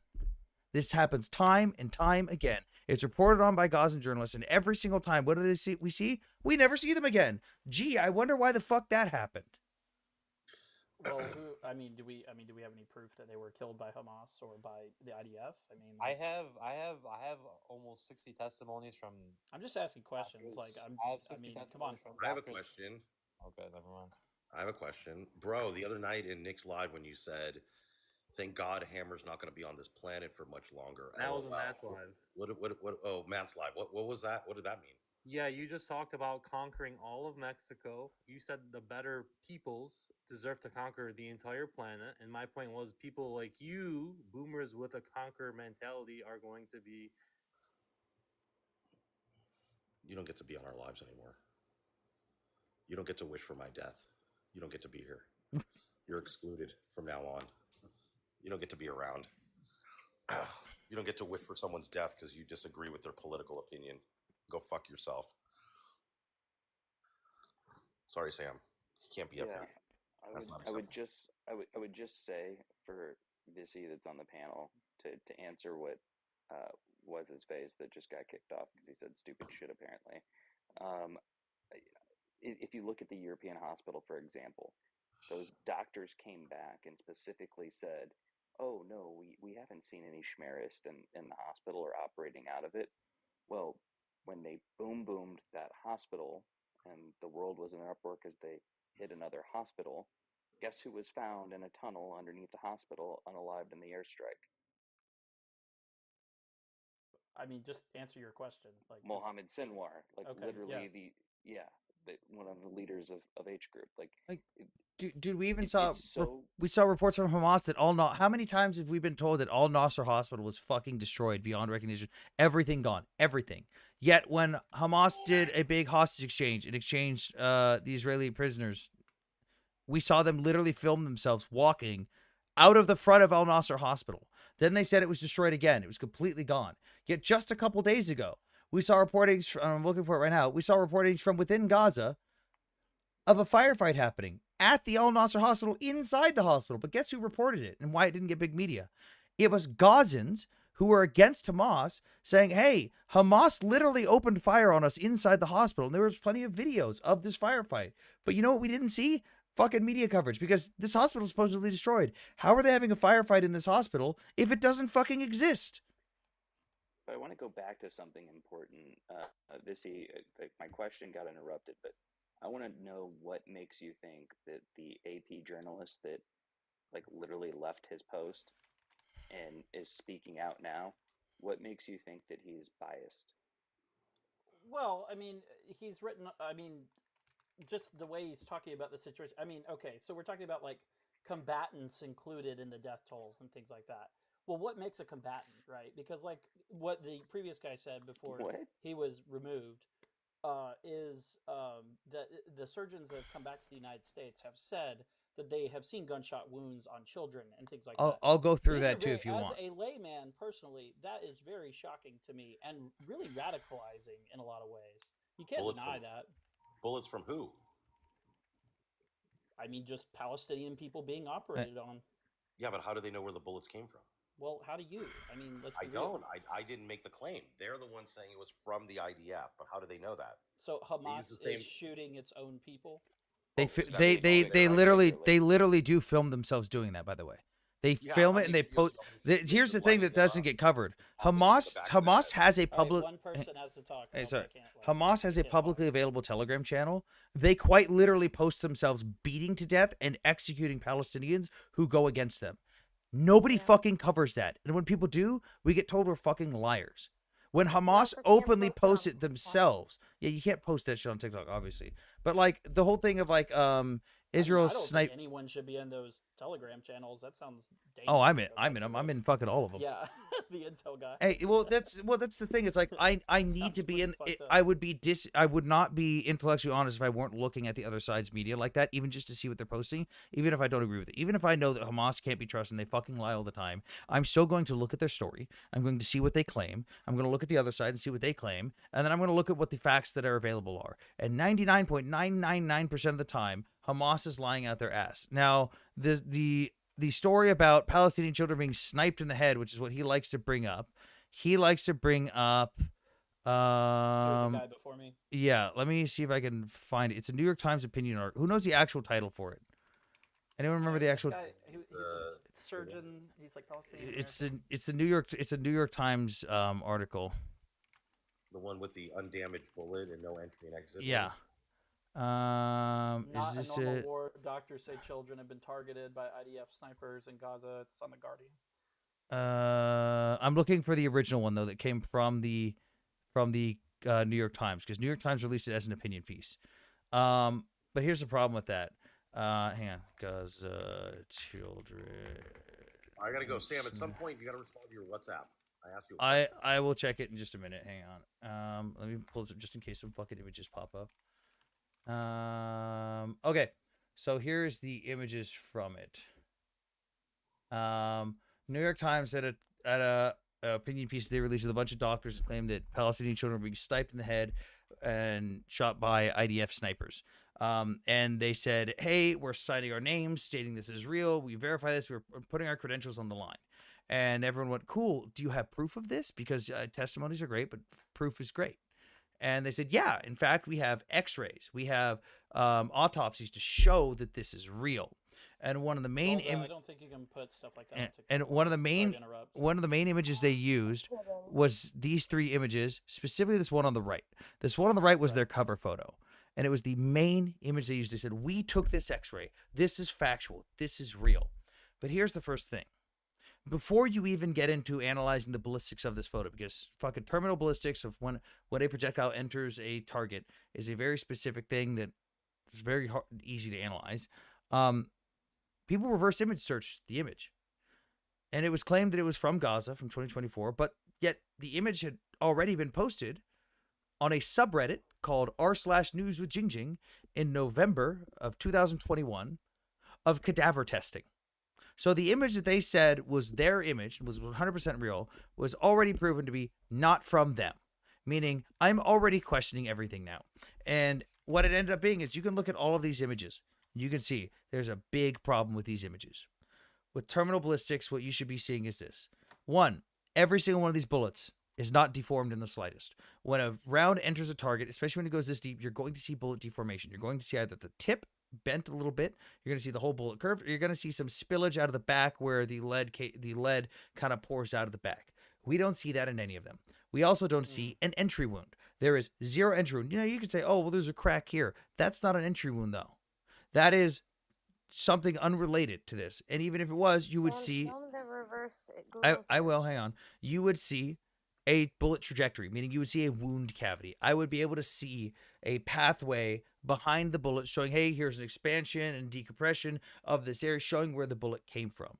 And there's none of those signs. None of the things you would see from a target that was actually sniped or hit by a bullet is there. On top of that, we can tell by the bullet size and shape that it is specifically a 5.56 round, which, yes, the IDF does use.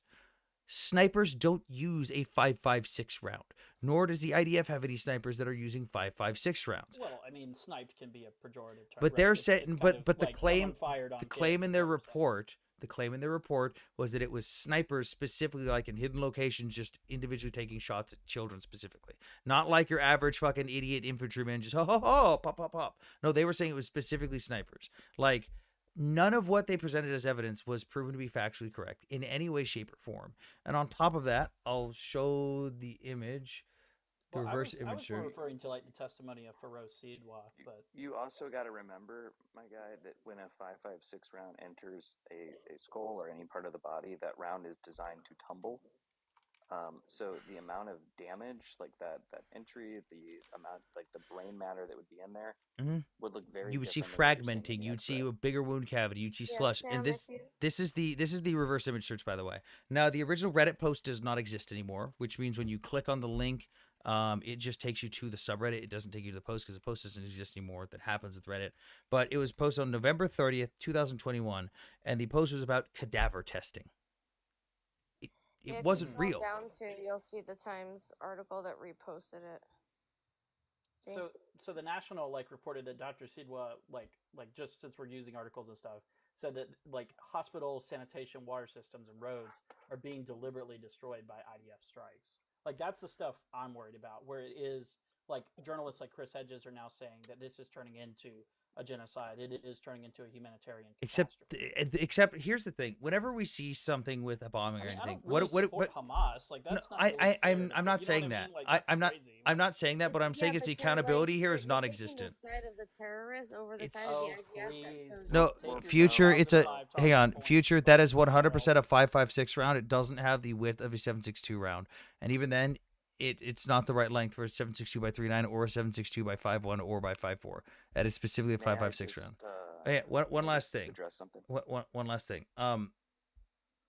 What we're talking about this though is we're not talking about like, oh well, it's from one side. We're talking about like there is a lack of accountability here where people are posting stuff that's unverified. And what I mean by that is you just brought up like, oh, these doctors claim this is happening.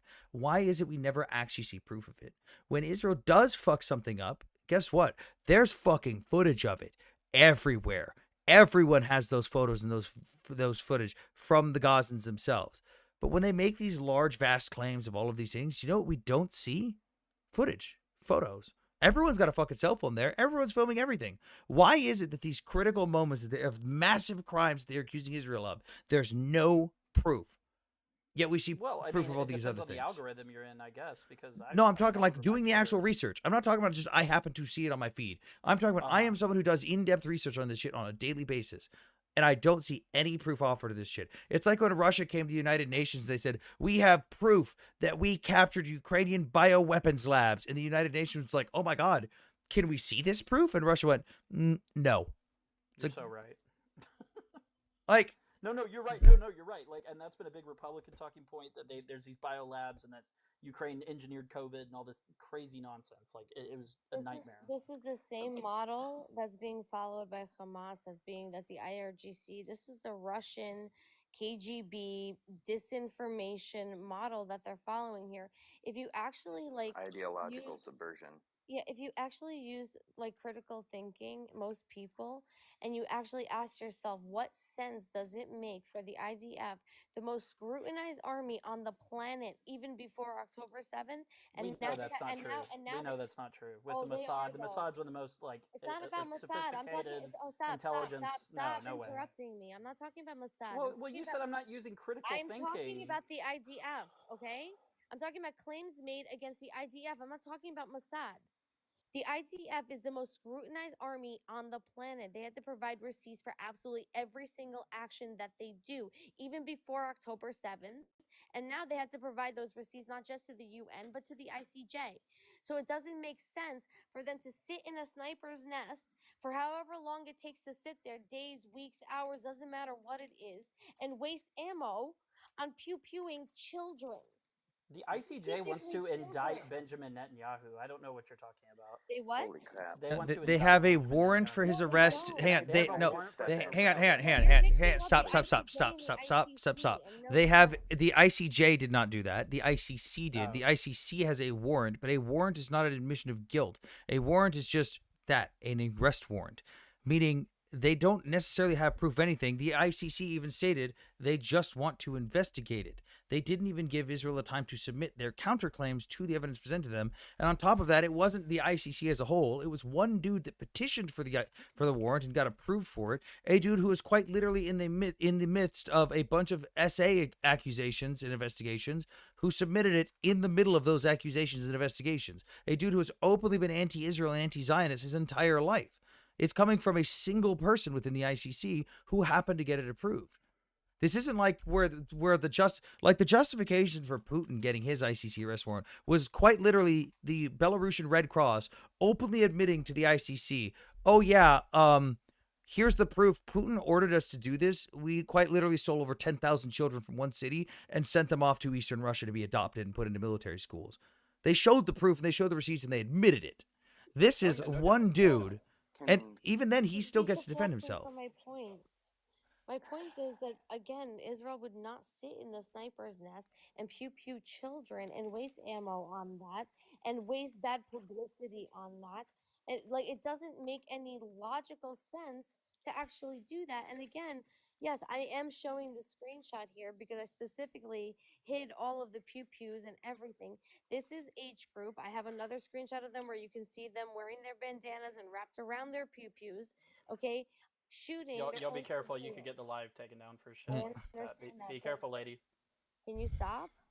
I don't know. I don't think you're a very unbiased source. I mean, look at your profile. Hang on, bias doesn't mean non-factual. You can, I am biased all fucking day long, and I admit my bias. But I separate when I'm stating my opinion versus when I'm giving you facts. So me showing you a picture from a screenshot of age group pew pewing their own civilians, and your Can I please step in for just 1 second? Yeah, but this is becoming an emotional. Can we Let him- verify that is age conversation? Yes, because it's posted by Hamas themselves in their own Telegram channel publicly. Mideast, go. Visigo.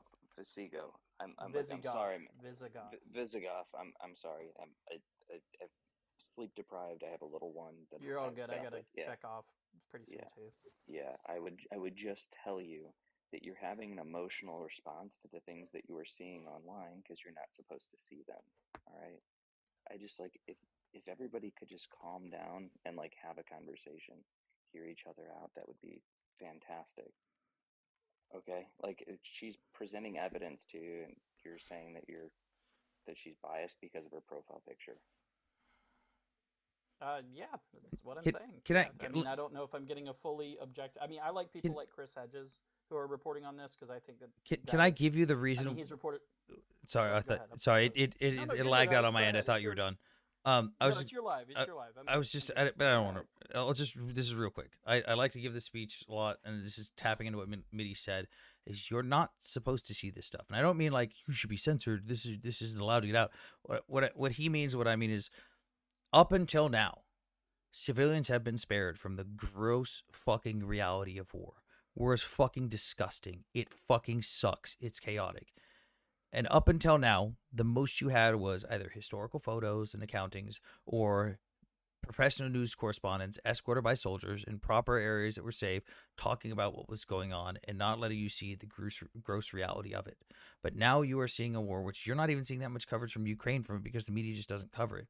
But you're seeing stuff shoved in your face in 1080p, 60 FPS every single day. You're seeing stuff that makes human beings emotional because that is what human beings are. They're emotional creatures. And most people in the world are not able to separate facts from emotionality. I, as someone who does doctrine development, has to do geopolitical affairs and stuff, I have to look at individual stuff like that and go, wow, that's a lot of dead bodies. What happened here? I'm going to ignore the headline.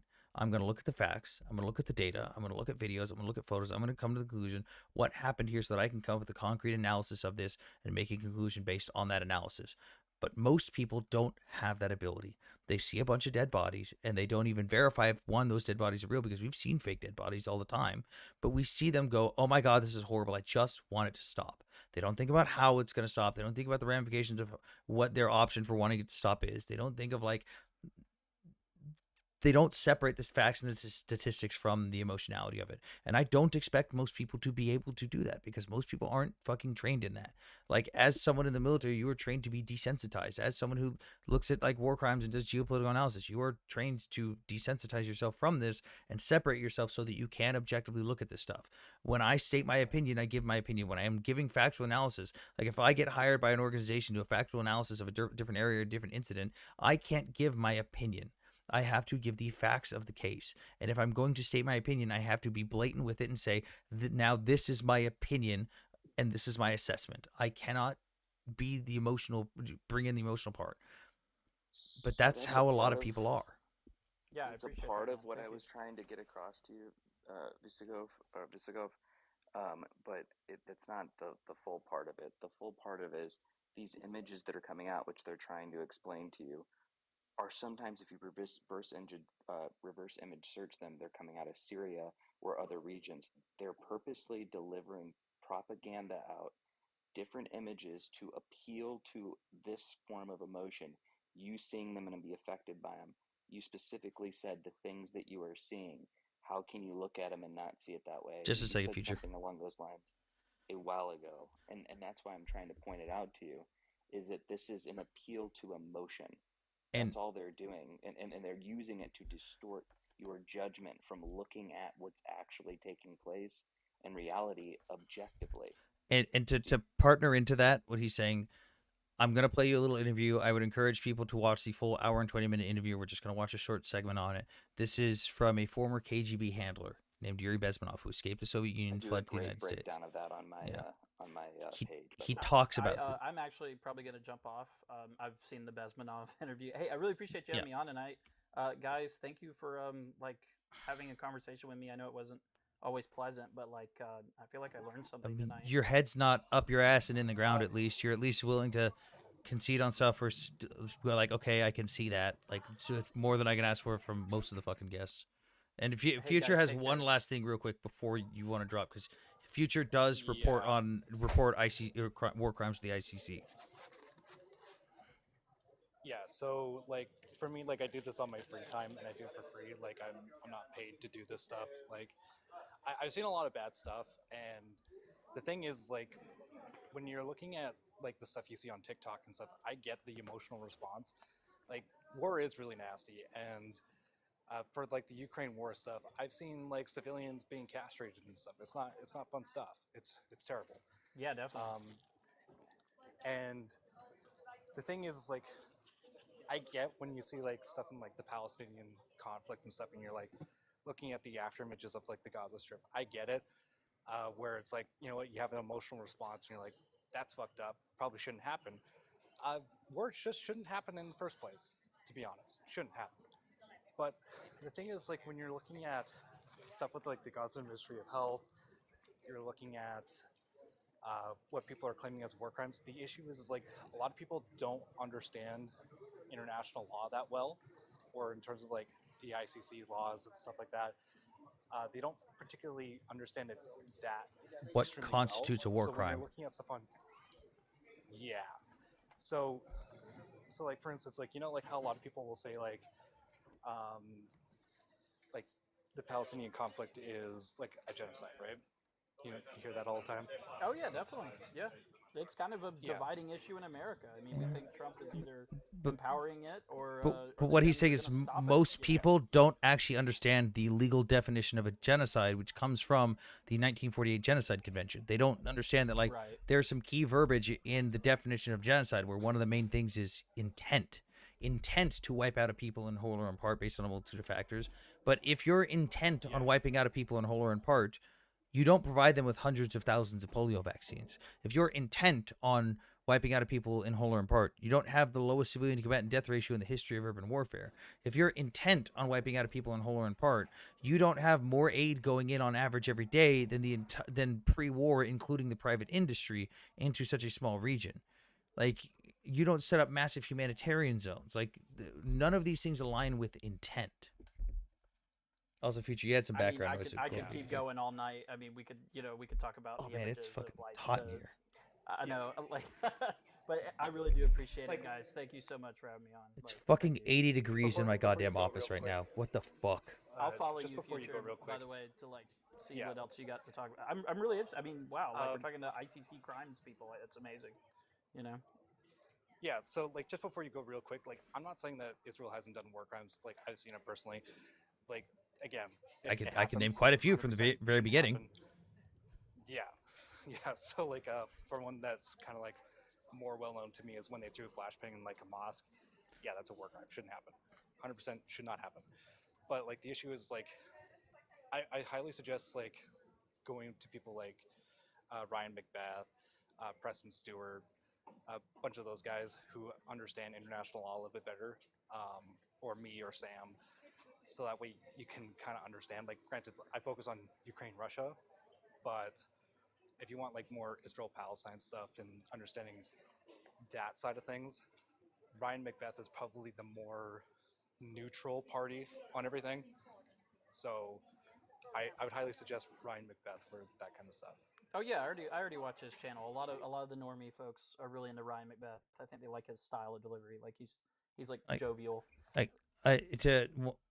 you can drop if you want. I appreciate being here, but for the people in the chat that keep saying like the whole casualty rate and this and that, Hamas was previously stating that over 70% of the casualties or 90% of the casualties were women and children, but yet the Gaza Ministry of Health openly got caught and UNRWA admitted it, slashing the fucking casualty numbers to the point where 70% of the casualties ended up being combat-age males. It was no longer, hey, 70% are females, women, and children. It was quite literally 70% were fighting-aged males. They blatantly lied about it, tried to fucking hide it, and then changed the numbers thinking no one would notice.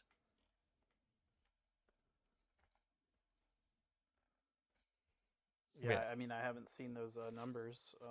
Like I said, I mean, I've just seen the images from the war.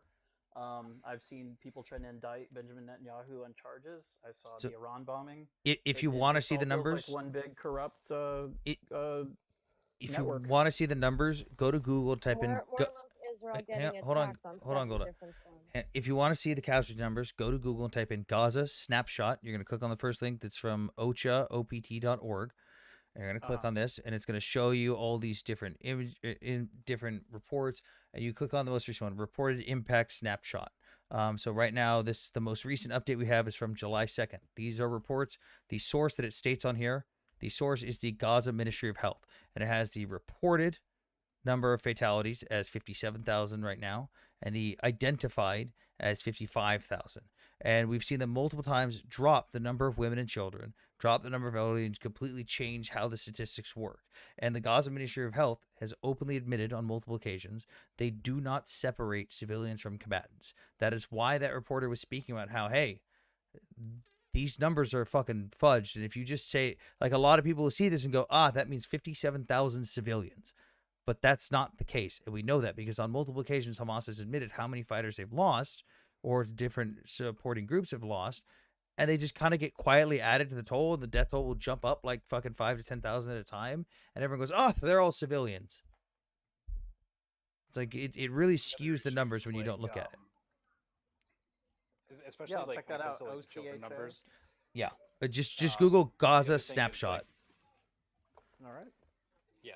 The other thing is like with the children numbers, we know that Hamas uses children fighters that, like from below the age of like 14 all the way up to 18. Anything below the age of 18 is And considered a child. In no, it's Gaza Strip. the Gaza Ministry of Health considers anyone under the age of 21 a child. So in this 17,000, in these 17,121 children, according to the Gaza Ministry of Health, there is 18 to 21-year-olds reported in that number. That's a problem to me. I think Visigoth has been trying to respectfully leave for like a hot. I told him he can leave. I thought he was gonna drop. Hey, I'm Southern. I like to be polite. I'm sorry. Visigoth, on your way out, though, I will tell you. As far as international organizations being biased, I want you just to take the time. This is real quick. Google UN issue 637. Just give it a read. Tell me if you think that there's any bias there. All right, guys. I'll join in some other time. I appreciate y'all having me. Yeah. All right. Here, I'll show it. I'll show it to everyone else because it's quite funny. Also, thank you guys for everyone that's been donating. Again, remember that everything we make on this goes directly to buying my boys' gear on the front line in Ukraine. We've got about $700 now that we've accumulated that will be used to buy new plate carriers and other gear for a bunch of the guys. Okay, so issue 637. This is from unwatch.org. Issue 637. UN report. Israel to blame for Palestinian men beating their wives. Somehow Israel is responsible for Palestinian men going, you know what I'm going to do today? Beat my wife. Genocide denial stream. All right, bud. Tell me you haven't paid attention to anything we've said without telling me. Thoughts on the Nakba? Oh, boy, I've got a whole lot of debunks on that. Look, I'm going to do like a super hot take that's going to get everybody in your comment section really, really mad. There is more evidence to say that there's a genocide in Ukraine than there is one in Gaza. Yeah. I 100% agree with that. Oh, my God, it went up to 83 degrees. I'm fucking dying. Help. Someone come fix my HVAC. I will also go as far as to say is that 10-7 was a G-side. The intent was there. Just, yeah. Yeah, the intent was there. I don't know necessarily if the numbers were there. I'd have Numbers to aren't yeah, something that numbers not a part of numbers it, don't- though. Yeah, numbers aren't a part. Just look at. I know, but like, look at the Srebrenica massacre. It was like 8,000 people. Like it. 1 second, Sam. Mhm. Don't mention the account name, but the account that you blocked earlier. Uh-huh. Can you check if you can still see it in your blocked, and if so, if it's changed its name and profile? I don't know how to do that from Live Studio.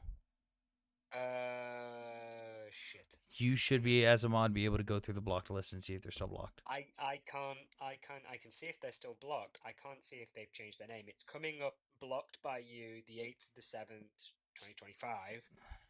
But that's all it's coming up So as. then you should be able to click on that profile. Doesn't show up for me. Just search the name. So I reckon that yeah, that's what I tried doing. I reckon they blocked me. Oh. Or they've changed the account name. Fucking look up the username with a different account then. Tried. So I reckon they've changed the account name. Oh well. I've been trying to figure out who these stalkers are for ages. There's one with no account. Pardon? There's one with no account name. Oh, right. What They've even deleted was that account. what even was the Georgian Legion? I heard a lot of vets say they were scared. All right, so the Georgian Legion is a bunch of. It's not a real thing. The Georgian Legion is not real in Ukraine. There's no such thing as the Georgian Legion. There was a Twitter account pretending to represent a bunch of Georgians who had their own unit that were fighting in Ukraine. It was not associated with them in any way. They were indeed a bunch of scammers. Now, there are Georgians who are fighting in Ukraine. There's a specific unit full of Georgians. And I will say, they are great fighters, awesome dudes, but they do have sticky fingers. Don't leave any gear lying out around them. They will snatch it. But the Georgian Legion itself was not real.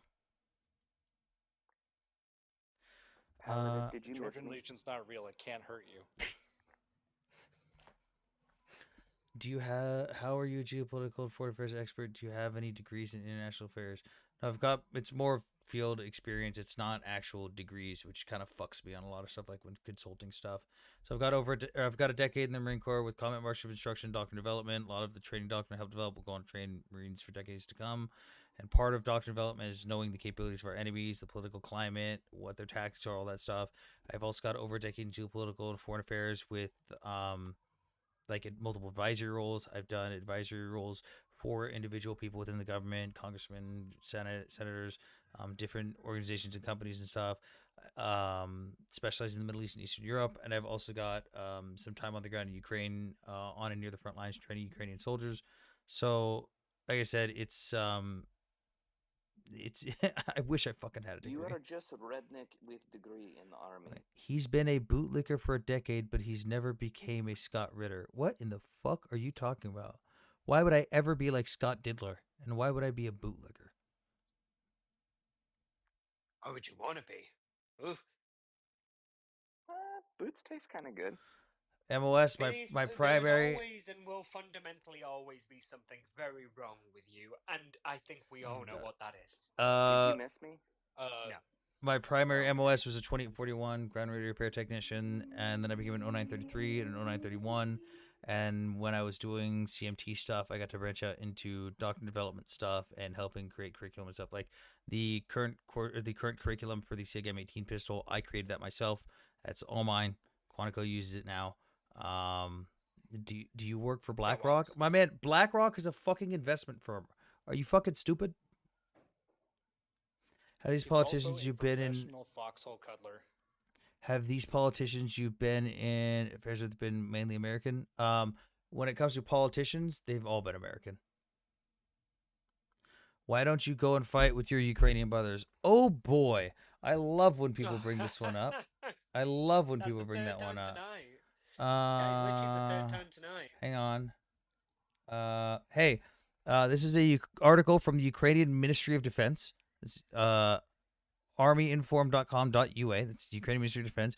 Ukrainian military is being trained by former military personnel from NATO countries. Hey, look, that's me on the cover photo. That's me on the cover photo in Ukraine, training Ukrainian soldiers. It's clearly AI. It's clearly AI, 100%. Well, for 1 second, I think it's just because of your Canadianisms. I really thought Ryan was on the panel for a second there. No, I've never worked with Chechens. But going back to like October 7th, Mideast, I feel like in terms of like the ICC, I feel like it would be pretty difficult to rule that one as a G side. As much as like I would probably rule it as such, I don't know if the ICC would actually rule it. Would be the ICJ, not the ICC. The ICJ definitely wouldn't because of their biased narrative. I don't know if maybe the judges would. I think the judges would probably say there's a strong case to make for it. I don't know if they'd come to the final ruling on it though.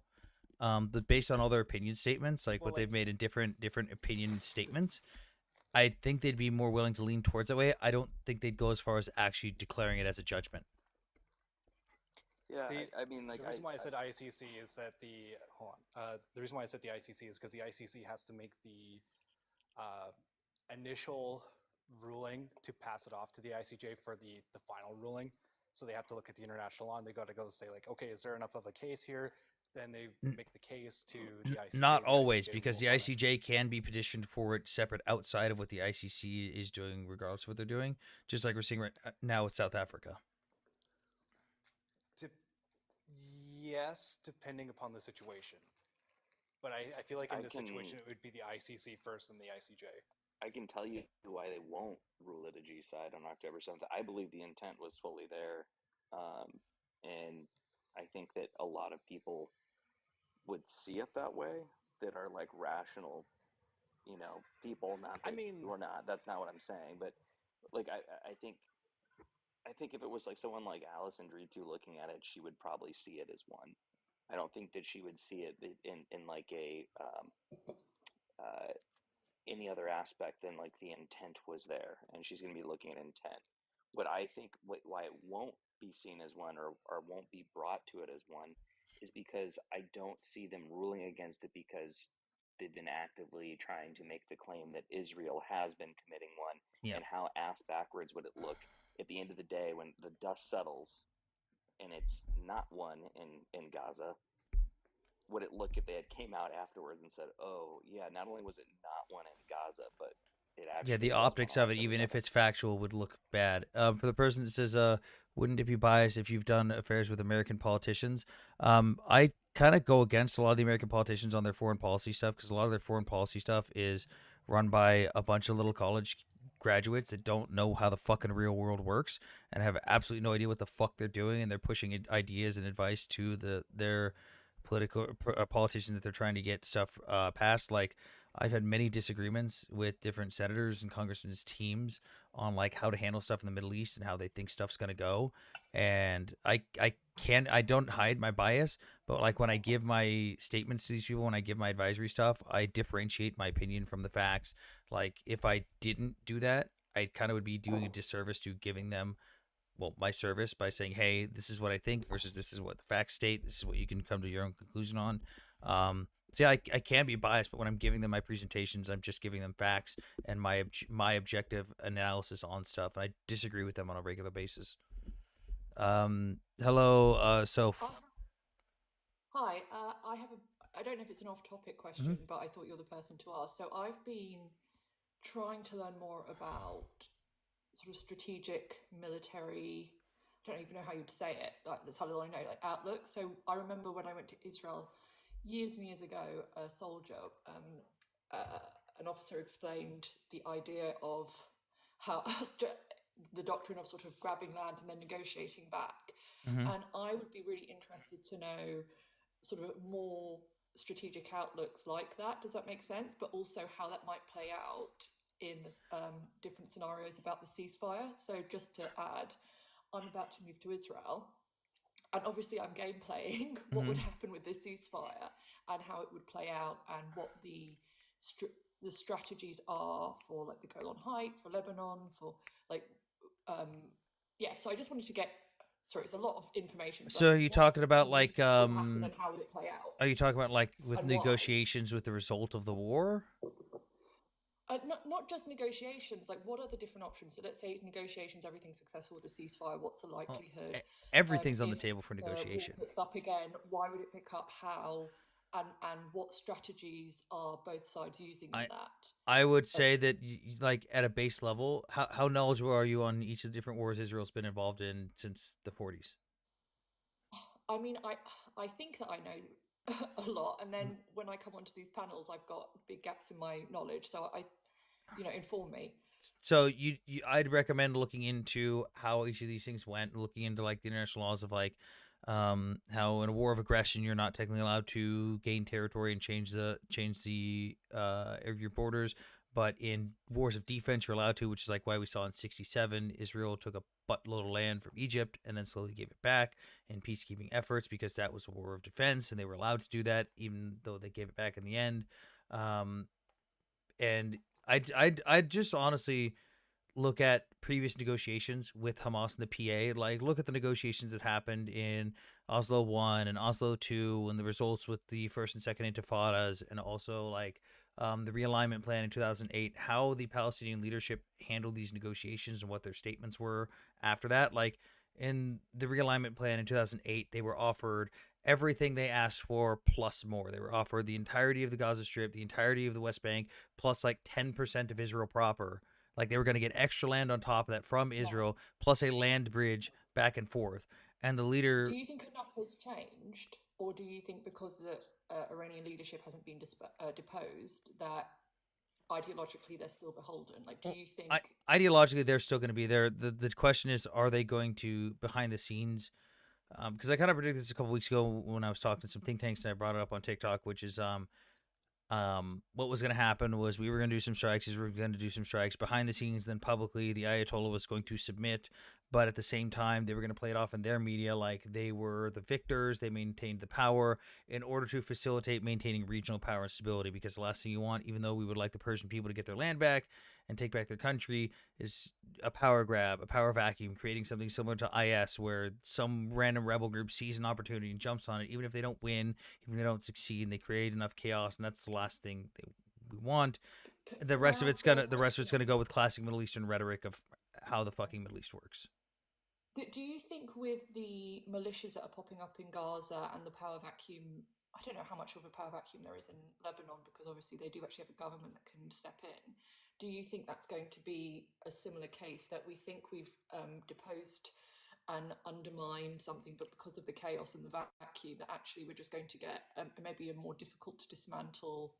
Yeah, like, I just wonder It's what a how you long-term think it's going to play out. possibility. It's a long-term possibility. In the short term, you would probably expect to see some of these groups that are standing up against Hamas. They're standing up against Hamas because it's convenient and now the time is right.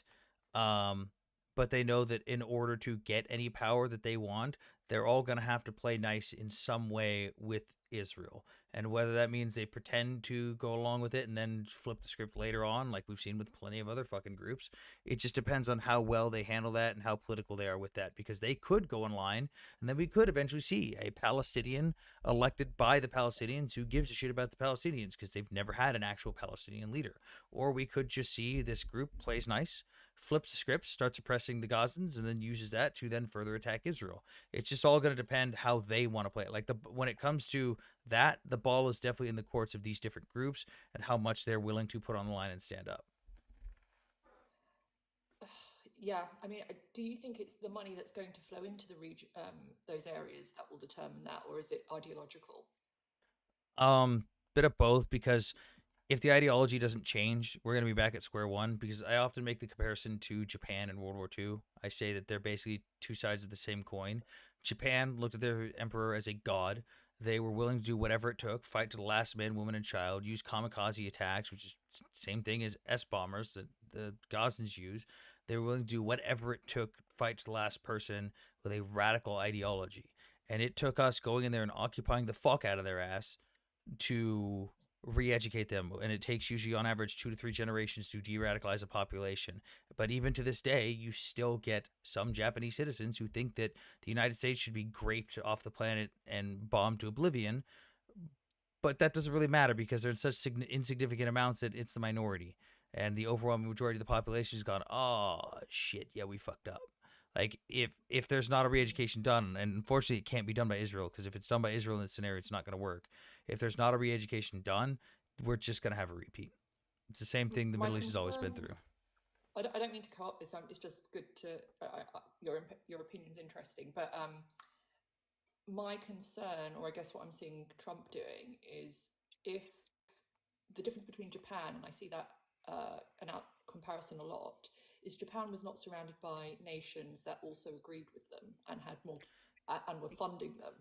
So I kind will of always point back to the region because it's like it has enough change in the region.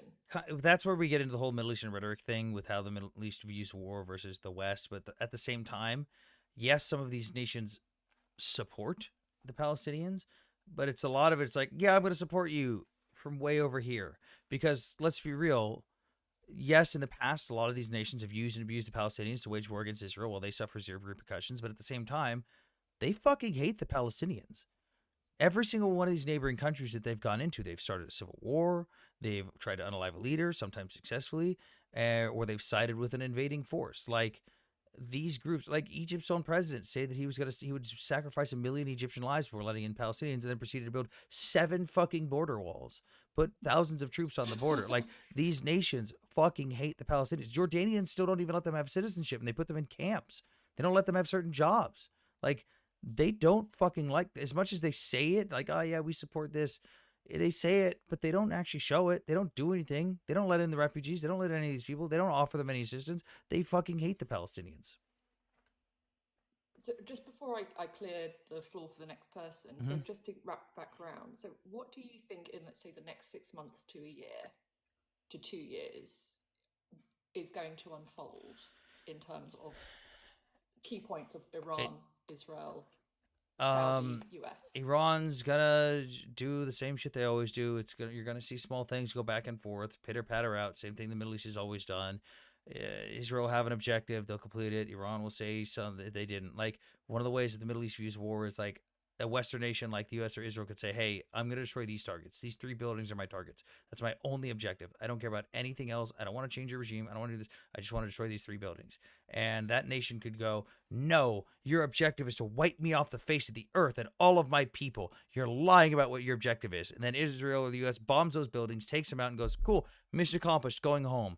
And then the other nation will go, see everyone, they failed. They didn't wipe me off the face of the earth. My people are still here. We're still standing. We have won. And that's exactly what we saw with the Ayatollah with these recent attacks. They got their fucking shit pushed in. They got slapped around like nobody's fucking business. The entirety of their fucking air defense system was destroyed. Their fucking air force was fucking crippled beyond recognition. We saw them do absolutely fucking nothing and not even have control over their own skies, which were controlled by 4th generation fighters that were flying uncontested. And yet, to the rest of the Middle East, Iran still came out on top.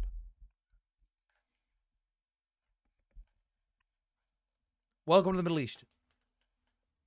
Are you saying that they're just going to still provoke? They'll come into speech, like they'll go into negotiations, they might sign something, but that they are still benefiting from the idea that I know they said they wiped out Tel Aviv. That there's not been a shift yet in back channels. Yeah, to because all it has to do is truly look change like they're making the attempt. It just has to look like they're doing it. Okay. Like Okay, there's well, there's a lot of bad virtue news, isn't it? before you go with this one, there's a lot of virtue signaling attacks. So like months ago when we saw the first two waves of Iran and Israel striking back at each other, we saw Iran launching ballistic missiles. From a Western perspective, we saw a buttload of missiles come. Most of them didn't even make it out of fucking Iranian airspace. We saw a bunch of missiles landing in random fuck-off spots in the middle of the desert. We saw, okay, you hit a base, you hit a runway, you put 3 holes in the runway, and you took out a fucking empty air hangar. You didn't hit anything critical. You didn't destroy anything. In fact, you unalived a Palestinian in the West Bank. And even the missiles that we saw, a lot of them didn't even have warheads in them because when they landed, we saw a fireball explosion rather than an actual explosion indicative of a warhead, which means that, like, based on Iran's openly stated capabilities, a lot of those missiles couldn't even reach southern Israel like they wanted to. They had to take out the warheads to put more fuel in them to get that far. And we saw that twice. And each time, what did Iran do? They called ahead. They said, hey, this is what we're going to do. This is when we're going to launch it. This is how many we're going to launch. Same thing when we took out Soleimani and they attacked Al Assad Air Base. They called in advance, said, we're going to attack. This is how many missiles we're going to launch. This is where we're going to hit them. Please move your people. And each of those times, from a Western perspective, we knew that Israel came out on top on that one, considering the targets they destroyed in Iran. We knew that the U.S. came out on top on that one because we took out Soleimani and lost a couple buildings and people got injuries. But from a Middle Eastern perspective, Iran won. Because they were sitting there going, oh my God, Israel is falling. The Iron Dome is failing. Israel is on fire. We are destroying everything. And it didn't even have to succeed. They just had to look like they made the honest attempt and they won. So I didn't really understand the impact of. I knew that there was no impact from a Western perspective. No, yeah, but I didn't understand the impact from the Middle East because I thought maybe for the Iranian population who are effectively, like, I don't know the word, but that they're closed in on this media landscape, and that the states that believe them and are kind of connected to Qatar, I thought, okay, they think because of propaganda, it's a victory because again they changed. It's a victory for them again because they change what the definition of the objectives are. They state what the enemy's objectives are, even if that's not what the actual enemy's objectives are. They say, nope, your goal was to wipe me out. I don't care what you said. This is what I say your goal is. If you didn't accomplish that, I win. And with those strikes, again, even though they didn't actually accomplish anything strategic, to the rest of the Middle East, it looks like, oh my God, the IRGC is standing directly up against the United States. They attacked this U.S. airbase. The U.S. did nothing. Oh my God, they stood up against Israel. They attacked Israel and they did all this damage. And it helps them maintain regional security. It helps them maintain regional power because if the IRGC looks weak and they don't respond, because in Middle Eastern rhetoric, you are required to respond. It doesn't matter if it's effective. It doesn't matter if you accomplish anything. It just has to look like you made an honest attempt. And because of that, it helps the IRGC maintain power where they don't look weak to the surrounding nations. They don't look weak to their proxy groups. And no one's going to go, okay, I can make my move. I can move in now. I can try for this because clearly the IRGC doesn't do shit. It helps them maintain that regional stability. So just like, let's say that in order to undermine or to truly correct Iran and the view of Iran in the region, as much as the legitimate targets of the nuclear power bases and all of these things were hit, will we not continue to have these, like, can we actually work with an undermined Ayatollah, or does the Ayatollah need to be overthrown in order for symbolically the region to truly get behind Israel? Yeah, there's a lot more that's going to go into have that region that's going to have to change before that, because we can just behind the scenes make the Ayatollah our bitch. Like, we could say, you're going to sit here and do what we say. We'll allow you to do this. We'll allow you to do that. And it's going to maintain regional stability. And that'll be good enough for us for now, at least. But in order to see an actual regional shift in ideology, it's going to take a lot more than that. And it's something that's probably never going to happen.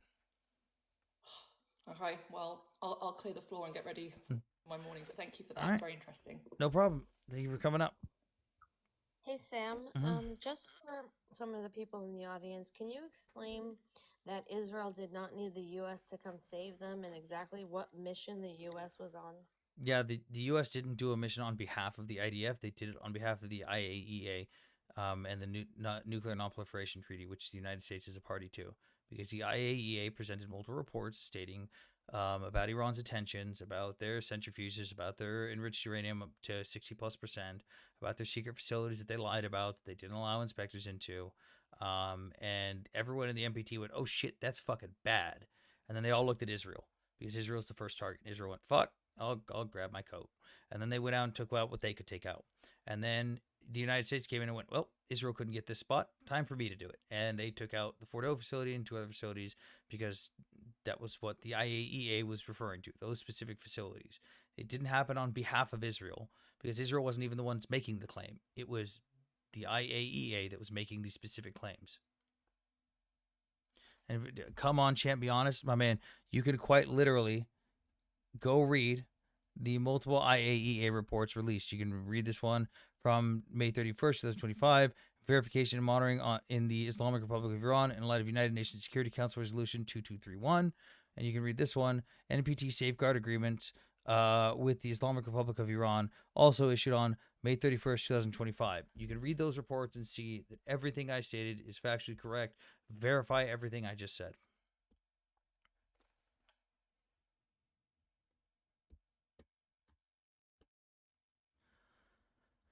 That's why Israel is not part of the IAEA. So Israel doesn't go with the IAEA because they're not part of the NPT, the Nuclear Non-Proliferation Treaty. They're just not signatory members.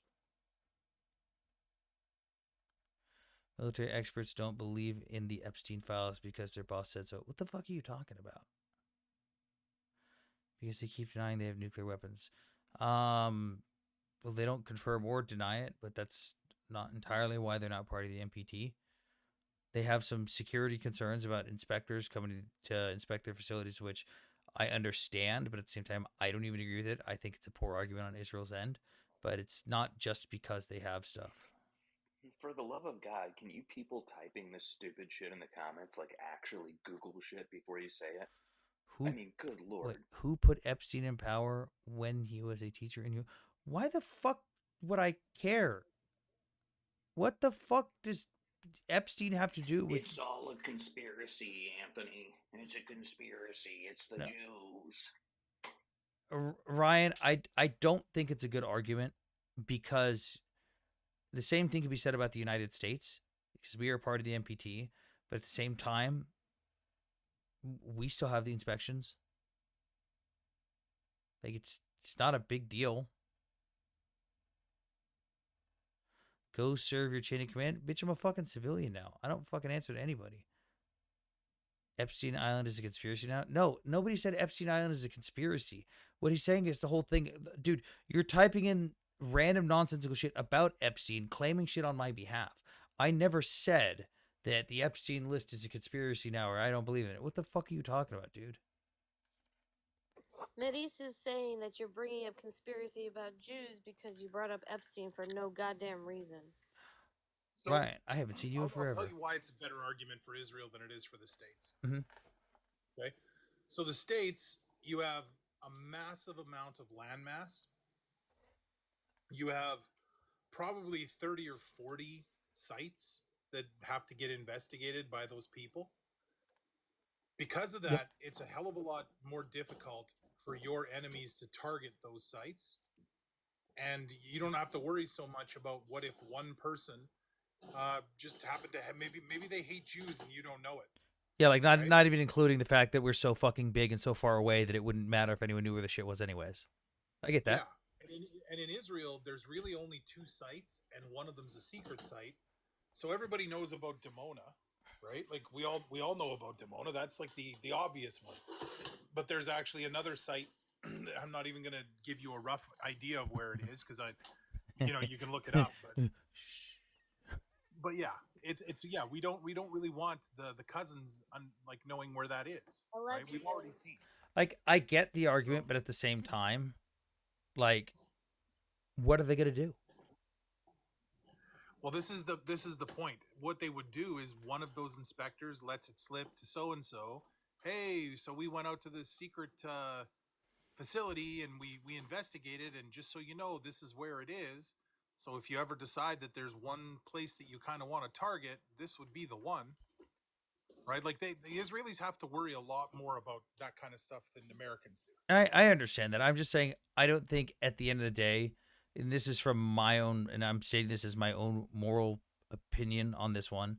I think that if you have nuclear capabilities of any form, whether it be civilian power infrastructure or military capabilities, you should be a part of the party to the NPT. That's why I don't like that Pakistan's not a signatory. I don't like that India is not a signatory. I think that anyone who has that capacity, period, should be a signatory.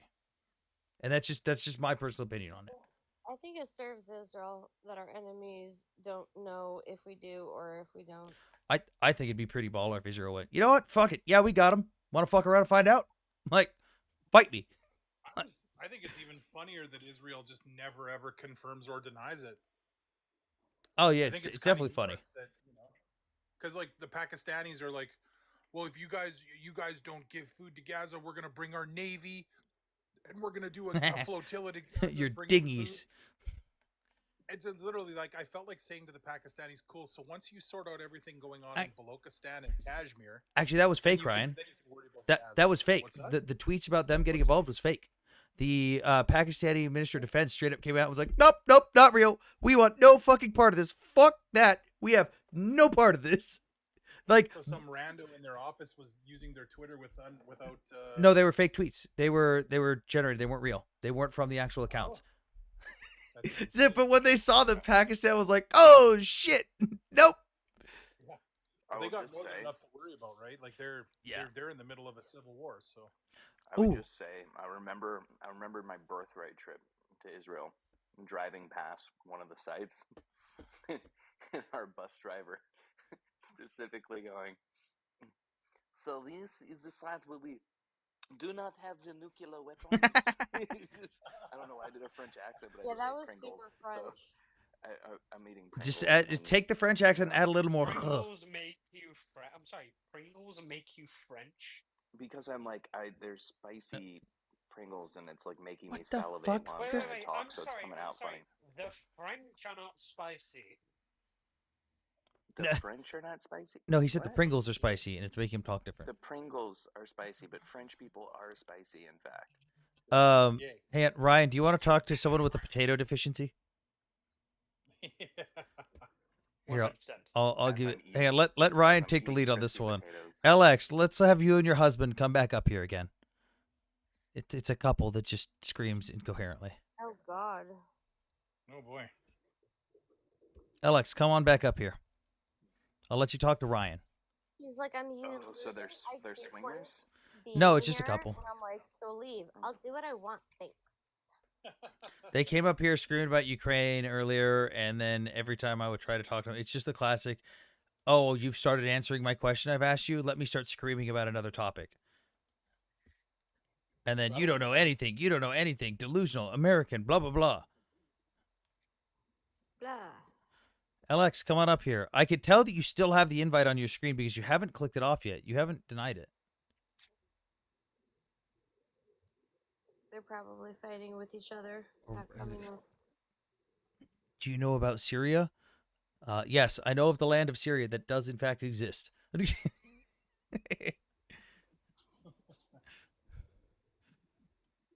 Wait, what's Syria? What's that? Oh, there you go. Have fun, Ryan. Wait, Ryan, do you have mod? I might need to give you mod for this one. Okay.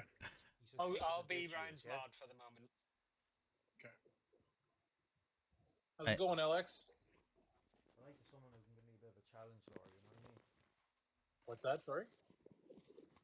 I said I'd like to talk to someone that can give me a bit of a challenge, not someone like you, because you know what you are. The more I listen to you, do you know what? I think I'm getting stupider the more I listen to you, yeah? Stupider? Wonderful. That's a feat. Hang on. Stupider? Do you speak the Queen's English, or you just speak that frosted? You're absolutely thick you are with your little fan group around you. Where'd you get your information on CNN? As everyone said, you make it up as you're going along. You make it up as you're going along, yeah? That's all you do. And any time when someone comes on with a fact, you go, blah, blah. Are you a prod or a Catholic? And easy on the mute button for now, Paladin. I'm going to give it to Ryan. Okay. Are you a prod or a Catholic, LX? Also, they do have trouble with the unmute button. Just fair warning. Ryan, you now have the hammer. Okay, thank you.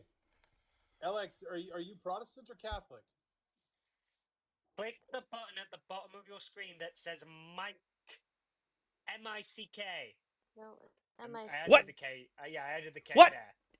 I should kick you for that. M-I-C-K-E-Y. No, it's M-I-C-K-E. actually an Irish joke. Yeah, I got it actually. I thought it was funny. It was that was too easy. It's awful. Get out of here. It's like myth, but with an I. Alex, should I send you an invitation? I think they're still screaming at their screen. They do that. Probably. Oh my goodness. I'm gonna send you an invitation. Alex, you have to unmute your microphone. not. Oh no, you muted the microphone. I just said I'm sorry. Alex, hold on. Alex, that was an accident. Oh wait. I just sent you an invitation. I'm sorry. Hang on, Alex, that was an accident. She didn't mean to mute you. She was trying to invite you to unmute. Oh my goodness. And come back up. So the microphone's unmuted. How can gently? How can somebody come up and be like, "You're so unintelligent," and not know how to unmute on a I'm dancing sorry. app? They didn't say unintelligent. Don't give him that much credit. They said stupider. I'm asking if you know about the situation. Yeah, I know all about it, Krista, and I've been in talks with U.S. politicians who have absolutely no idea what the fuck they're doing with how to handle it. But before I forget too, hey Tony, I just wanted to say I'm deeply sorry about what's going on in your state. I keeping you guys in my prayers, man. Yeah, the fucking dude. I've been seeing so much fucking unhinged shit from Palestinian supporters on that shit. Even some pro-Israelis, which was really pissed me off. Fucking, if you guys know who Destiny the streamer is, dude, Destiny actually made a fucking point to advertise his fucking VPN affiliate code to make fun of all the dead children. It was like, well, they can't grow up to be Trump voters. That's fucked up. That just ended any fucking semblance of friendship I had for the guy. And then he also tried to insult Donut Operator because Donut Operator's been there spending thousands of dollars helping out people there. But he was mad at Donut Operator for blaming Newsom for the fires in California. Dude, it's like you can't compare intentionally crippling your fire infrastructure and cutting the budget for all your people and focusing on DEI shit to, oh shit, a flood happened where people were actually warned, but it was like 1 a.m. when they were warned and the waters rose in 45 fucking minutes. Yeah. So let's see if I could find Destiny's fucking tweet. No way he fucking deleted it from his own post. No way he fucking deleted it. That's messed up. All I know, dude, is that there's 27 kids. Those were little girls at a summer camp. Yeah. It's. I don't know how anybody, like, what world are we living in? I don't actually know what you guys are on about. If somebody There could was clarify. a flash flood in Texas where in 90 minutes the river rose. 45. It was even less. Yeah, and it like unalived and then like a whole bunch of people, and specifically this camp that was a girls' camp and 27 little girls.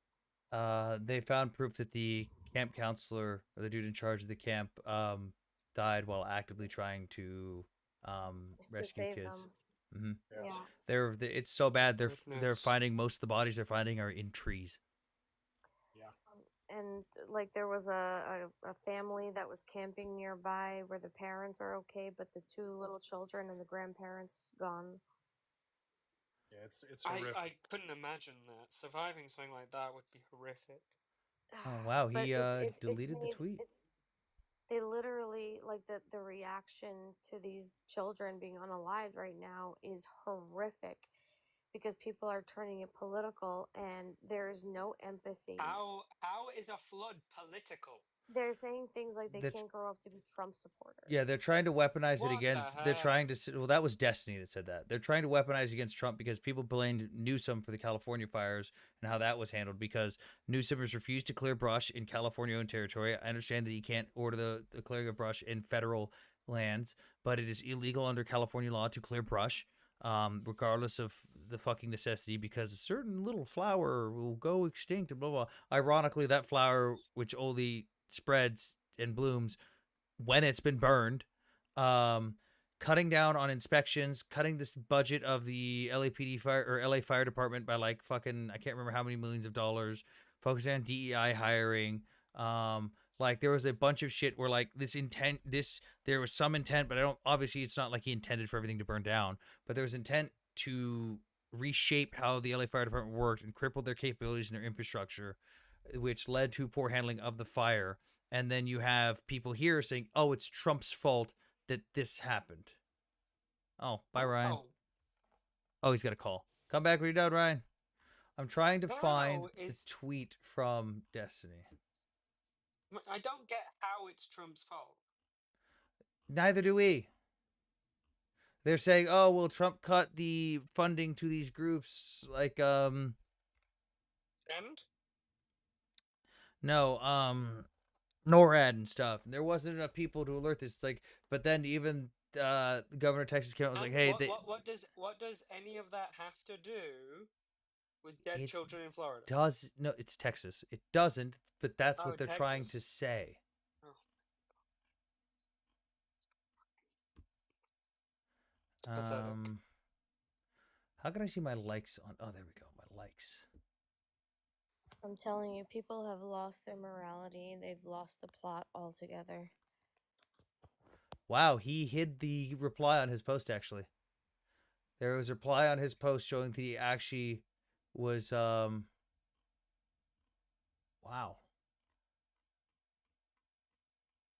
Yeah, he actually used it as an opportunity to advertise his fucking VPN or his VPN That's disgusting. link.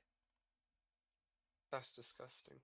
Let's see. Is it actually on? Did he delete the post itself or did he delete the person screenshotting it? Dude, okay, can you guys stop fucking reporting the live for inactivity? This is getting fucking ridiculous. Like, this is getting ridiculous. How can they report the live for inactivity? I don't remember what it is, but they are reporting it, and people are just fucking... Like, I'm not kidding. Like, I've had to do the inactivity thing, like, 3 times in the last 15 minutes.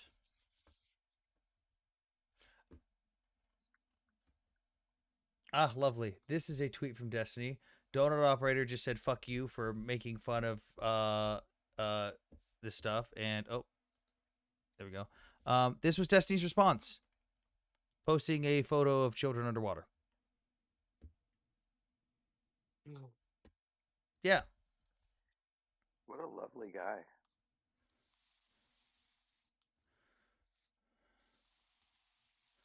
Just when I think that the human race can't make me any stiffer, then here they come again.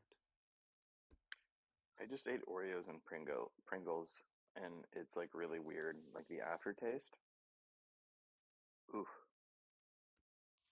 Oof. Where? Once again, just when I thought the human race couldn't make me any sicker, then And they were the Mideast hot has to ones, speak. like the Hot Ones Pringles, like from the Hot Ones show. You know what I'm talking about? Where they make the celebrities eat the hot sauces. So they're like super spicy. What happened to the Yahtzee counter? I just And haven't then I had it had on this Oreos thing. and milk. It's probably Yeah, that what guy happened that to the Yahtzee counter? I couldn't find a good spot for it here that wasn't cutting off like my face or anything. Cut off your face, it's fine.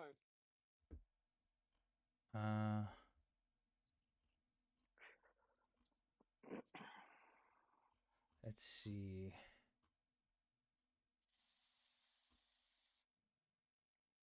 Is there nobody in the request that?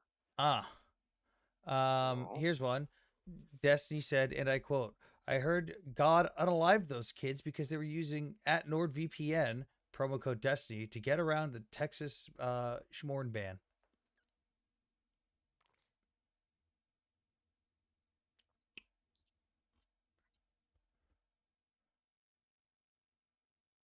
Wait, It's is just he not is funny. he pro Palestinian now? Did he flip again?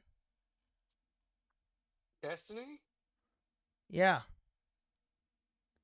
I hope not. Well, someone on July 6th posted, "I am a game designer from Israel. This is my champion." It's just a random fucking character from their game, and Destiny retweeted it with a bunch of Palestinian flags.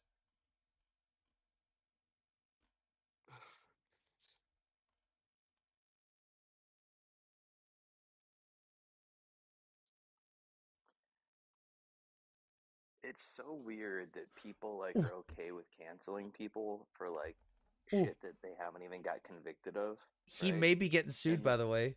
Destiny might just opened itself to a lawsuit. NordVPN replied to his post where he said they got bit. The kids died because they were using his NordVPN with his promo code. NordVPN replied, "Hello everyone. This tweet falsely suggests a sponsorship with us. No such relationship exists. We were reviewing the misuse of our trademark." Ooh. They're not happy then. Yeah, I don't think they want someone claiming to be one of their partners and just openly bragging about kids being unalived. Destiny is based. Destiny just bragged about a bunch of children dying. Oba, the fuck? Logan, hello, what's up? Yeah, 1 second. Let me just get my headphones in. All right.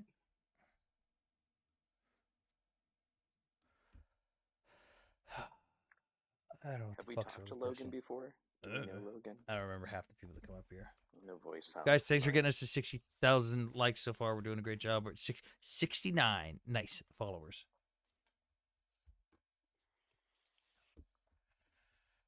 YouTube, Twitch, and Twitter are a little bit dead tonight, though. We've only got 18 viewers. If you guys want to see the other platforms at all, by the way, when we're streaming on here, we are also live on Twitch, Twitter, and YouTube all at the same time. You guys can check out the link trees in my bio to take you to those platforms. Jackson Hinkle is the GOAT. Oh, my fucking God. Oh, that dude has been spouting nonsensical bullshit in my chat the whole time. Thanks for boosting the numbers with your stupid bullshit, bro.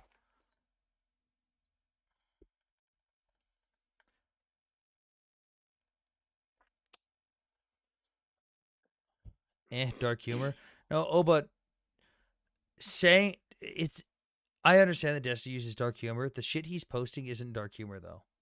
Like, he's actively attacking people that are out there right now, spending thousands of dollars, bringing thousands of dollars in supplies to help the families victimized by the flood, while making fun of the children dying and saying they died because either they didn't use a VPN or they were going to be Trump supporters because they were in Texas. That's not dark humor. I usually fuck with Destiny, but this isn't even humor anymore. Yeah, like exactly. Like there's a line. Like he said some pretty off the wall shit on a regular basis. Israel biggest fan is Destiny? Why No. he says it though. Like it doesn't make sense why he says so much of it. Because he thinks edgy for the sake of being edgy. He's the exact same as people he fucking criticizes. Logan, did you get a headset?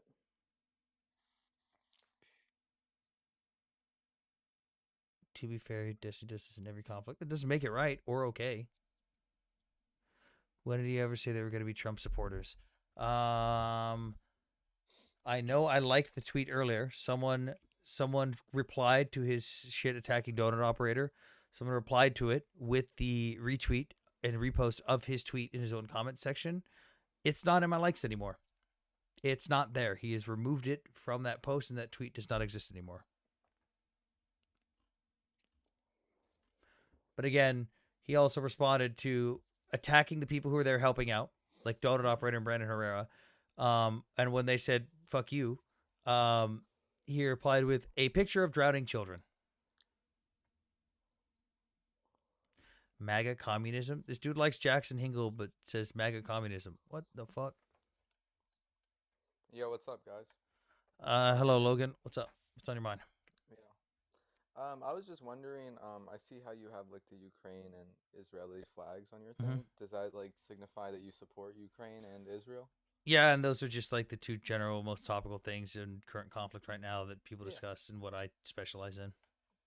Do you like do debates? I've come onto your lives before, but I haven't stayed for that long. Yeah, I mean, if someone's willing to have a cohesive conversation and actually exchange dialogue and stuff, I've kind of just gotten sick of the ones where people just shout something and then don't acknowledge points, or like the people that don't just like. There's certain things like even in the Israeli conflict and even the Ukrainian conflict that like 5 years ago were worldwide accepted facts, and now they're just people denying them and spouting blatant conspiracy theories because they saw something on Twitter and TikTok. Like those people at this point, I'm just like, I'm just gonna drop you. Like I can't. Like, if you're just going to spout some blatant conspiracy shit that's blatantly false because you couldn't do 5 seconds of research to find out that this was a worldwide accepted fact up until very recently, then there's no point in having a conversation with you. Oh, I totally agree. I think people on both extremes of both sides of, basically any issue nowadays, like there are like people that are completely lost, as in they are so ignorant that you can hit them with complete facts and they won't understand it. So, I guess to start, you being like a geopolitical expert and everything, would you say that your understanding of the Israeli-Palestine conflict, you understand like most of the history, like going back to like even before 1948? Like, I would you mean, say that you if understand? we can go back to the first Babylonian exile, and the first examples of calls to return to Mount Zion and songs from Jews and stuff back then, we can go back as far as you want with it. Yeah.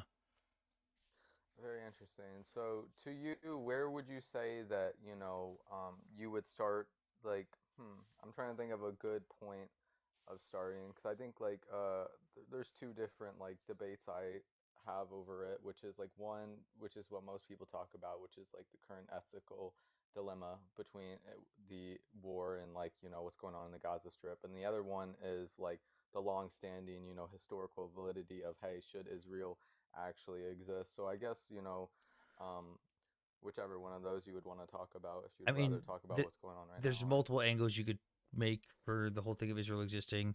I don't like when people use the religious argument, like, "Oh, all of the books say we should be here." I don't like that one. I'm fucking agnostic. I don't give a fuck what your magic book says. Sorry to my Jewish friends. Yeah. I don't give a fuck.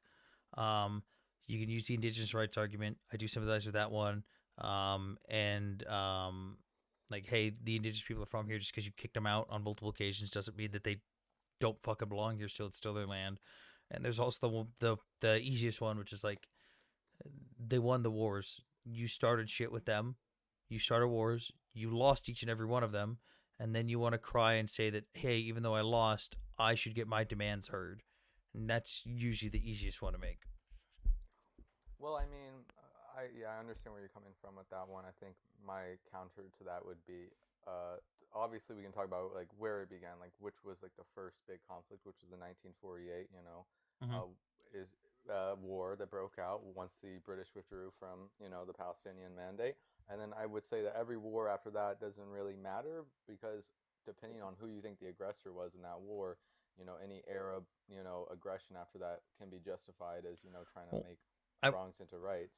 So I mean, well, would you that's a say? big factor right there, as you said. Depending on who you see as the aggressor, I would Yeah, say that exactly. the 5 Arab nations and 6 Arab armies that openly declared war on the Jews and invaded the land, declaring war, they were 100% the aggressors. When even like the founding documents of Israel state, "Hey, we just wanted everyone to be here peacefully. The people who are here don't have to fucking leave. You can still live here peacefully." And the consensus amongst the Arab League and the Arab leaders was, we don't want a Jewish state. We don't want Jews here. We're going to fight until the very last Arab, until there's no Jews. We're not even, there wasn't even a concept of a Palestine. Like, fuck, even the Arabs of the Palestinian Mandate wanted to become part of southern Syria, be known as Balad al-Sham. Like, they didn't, there was no concept of a Palestinian state until 1964. The Arab leaders were very open about it. They stated, we will divide the land amongst the Arab nations.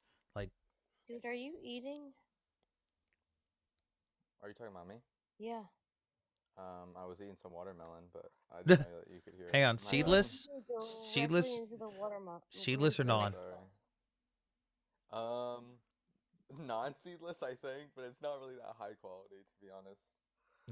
Which you It's didn't kind of you didn't do the mid-watermelon. knock test? Try not to eat like directly into the microphone. Yeah, sorry, I didn't know you could hear it, but Hold on, you didn't do the knock test, or did you just cut it open too late? No, I was kind of no. into it, to be honest with you. It's like an ASMR thing going on. Oh, I didn't know that y'all could. It's like in 5 minutes, I'm going to ask you to send me pictures of your feet. But What the fuck, Mideast? Oh my god. No, but He's weird. Ignore I him. want to go back to what you were saying. You said that anything after 1948 doesn't really matter. He said, No, depending that's on not who what I you meant. see I as the meant- aggressor. Yeah, and so to Anthony's point, on how you felt about that, the Arab nations really didn't interfere until after the Nakba, and Israel no. had really. That's not true.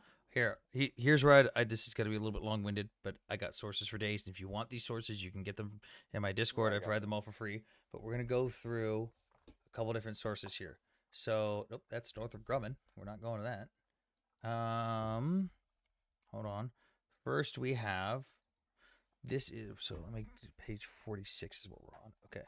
So this is the United Nations progress report of the United Nations mediator on Palestine submitted to the Secretary General for transmission to the members of the United Nations. This covers all the people that were quote unquote refugees because of as a result of both the war and the Nakba. Because you often hear the claim 750,000, but at the same time, even up until like 4 years ago, the Palestinian Authority's own website openly said 330,000. Well, where does that 330,000 come from? If we go back to page 46, this page covers the documentation of all the refugees by the United Nations, where they even went out in the middle of the fucking desert to find people hiding in the middle of buttfuck nowhere. We had, of the people that fled that land, we had 3,000 went to Iraq, 50,000 went to Lebanon, 70,000 went to Syria. We had 50,000 go to Transjordan, 80,000 went to Nablus, Tulkarm, or Ramallah, which is fucking, they're basically the same place.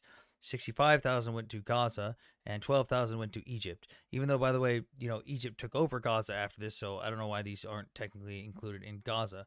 Totaling in 330,000. Now, what's significant about that 330,000? Well, if we go to, if you go to my Discord and you click in the Israel-Palestine section, there is a Dropbox folder that gives you, hold on, bada boom. And I will zoom in because some of these are hard to see. Nope, that's the wrong Dropbox. I want the actual Dropbox fucking direct link, god damn it. There we go. Okay, if we go into the books section, we can see the first one we're going to look at is called A River Without Bridges. Study of the Exodus of the 1967 Palestinian Arab refugees. This is by Peter Dodd and Helen Barakat. They interviewed refugees from the 67 war and the 48 war, but it was conducted after the 67 war. And if we scroll down, there's a section where they talk about, nope, not this one. I gotta remember what page this is on, because I always fucking do this. Here we go. On page 44, which is page 58 of the document, old refugees references, oh, you guys can't see that. Old refugees references refugees from the 48 war, new refugees references refugees from the 67 war. When they were asked the question, did you see any Israelis? Of those 330,000, 68% said they never even saw a single Israeli. So it's kind of hard to push people out when 68% of them didn't even see a single one of your people. That's not even an Israeli soldier. That's just an Israeli, period. Like, how do I force out people that outnumber me if they didn't even see me? So then we go to Do you really think that's logical when it comes to, like, obviously, for like, because in the 48 war, what happened is, for years as tensions grew between Palestinians and Jews that were immigrating and, migrating, whatever you want to call it, to Palestine, as tensions were rising, you had different Jewish paramilitary groups like I think the Haganah. Yeah, you've and got the other ones Irgun, the that- Lehi, and the Haganah. That don't Those worry. were I know those where you're going with the question, those and were I reactionary. I know where you're going though, but that's covered by this next section. There's one more book after this that I'll give you the four after this. So we've already covered that it was 330,000 based on the official reports. Most of them never even saw a single Israeli. Well, why did they not see a single Israeli? You say, yeah, because of rising tensions. Fair enough, fair point, and that's exactly what this book is points out. This is Israel by I.F. Stone. He's a British investigative journalist who was very vehemently anti-Zionist. He was a primary source who was there in the meetings with the Arab Committee, with the Arab High League, with the different Arab leaders, with the Jewish leaders, with the British military leaders. He had access to the British military archives. He documented all this stuff as a primary source, and he openly talks about how the Arab leaders openly ordered their people to leave in advance, said, we're going to have this war, we're going to do this, you are going to leave, we're going to kick their ass, wipe the Jews out, and divide the land amongst the Arab nations, and you can come back and take all their shit, and we can take everything afterwards. They even documents how there was multiple Jewish community leaders who were quite literally crying and begging on their knees to Arabs in their villages to not substantiate the war, not substantiate the invasion. Like, hey, please don't leave us. We want to live peacefully with you. Stay here and be amongst us and live equally. And those Arab community leaders going to the Arab High Committee, going to the Arab leaders and saying, hey, we don't think this is right. We want to stay here. we're not going to substantiate this invasion. And the Arab leaders respond with, cool, well, if you stay with the Jews, we're going to wipe you out too. And then the Arabs come back, they talk to the Jews and go, hey, sorry, man, peace, I don't want to die. And they leave, which is further backed up by, if you go to the Meaning of Disaster by Konstantin Zarek, this is the meaning of disaster is the Nakba, the Nakba being disaster. This is written by Konstantin Zarek, literally the dude that coined the term Nakba. He talks about in his book how the Nakba wasn't all these people being pushed out. The Nakba was the failure of the Arab armies to complete their objective, which was wiping out the Jews, and their failure to communicate and cooperate cohesively. He talks about how different Arab armies would lose a battle and then lie to the other Arab armies and say, no, we did great. You guys are good to push ahead too. So that army would go forward, and then they'd lose, and then they'd lie about it too. No, we did great too. You guys did great. We did great. We can't. Shit, we lost. We can't admit to those guys. Those guys said they won. We can't admit that we lost. So yeah, guys, we did great.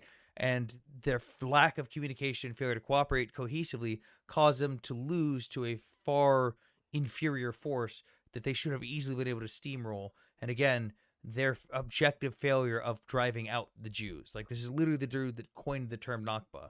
Originally, the Nakba had nothing to do with refugees being pushed out. It was their failure to defeat the Jews. So all of that ties in together with that whole narrative of like who started this and what were the objectives and why did people leave and where did they go.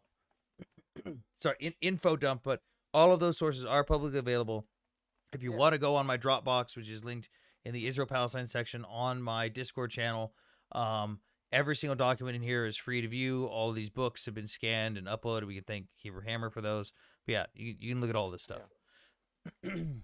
Yeah, it's great, man, and I'll definitely do that. I think something that's like important to know, and I think that you probably realize too, is that among Zionist points of views, even as early as like the first Zionist congresses in Europe, you had varying views from more extreme to more moderate. There were Zionists as early as the first congresses that said, "Hey, we'll move to whatever you want to call it, They Israel or didn't say Palestine, that.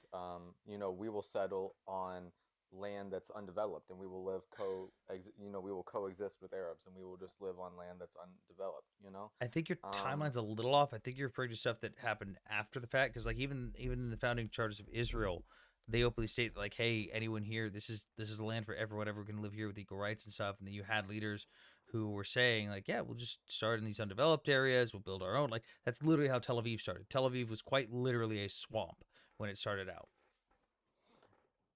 Yeah, I agree that there were moderate point of views that wanted to coexist with Arabs and wanted peace, but I think even as early, and this is just from things I've read, I've probably only read, like probably only 3 or 4 books on Israel and the Palestine conflict, but I've read some of like the earlier, like what they were planning to do, and I did see some quotes and different things, Talking about stuff like from that? Ben Gurion in response to, thank you, we achieved the goal. You're talking about like stuff from Ben Gurion in response to the Arabs openly admitting they wanted to wipe out all the Jews. Because like back in the day, they weren't saying we want to wipe out Zionists, we want to push out Zionists. It was like they were very open about it. It was, we want to wipe out the Jews, and then you've got a bunch of people responding to that, which you can say is radical. But in that time frame, it's entirely reasonable that when the Arabs say, oh yeah, not only did we just start a war because we wanted to wipe you out, we're going to do it again. And you've got it now, Israelis going, Yeah. fuck that, wipe them out. But okay, earlier than that, to like the seedlings of conflict starting, there had been decades of, albeit it was far more minor, but there had been decades of Jews migrating to Palestine without there being substantial violence, and there was actually No, that there was substantial violence. Yeah, No, you're gonna but you're between gonna make the Jews down there angry because there was that whole narrative. I don't mean to cut you up, but that's actually entirely false. No, So, hold on, hold on. I've not spoken for a while. Wait, I'm I gonna just want to take say one thing. I promise I'll mute up really quick. The Ottomans had an idea that they could resell the same plot of land over and over again because when they sold it, the Jews who bought it would just get unalived and then they would just get their money back by reselling it again. Go ahead, Ito. So it's even worse than that. The thing that you're really missing here is you've just turned around and said exactly what you complained about earlier about people who understood abject facts and then don't really engage with them now. You said that there were decades without violence. Give me one decade where Jews have not been attacked in that land since the Romans. Just one. Okay, I mean, I think something that I would appreciate is like, especially with like when Anthony was talking on like long monologues, like if I'm like speaking, I would like at least appreciate to be able to like finish my point, the thought in my head, even if it is wrong, and you guys want to correct me. But to that point, what I would say is between the late 1800s, and I'm not talking about the Ottoman government. The Ottomans also mistreated the Arabs. The Arabs hated the Ottomans. They were Turks. So I'm not talking about the Ottoman government. Between the late 1800s and basically until the fall of the Ottoman Empire, you had substantial numbers of Jews, migrating to Palestine, and there were no real, large scale, conflicts. And my understanding, and if you want to send me any, I'd appreciate it. Between that era, between native Palestinian Arabs I and believe Jews. this is linked. That's because I native Palestinian Arabs didn't exist at the time. They were just Arabs. So Okay, but you're that starting off. doesn't hold on, One second. Palliative. that doesn't mean You're starting. anything. Yeah, it does. It does mean things. Words have meanings. So when you say that, and people listen to us right now, and they go Google it, they're going to get a finite set of resources for something that people have written about decades and decades after the fact in revisionist history, rather than calling it exactly what it is, what the Ottomans considered it. It was split up into 4 different groups. There was Christians, there was Jews, there was Muslims, and then there was others.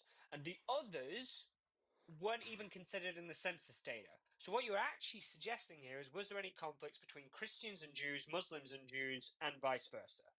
Yes, most certainly was. There were major ones in I mean, you're dividing 1893. it. You're dividing it No, I'm among. dividing it how the Ottomans divided it. Why are Palliative, you? let Yeah, me do this Not an yelling. easier way, Palliative. Hang on. So just to show to answer your point where you were saying, hey, during the British part, you said you didn't mention the Ottoman part. You said not during that period. So this is just during the startings of the British Mandate of Palestine. We have this document that I'm looking at, or this article that I'm looking at, is called "List of Crimes Committed by Muslims Against Jews Since the 7th Century," and it's specifically stuff within the Middle East. So right here, 1920, the Arabid massacres. 1920 to 1930, the Arab riots. 1921, the first Haifa riots, and we could keep going. We can keep going and looking at all these different things that happened within the British Malay States. 1929, anti-Jewish riots. 1929, the Third Hebron pogrom. Pogrom.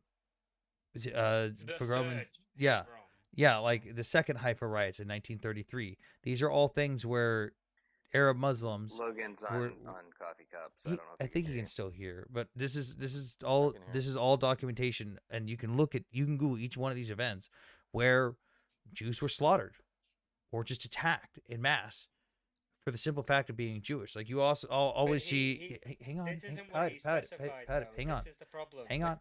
You're not addressing what he specified. Go earlier. He's talking about the end of the Ottoman period in the first Aliyahs. That's what I'm getting to. Yeah, the time period. That's before the British Mandate. I'm Yeah, getting I to was that. talking about- I'm getting to that. So if we go back, because I'm obviously listing stuff from within the British Mandate, but if we go back before that, we see even stuff when Jews were migrating to that land and making Aliyah. We saw the British limit their migration. We saw them limiting how many Jews could come in, but not limiting how many Arabs came in because the Arabs were pissed. We saw like the classic pictures of the boat you see where like, don't destroy my hopes and dreams. Blah. Those ships never made landfall. The British turned them around. That's an illogical statement. What? Like I just want to backtrack just because of the statement you just made, because you said they limited how many Jews came in, but not Yes. Arabs. Arabs were the native people that were living there. Arabs No. were the majority. Arabs were. It doesn't matter that it doesn't matter that they're the Yes, they were. majority. They No, it Logan, does. they migrated over in the late 1800s. Hold That's on. not true. Arabs had Hang been on. the Hold on. majority Hold in on. that Hold region on. until, Hold on. since the Arab Hold invasions on. in the Hold 60s. hold on. Hold Never on. happened. I'm That's a getting to fact. this. You Hang can on. get I'm census getting to data. this. Everyone hold on. Everyone. Again, the British quite literally limited the Jewish migration to where Jews literally had to smuggle themselves in illegally. And if you go back before that, when you start looking at the major aliyahs of the Jews before World War II, before the British Mandate, in the early 1900s, before the Mandate, and the late 1800s, the 1890s and stuff, you see a large influx of Jews in their largest amounts, but you also see a massive influx of Arabs coming in at the exact same time. And as that's happening, you still see Arab Muslims attacking Jews in that land. It doesn't matter if the Arabs are the majority at any period in that. They are not the indigenous people of that land. They had no right to tell the Jews who they're not. They do not meet they do not meet the 7 indigenous requirements set in place for the United Nations Okay, for so indigenous here's status. what I would ask you. Here's Mhm. what I would ask you: Are Hungarians indigenous to Hungary? No, majority of them are not. You see, so I feel like this argument that we get into is like when you look at human history, obviously humans have been. There's a massive difference, and I Oh already my know where God! you're going Stop! with this. I've heard the Stop! argument a Just thousand stop times. muting No, because I've people. been getting interrupted. Yeah, but I've been getting interrupted every single bloody sentence. Because you I guys get keep to, and jumping I'm in on just trying to people. get to. I literally asked to take it, but like the reality behind it is I know where he's going with this argument. No, Hungary is an established nation. They're going off nationalism. Okay, their country exists because of a successful nationalism. Okay, Palestinian isn't even an ethnic, nor is it a true national claim, because the end goal of every single national party for Palestine is the assimilation with Balad al Sham. So even at the end of the PLO, the PA, the PFLP, Hamas, Islamic Jihad, PIJ, all of their end goals is the reabsorption into Sham, Balad al Sham, Greater Syria. So even the identity claim of a national group doesn't exist within their own culture because it's superfluous to them that they're Muslim. So You just fundamentally don't understand the region, So- and that's why you're using This is Hungary as hang an on, example. relax. Dude, I don't know if I'm gonna be able to have a conversation with this Relax. guy talking Just- like this. This is not. just- This is not only unproductive, but he's being very I- toxic just- when it comes just to a debate. Everyone, relax. So Toxic? kind of Goodness relax. sakes. Relax. I am relaxed. I just So found it so more oh my God, not palliative, relaxed. palliative. You're making statements about my knowledge on this, and But you don't so even know. as clearly don't he- have the oh my knowledge God. by your statements. Oh that my you've God, that's already enough. made. That's enough. You don't even let me finish my That's statement. enough. That's enough. I knew Now where you were now going like with like this. I was. know these lies enough. That's Oh my gosh, enough. you're so That's enough. For fucking everyone, that's enough. Now, like I was saying, just someone already gave me the perfect example in the comments. The blatant revisionist history. Dude, stop rewriting history. Arabs were there first. Even though people act like the Arab Muslim conquest wasn't a thing, like Jews were never in that fucking land. So, like we were talking about with the indigenous fucking rights movement, there's specific criteria set in place by the United Nations indigenous rights communities that tell you how you determine if someone is an indigenous peoples. And there are 7 criteria. You have to meet all 7 criteria. If you meet 6 of the 7, you're not indigenous. If you meet 5 of the 7, you're not indigenous. The Palestinians don't meet those claims. The first one we have is self-identification as indigenous peoples at the individual level and accepted by the community as their member. Sure, the Palestinians claim they have that, so we'll give them that one. Historical continuity with pre-colonial and or pre-settler societies. The Palestinians don't have that. Number 2, we're already wrong. We're already off to a bad start because the Palestinians are quite literally Arabs. They are not the original people of that land. They came through colonial powers. They came through the Arab Muslim conquest of the Middle East. The Arabs are from the Arabian Peninsula. They are not native or indigenous to, well, now you could say they're native, but not indigenous to that land. Yes, they have now lived there for hundreds of years, but before that, they were not indigenous to that land. Strong link to territories and surrounding natural resources. They don't have a link to that. Where do all the Muslims, the Arab Muslims in Gaza and the West Bank pray to? They pray to Mecca. Where do the Jews pray to? They pray towards Jerusalem because the land and all the surrounding land holds a significance to them, their culture, their ethnic identity, and their religion. Distinct social, economic, and political systems. They don't have a distinct social or economic or political system. They copy all of the other Arab nations. Distinct language, culture, and beliefs. They have Arabic culture and language. That's not unique to the region. That is quite literally the language and culture of the colonizers from the Arab Muslim conquest. Form non-dominant groups of society. They are the dominant group there. Resolve to maintain and reproduce their ancestral environments and systems in distinctive peoples and communities. They just want to spread the Arab identity. They don't meet these requirements. They are not the indigenous peoples of the land. They were not, their ethnogenesis was not there. They were not there first. They got there through conquest. They subjugated the people of the land. Like, they're not the indigenous peoples. You could make the argument that the current people that live there have rights of longstanding presence as natives because they are from there as where they were born, but they are not indigenous to that land like the Jews are. The Jews meet all of these requirements. And also, we've had Jews who never left the land, who are exactly practice the same and always speak been the Jews same there. as any Jew from Europe or Ethiopia or India. Saying who is there first, you have to go back thousands of years. Yes, we can quite literally go to when the Jews had their ethnogenesis in land, and then they were exiled by the Babylonians in the first Babylonian exile, where we see the calls of return to Mount Zion in songs by Jews. Okay. This is my DNA test. DNA is not a part of indigeneity, but it's just an, I think, extra step. It goes back to the land of Canaan. All right. Yeah, Got you it. eat that So- watermelon, boy. Yeah, I'm still Vinny's, enjoying what the my fuck is watermelon. wrong? That's what you decide to. No, he's actually. But that's what he piped in. That's what he piped in. Comments are actually very Yeah, you necessary. don't hear the slurping? Golda, I'm Alright, fucking so- deaf. I have my Do you think I volume at can- 100%. Do you think I can get in like? Yeah, a good. maybe I just info 2-minute dumped. Go ahead. monologue without anybody interrupting. Yeah, I info dumped.